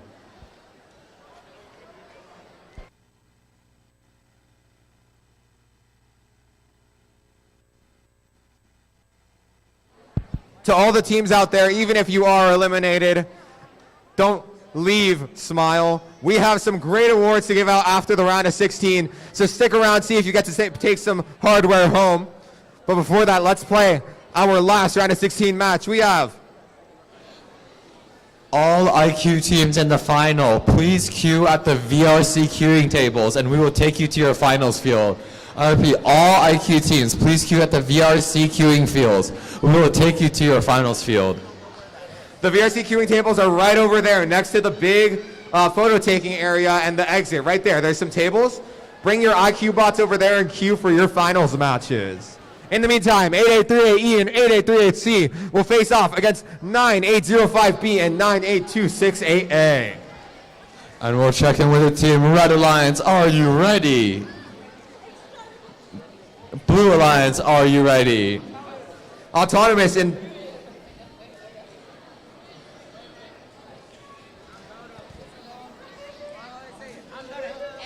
Autonomous in 3, 2, 1. Now, despite being the lower seeded team, I don't think this 11th seed 8838 Alliance is anything to be slept on. We saw them have some great shooting success, and it looks like both of these Red Alliance robots aren't able to shoot, so it could be that that shooting is going to be enough to win them the match, but we'll see. Red will take the bonus, though, and we'll go to teleop in 3, 2, 1. Good mentality from the Red Alliance, cheering on their Auton victory. 8838E for sure, one of the shooting robots that have been looking very good today. It's sort of, I feel like, sort of undervalued at 11th seed as they shoot their first volley. Yeah, certainly a team that went under the radar of a lot of teams that probably should have ended up picking them. they were looking like one of our top 5 scorers in that high goal, and right now they're looking pretty good. Not the same consistency we saw earlier, but still, 2 discs that fast is like basically not comparable. I mean, even the first seed was struggling a little bit at the start to shoot.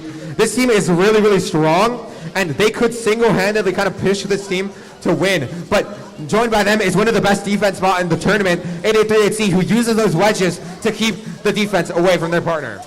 8838E lining up once again. I think one of the greatest strengths of this team is the strength. Is the strength of their intake, but sort of a crossfire there as both catapults go up, resulting in discs falling out both sides onto the robots. Yeah, that might be jammed in there, but they still have built quite a bit of a lead between the 2 robots, and that's actually a nice 2-point conversion there.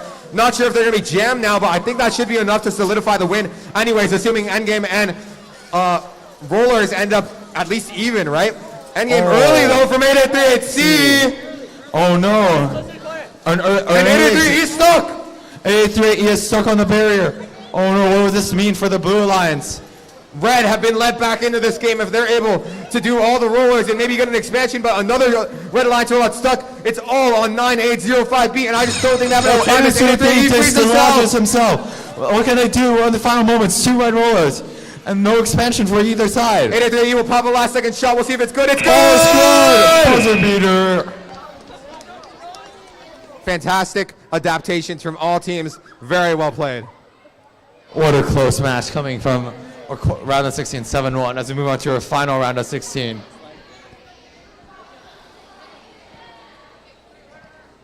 Just kidding, that was your last round of 16 match, and we will be back for your quarterfinals later.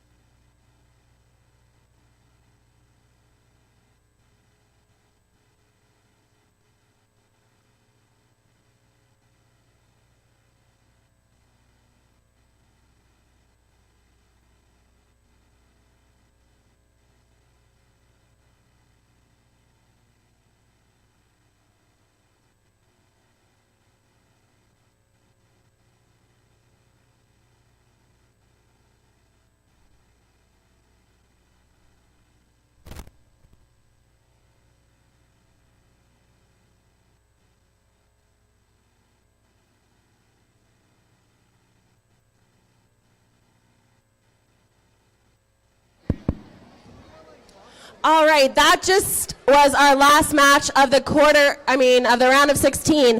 VEX IQ, your tournament ended early. They were way ahead of schedule, which is why we've been sitting for a while. But we're officially ready to start queuing and recognizing those teams while we get our quarterfinals matches playing. We will be playing matches with IQ intermixed and awards. So I would like these teams to please go to the green mats. 80085W. Let's give those students a round of applause. They will be playing with 82674A. That's VEX IQ. That'll be our first match. The next alliance will be 22250A, and they will be playing with 24977B. You can head over to the green mats and wait for your turn. In our finals match 3, it will be 3383E with 3383D. Our fourth finals match, which means this is our second place ranked alliance, will be 82674B and 3383G. Head over to the green. And let's recognize our #1 ranked alliance today. First and second place on VEX IQ, 22250C and 22250B. Those will be our top 10 teams playing in the VEX IQ finals. We're going to get ready to play our quarterfinals match 1. So if your team has not been eliminated from VRC, please stay close so that we can keep the finals moving.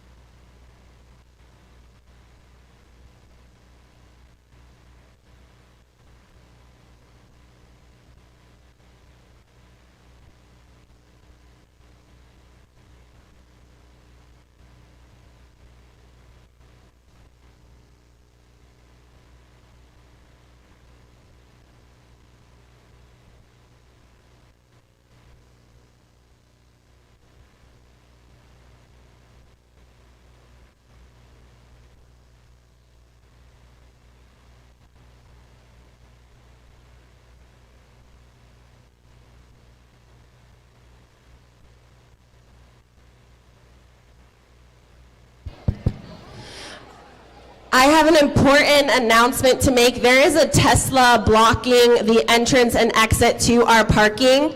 So if you drive a Tesla, and that could be you, please move your car.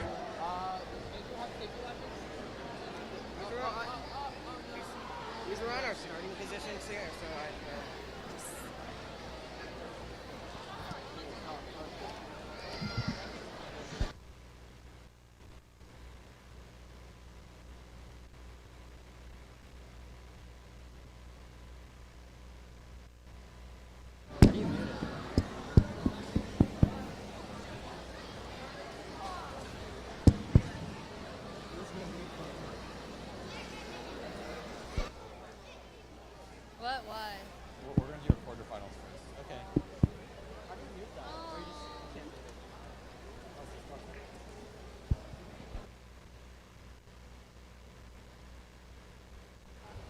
it? Calling all Andres Garcias to the Irvine Company field right now. Calling all Andres Garcias.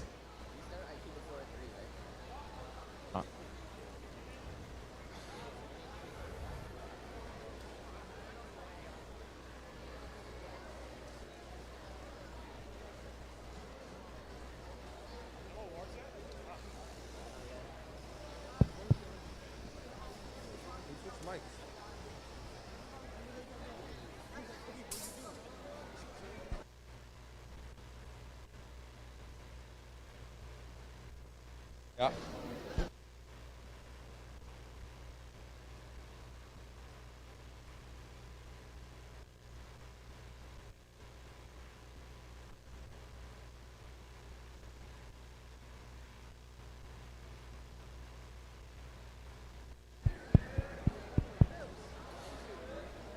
And in this match, we're going to have our first versus 8th seed, 393A and 6627B versus 6722A and 6722S. 6627S. Oh, but it's okay. 6627S. Our teams are taking their final preparation in the Ryobi preparation period. The Ryobi preparation period. Not sponsored. Not sponsored. You can just see the Ryobi guns scattered around the field. Andres, we should really get some sponsors for TUS. You know what's a great sponsor? The Irvine Company. Expansion. Yeah, at the end of the game. I love the Irvine Company. The TPSF autonomous period. Yeah. Yeah. We should name stuff other than fields. It's like Irvine Company expansion because they're like expanding, they're making more urban housing. That's right? true. But I think we're about ready, so stop with the filler here. Red Alliance, are you ready? Blue Alliance, is not ready. No. It was an urban housing. It was like a housing and human development joke, like HSS. And Blue Alliance is ready. Alrighty, autonomous in 3, 2, 1. Look, I thought it was funny, okay? It's okay, I thought it was funny too, Andres. Thanks, Gerald. Ooh, just off the mark. Oh, that's a double tap from that robot there, hitting two of us at once. We get it, we get it. You don't like us? Okay, that's fine. Red will pocket the bonus. Driver control in 3, 2, 1. Red takes auto going to appear, and I think that's, you need every bit of advantage you can get when fighting against this Red Alliance right here, 393 and 6627B. It's also just a nice safety net to have, even if you are the first seed, right? Those 10 extra points can save you in a bad endgame situation. And 393A is ready to start shooting, as so is 6627B. They'll go 2 for 3, and unfortunately 393A will bat a bad shot, and they might be jammed for the rest of the match. This might be a focus on roller angle from them, but 6627B still wants to keep shooting. Great speed on that chassis. Wow, eludes the defender and getting ready to shoot. Almost good, and just the intake kind of slowing them down there again. 6722A string will slowly start to dangle, but 6627B still trying to elude the defenders and get in a nice angle. That's 4 discs for the 6722B robot. Got to get that out. It just feels like a lot of pressure on this Red Alliance. It's causing a lot of little mistakes here. But 393A is dueling for the rollers up top, and they're losing. They need to start swinging some of these back if they want to stay in this game. This might be looking forward to be a potential upset right now. 6627B with 4 discs right now. 4 discs into. With 4 discs, and they're trying to get rid of that right now. Currently, it's all down to the 4 discs.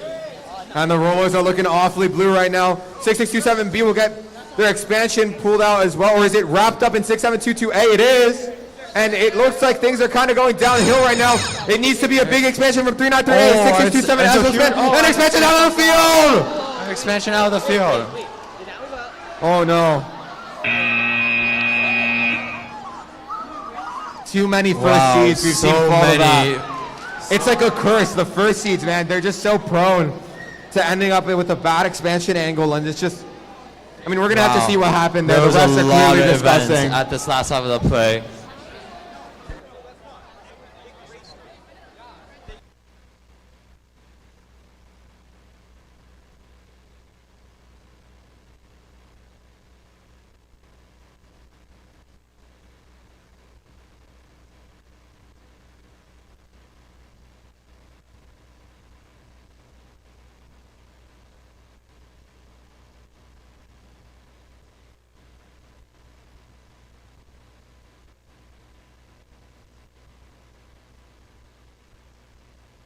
Mr. Siu Kong Sit, head referee, we are requesting all Siu Kong Sits.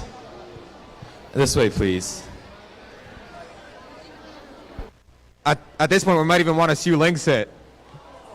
Oh, Any sits we can get. The heavy hitting double duo of Beckman Robotics. 2 goats converging, but today we have 1. The rest are in close discussion. We're just going to have to see how the call goes. This will be an intense discussion in that.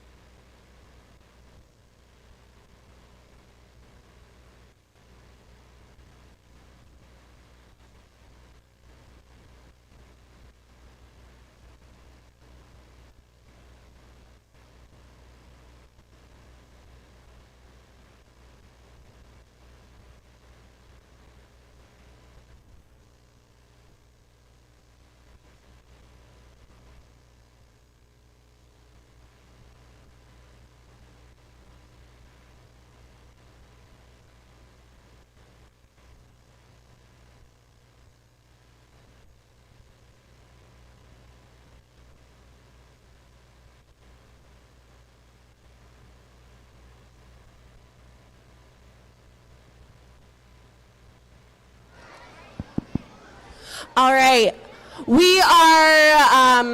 Our refs are deliberating. Got some potential things going on over here. And hope to keep things rolling. We're going to actually slightly adjust. We are going to come play our first finals match for VEX IQ. So, girls, it's now time to turn on your robots. We are going to play our first finals match. We've got two teams over here, both elementary. We have Arroyo and Orchard Hills Elementary. So as we start the VEX IQ finals, their score is all at 0. They will each get one chance to score the highest possible score. Today, our teamwork champions and second place, those 4 teams will be getting a ticket to the California State Championship. So girls, are you ready? I'm gonna pass it on over to the MCs. We've got our refs and we're ready to roll.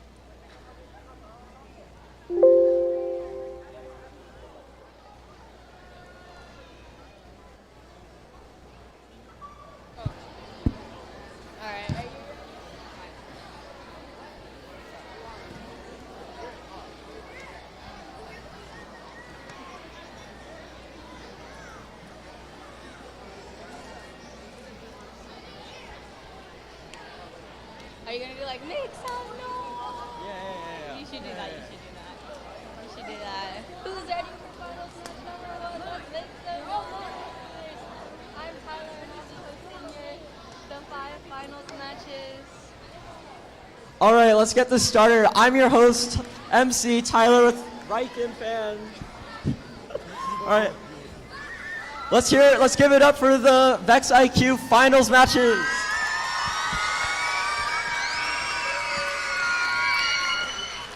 All right, so currently on the field we have team 80085W and 82674A. Are you guys ready? All right, finals match 1 starting in 3, 2, 1, go. All right, right away we have one robot getting all the discs out of the blue tower over there, and they're going to start to push them into the purple zone, while we have the other team here spinning the wheel on the purple dispenser to get all 8 discs out.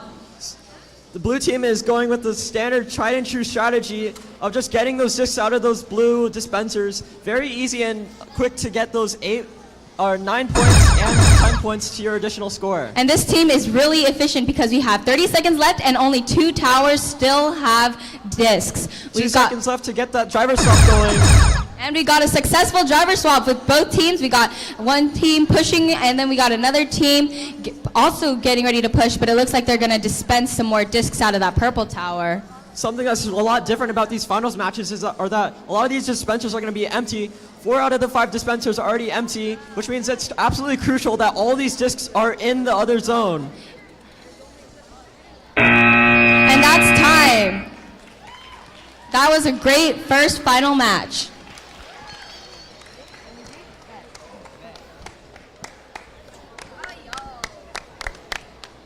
Right, now what? I think Tyler went crazy there. Yeah, Tyler did not go crazy. Bro did not talk at all. I tried to get a video, but it was like right at the end. It was not like got Riken talking. I tried to, but I was like there, and I was like, wait, Tyler, Riken, and I ran across him. I couldn't run.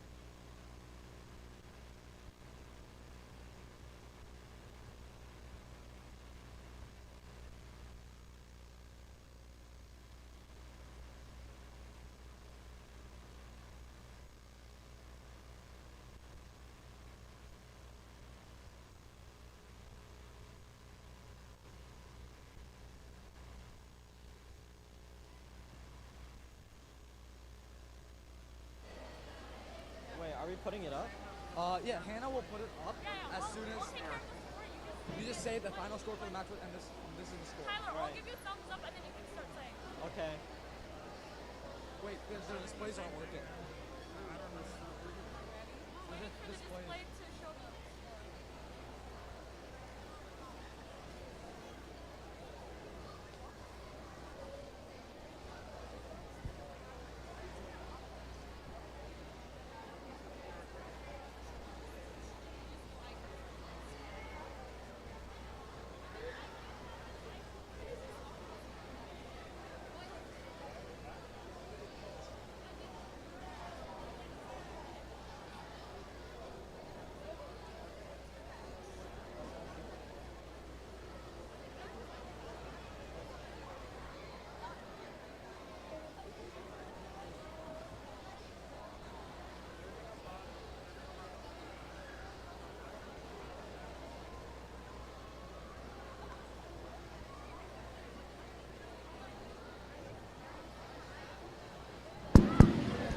Okay, I think, are we getting ready to project the score of that IQ match?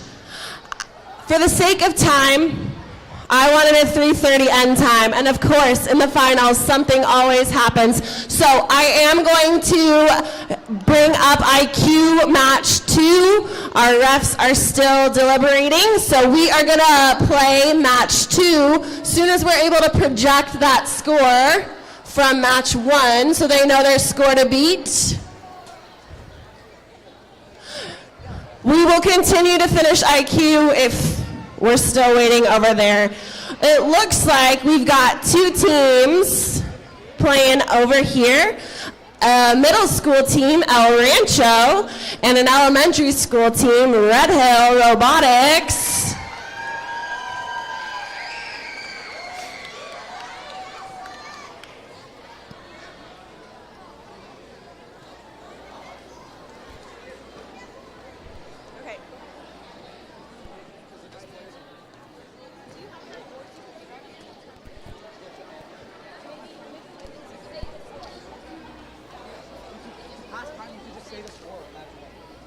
We can't put it up on there. We can't because the display is like a green screen. They'll fix it soon.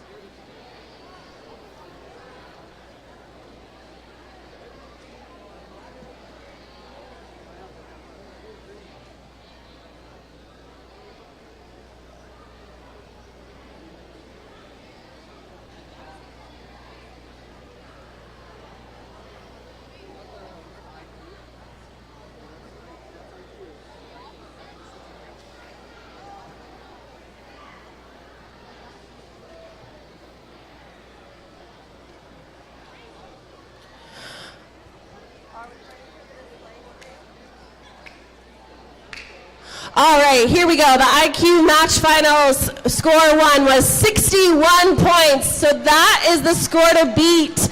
We're ready to roll over here for the match number 2. So, El Rancho, are you ready? El Rancho, are you ready? Red Hill? IT, are we good? We're good. Okay, passing it back over. Let's do this match.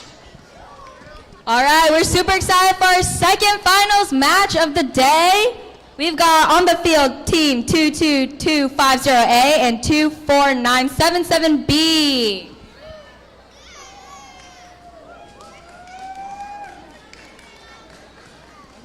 All right, let's get the show on the road. Starting match in 3, 2, 1, go.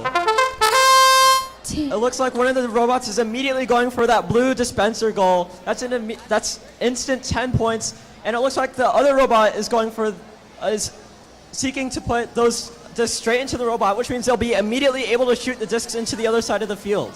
Team 22250A has been super consistent throughout the entire day, and what they do is that they get all these discs into their storage part of the robot, and then they'll shoot them all near the end of the time. So we're looking forward to seeing some really high scoring in this match.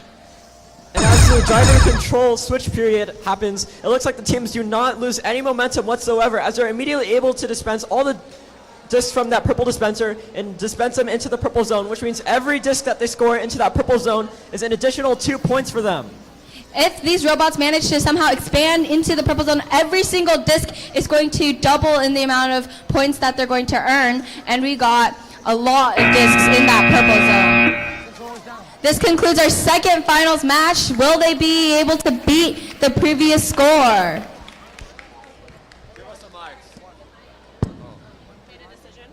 It's going to be soon. What do you need it for right now? Oh, what are you saying? Oh, it's going to be soon. We're explaining to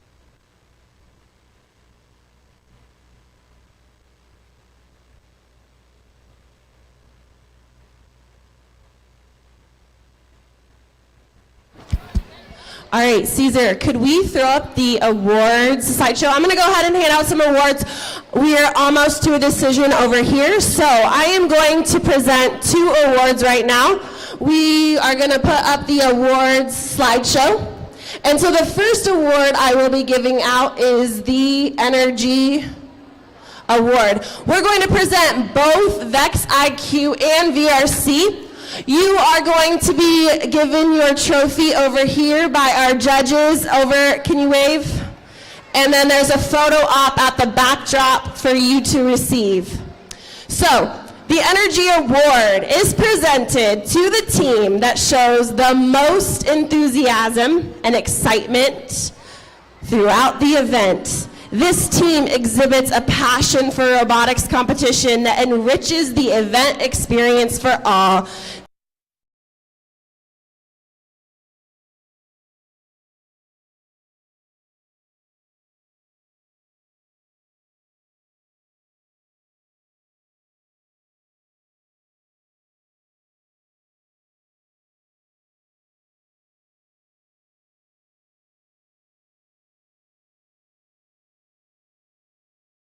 We're going to present it over at the backdrop. 82674B. Our VRC winner for the Energy Award is Caesar. 6722E, Pioneer Robotics.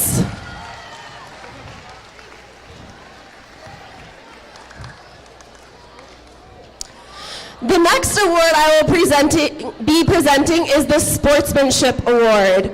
The Sportsmanship Award is presented to a team that earned the respect and admiration of the volunteers and teams of the event. This team is courteous, helpful, respectful to everyone at the event. This team is a model for all of us to follow as team members exemplify the spirit of friendly collaboration and cooperation. Our VEX IQ Sportsmanship Award winner is 24977C from Red Hill. And our VRC Sportsmanship Award winner is 6627Y.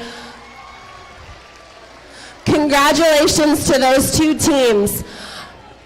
Head ref, do we have a decision? Gerald's going to explain? I'm going to push back. We're going to get set up for this match. We're going to get set up for IQ Finals Match 3, and we're ready to roll the rest of the afternoon. So let's get started. If we can get the scores for quarterfinal 1-1.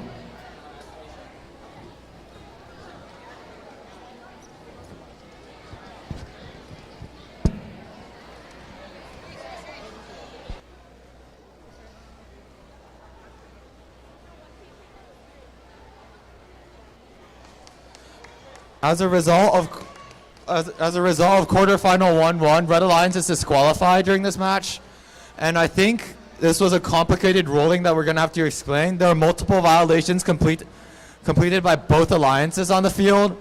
393A expanded out of the field, and the major violation was 6627S spun a roller while having 4 discs, but the original score was 97-68. Which would result in a 20-point string, which will still result in the Blue Alliance winning. So we did not count that as major. Team 6722A also had an interaction with 6627B that resulted in early expansion. However, we deemed that it was an inherent risk that 6627B's string box was not placed in a place where they prevented the interaction from happening. As such, we ruled that the Blue Alliance will advance.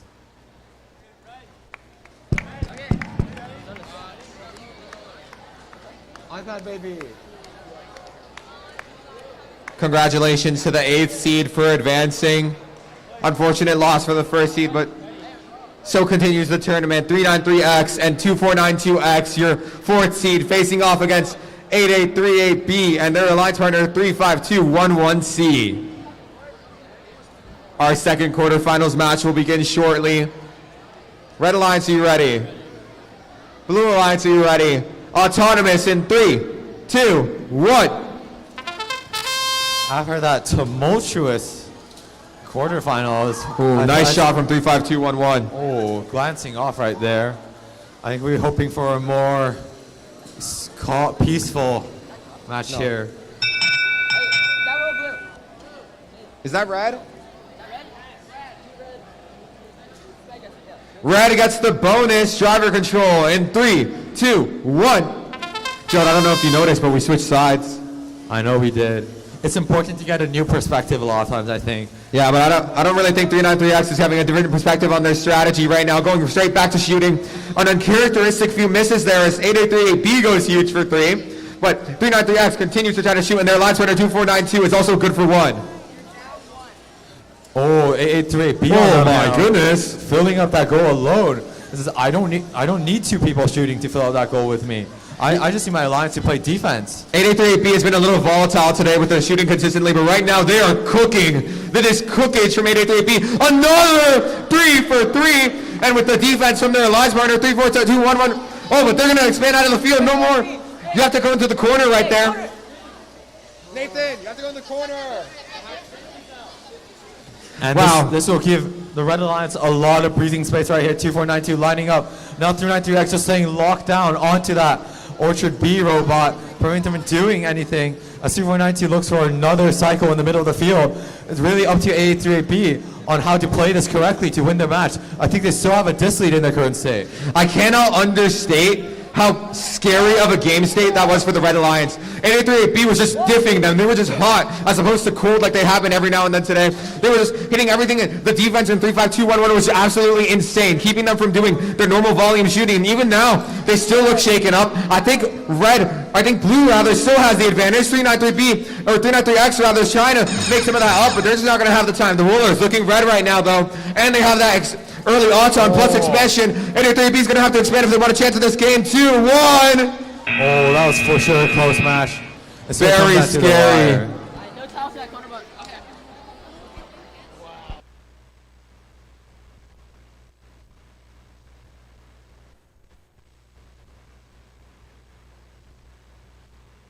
Moving over to the quarterfinals 3, we have 393C joined by 393D facing off against 6722D and their partner, who I'm not sure who it is.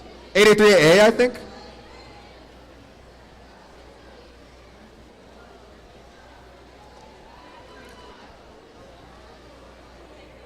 Look, they're making a heart.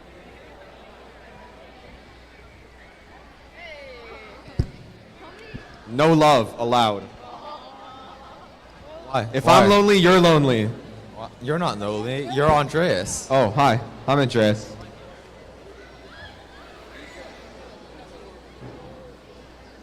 And we are getting ready for our quarterfinal 3-1. Now, we've seen a lot of upset scores and one come to fruition, Gerald. What do you think is kind of like, if I'm a higher seed, what is going through your mind? What are you saying to the drive team right now to try to prevent one of those upsets from happening to you? I think if I'm a higher seed, then I obviously play good throughout the day. Like, I just tell my drive team, play as you will, treat this as any other match, and keep your head in the game. Don't let the stress get to you. We've been here. We've done this before. I think that some of these teams, they just try to do too much, and they overcook it, and then all of a sudden they're in a negative game state, and the stress is building on them, the pressure. Right now, it's about composure, and that's what you're going to see from a lot of these veteran teams like 393D and 393C, and in fact, we're just about ready to start this match, I think. Red Alliance, are you ready? Blue Alliance, are you ready? Autonomous in 3, 2, 1. Sasan was not ready. 393D, good for one, and 393C, not, unfortunately, but we'll see if they're going to get good for another. No. 393D, though, will secure one, and it looks like another roller is going to go their way as well. Yes. Even roller game, but the disc is going to be positive for Red. Red pockets the bonus. Driver control in 3, 2, 1.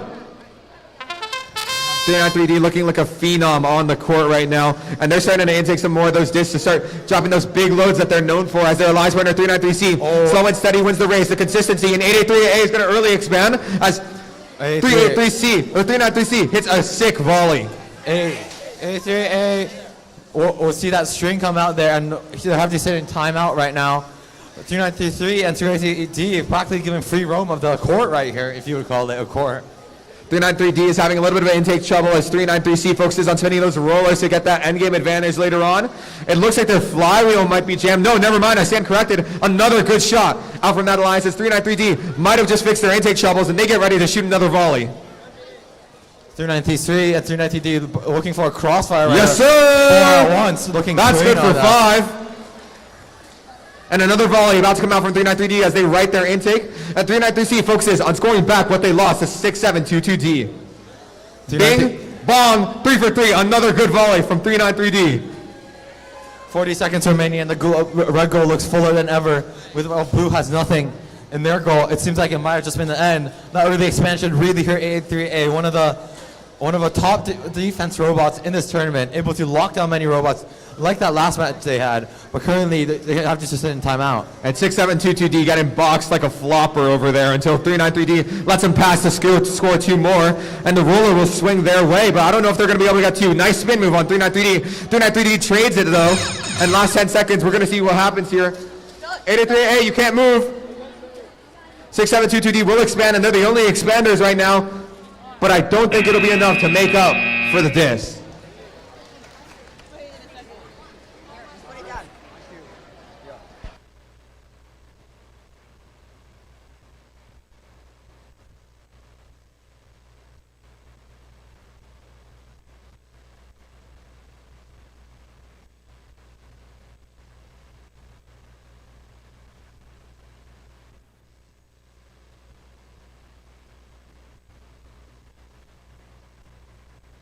Calling all Rikens to the IQ field. I repeat, Rikens to the IQ field. Calling all Tyler Ogawas to the... Oh, he's right here. Smile. Do you know how to turn it on? Yeah.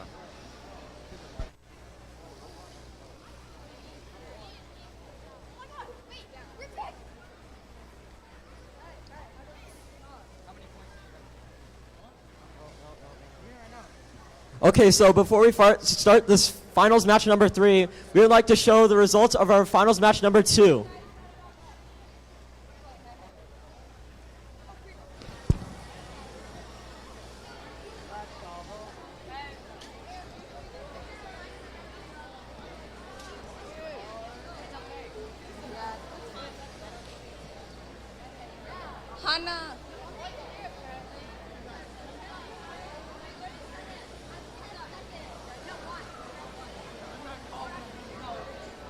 this thing could not move any faster.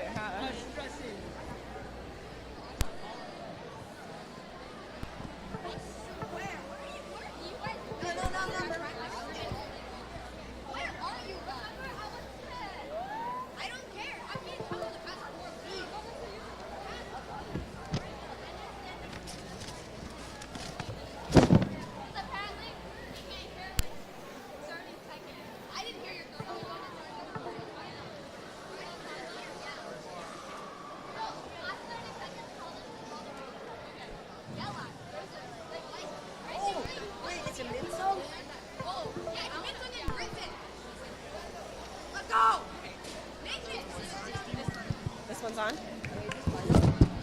Okay, we are going to actually play IQ match 3. The score to beat the last match, they scored a 57-5-7. So the score to beat is still 61. So we are going to play Orchard Hills, 2 teams working together. We've got IT ready to go. Ready? All right, right now on the field, we got 3383E and we got 3383D. Are you guys ready for an exciting third finals match?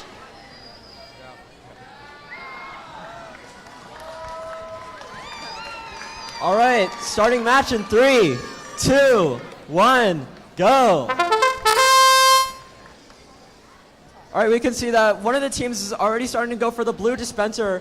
And if they pull it off, that should be an easy 10 points for their team. And we can see here that almost all the discs landed in the robot, which means they can shoot them into the other side of the field, which basically acts as a multiplier. 2 of the discs landed in the green zone, which is a +4. We have a sister team alliance of 3383E and 3383D as we go into the driver switch period. We can see that both these robots are really consistent, getting zones disc both in the 2, 3, 4, and 1 point zones. After a successful driver switch, we can see here that both of these teams are able to pull off what seems like very rare a move to shoot all the discs into the other side of the field. Unlike most matches, this match actually has a lot more discs in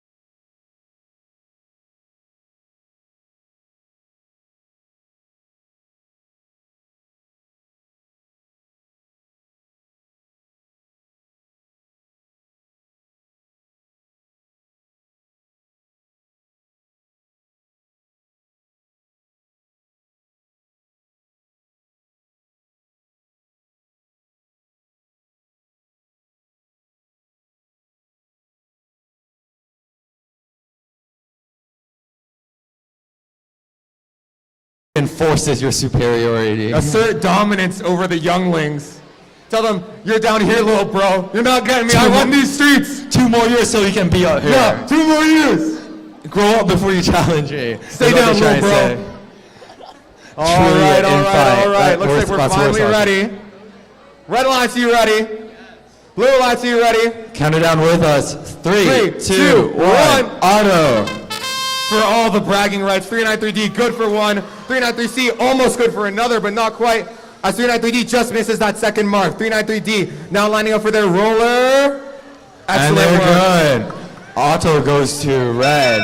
Easy auto on for red. Pocket the 10-point bonus. Driver control in 3, 2, 1.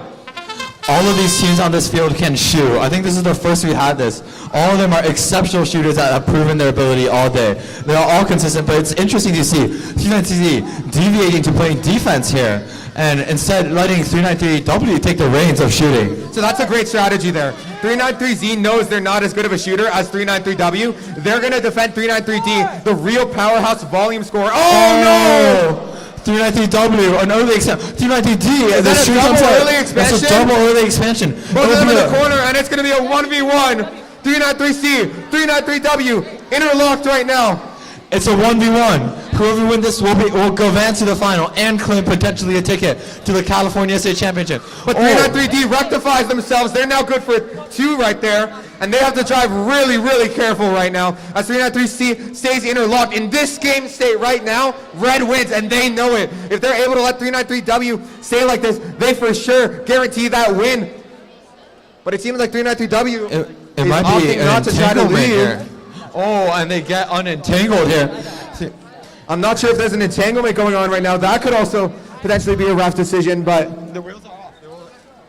390C and 390W with in an internal shoving match right here. And we are not sure if they're able to. And we are not sure if they're able to Neither move. of them are attempting to break apart, though. It seems like they're content with just having their little intimate moment here. Oh, one of them pushing into the other one. Yeah, you see 393C full force into the other one, and he just can't peel. 393W wheels up. Cannot escape from this trap. And that was a bit underwhelming, unfortunately.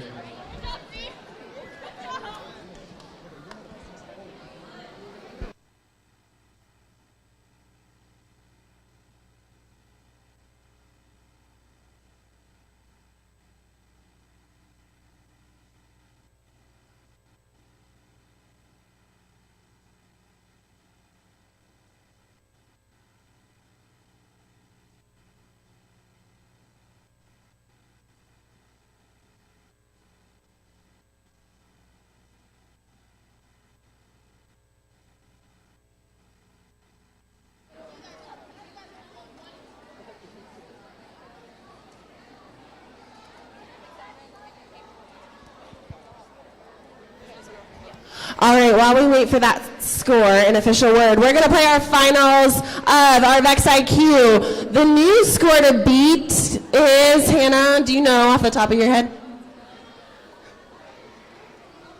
77. So, El Rancho, we've got 2 teams over here. We're going to play the finals, hand out the design and excellence, and IQ will be done before we play our final match of the day. So I'm going to pass it back to the MCs. IT, are we ready? All right, this final match is going to begin in 3, 2, 1. On the team right now, we have team 22250C and 22250B, a sister team alliance right here, trying to score the most points. And throughout the day, both teams have been consistent and super accurate with shooting and getting all the discs out of the dispensers. A great start for one of the blue teams here. They're able to dump all their discs into the robot, which means they can effortlessly shoot the discs straight into the blue and green zones, which are 3 and 4 times multipliers. Yep, and we got a lot of discs in the blue and green, and these are the highest goals you can score, with them being at 3 and 4 points each. With a smooth driver transition, we still got 1 dispenser full, and it looks like with the 18 seconds left, we're going to be able to empty all the dispensers. 10 seconds left. It looks like one of the robots is trying to empty as many discs as it can into the multiplier area. We could possibly see an expansion going on. There it is, straight into the blue field, which means all of their discs that they shot into the blue field are duplicated. This is such a great match, a great final match. Let's give it up for the last two teams in this final match. Where is she?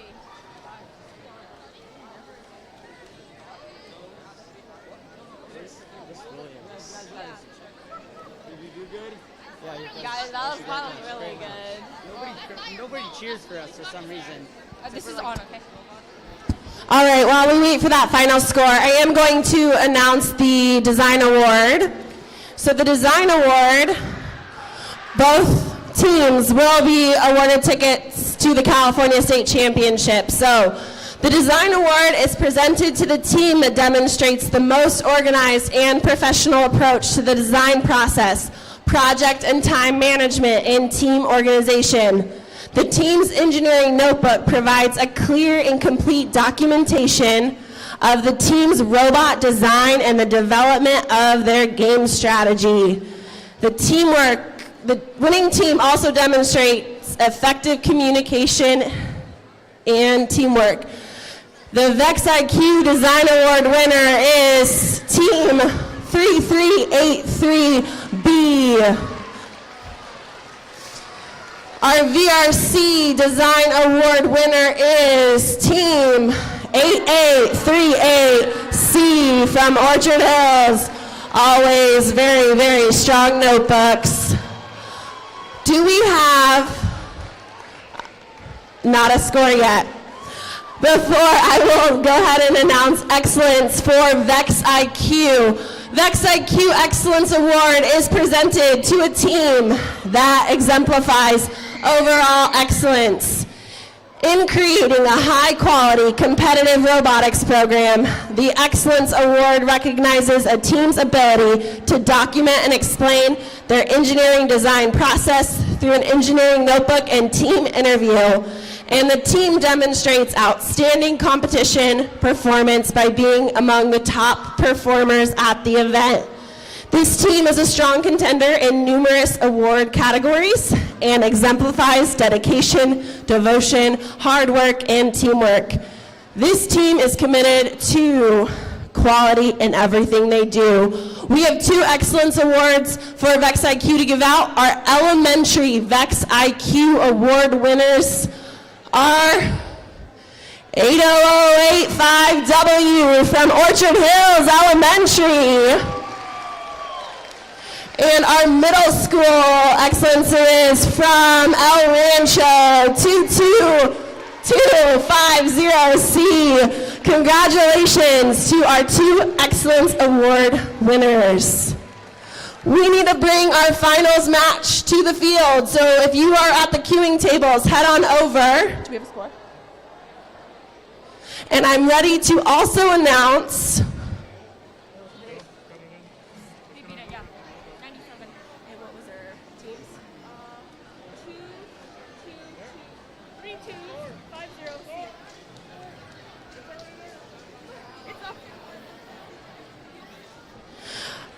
At this time, I also want to recognize our Teamwork VEX IQ second place.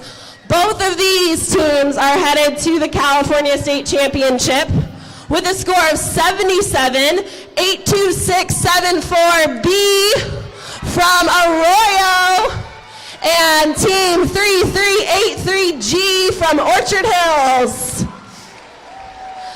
Which means our first place score up on the screen with a score of 97 are teams from El Rancho, Team C and Team B, Teamwork champions. Let's give a big round of applause to all of our VEX IQ award winners. We've got 1 match left, and that's the finals. Winner takes all. But before we play, while they're getting ready, I'm going to announce the high school and middle school VRC Excellence Award winners.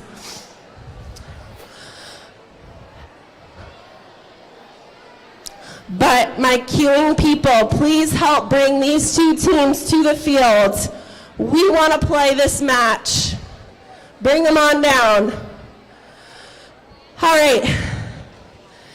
Before I announce the Excellence Award for our VRC middle school and high school teams, I would like to thank our superintendent who is here, Dr. Johnson. So he needs a louder cheer than that. Let's give him a big round of applause for being here and supporting all of this incredible work. But now I'm going to hand out 2 more tickets and 2 more trophies. Our Middle School Excellence Award winner for VEX VRC is Team 883AE from Orchard Hills Middle School. And our Excellence Award winner for high school is Team 393C from Legacy.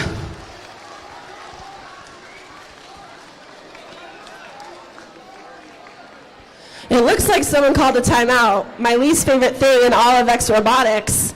However, we gotta let it happen. We're waiting for these two. They have 2 minutes to get to the field, or what a sad finals. We just automatically, they win. All right, we're waiting on those last 2 teams, but I'm gonna hand it over. Let's give a big round of applause actually for our MCs, the best we've ever had. The best we've ever had. Thank you both and our VEX IQ MCs for all of your announcing today. Thank you very much for all of you coming out and supporting these teams. These programs mean the world to us, and I'm sure this match means the world to these teams. We're going to introduce you to how the path looked for these alliances. 2492X, new team this year, coming off of good Worlds performances last year in middle school, with no program to guide them through high school. I mean, high school is a different beast for VEX, and they put up just phenomenal work, getting better and better throughout the season, continuing to evolve into one of the best robots that we have here today. I agree, while also being awesome people. I've worked with them, very great people to work with, and just keeping that excellence in every aspect going forward. Certainly had a rocky start to the start of the day, for sure, but now they're here in the final, looking to win it all. And alongside them, 393X, I mean, just a phenomenal showing for a middle school team. I don't think I've ever seen a middle school team be this competitive with the high school teams around them. And I'm just so impressed. Like, they have such a long way to grow. If this is where they're starting, imagine where they're going to be a year, 2 years, 3 years from now, right? Surrounded by former champions as well. Like this, we have such a high level of play at TUSD, and they're continuing to excel over that. I 100% agree. I've seen this team play at the last TUSD middle school tournament. Highly impressive, dominating the competition throughout. Ended up trifectaing at that competition. And now back on the big stage. But their opponents are no dunces, really. 390D and 393, the high school level of legacy. Heartbreak at states last year, but this year they're looking to get back with even more drive. Already an excellence award, looking to take that revenge, but their D team might not still be qualified and looking to win that all here. Yeah, I mean, if you're talking about heartbreak at states, let's talk about 393C. Last year didn't even make it there, and this year already have it secured, right? And now I think that they're playing, it would be bittersweet for it to be this way and not to take it home. You know, so much pressure on this team to perform this year, and they've just come out and performed so well today. Like, playing through the hard matches, winning the tough matches, the coin flip matches, and right now, a chance to finally solidify themselves as one of the strongest teams in TUSD alongside their partner who's still fighting for that state spot.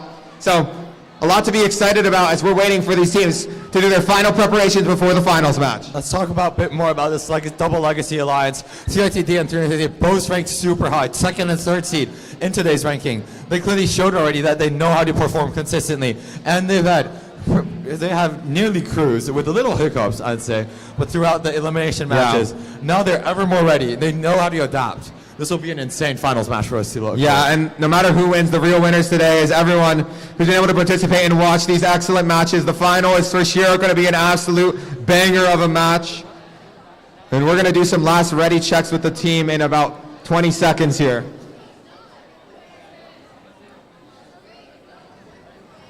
And alrighty, Red Alliance, are you ready?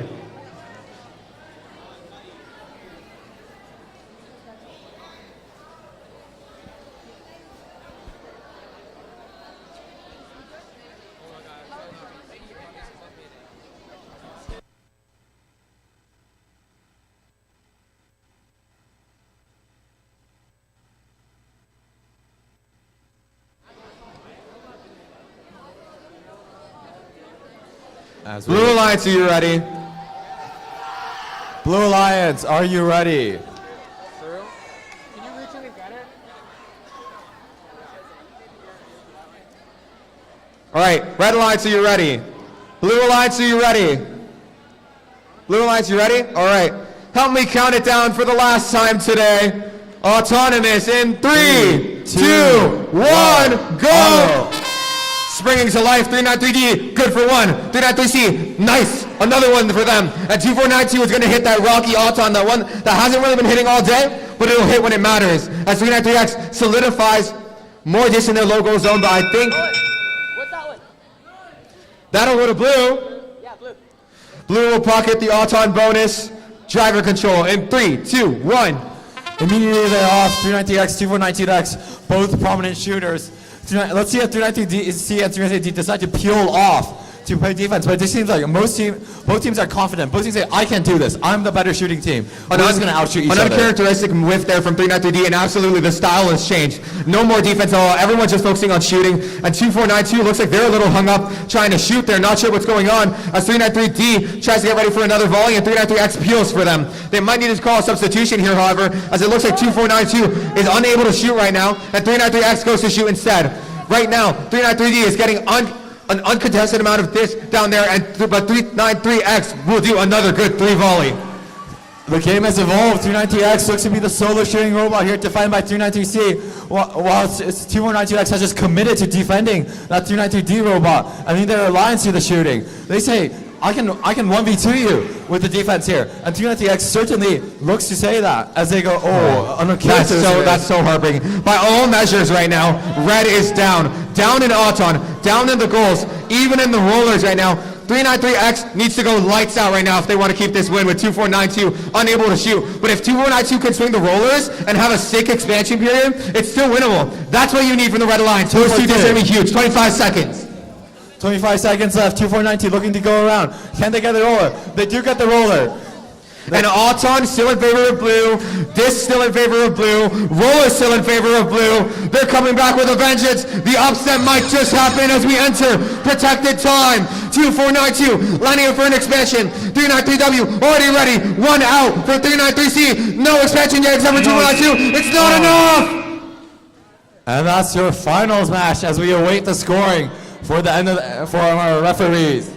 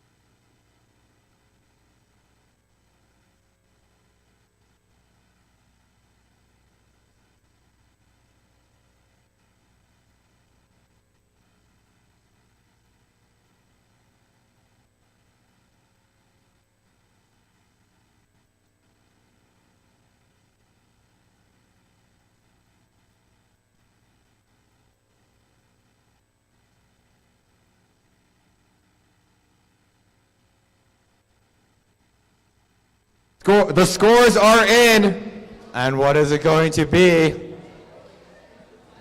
That's going to be going to blue. 132 to 88. 393D and 393C tournament champions of the TUSD Robotics Extravaganza Little Bro Campus Cup. Whoa. Oh, they were saying they were cooking. I love to see some cooking from the tournament champions. And thank you all for coming to our TUSD Robotics Extravaganza. And we hope to see you next year. Thank you.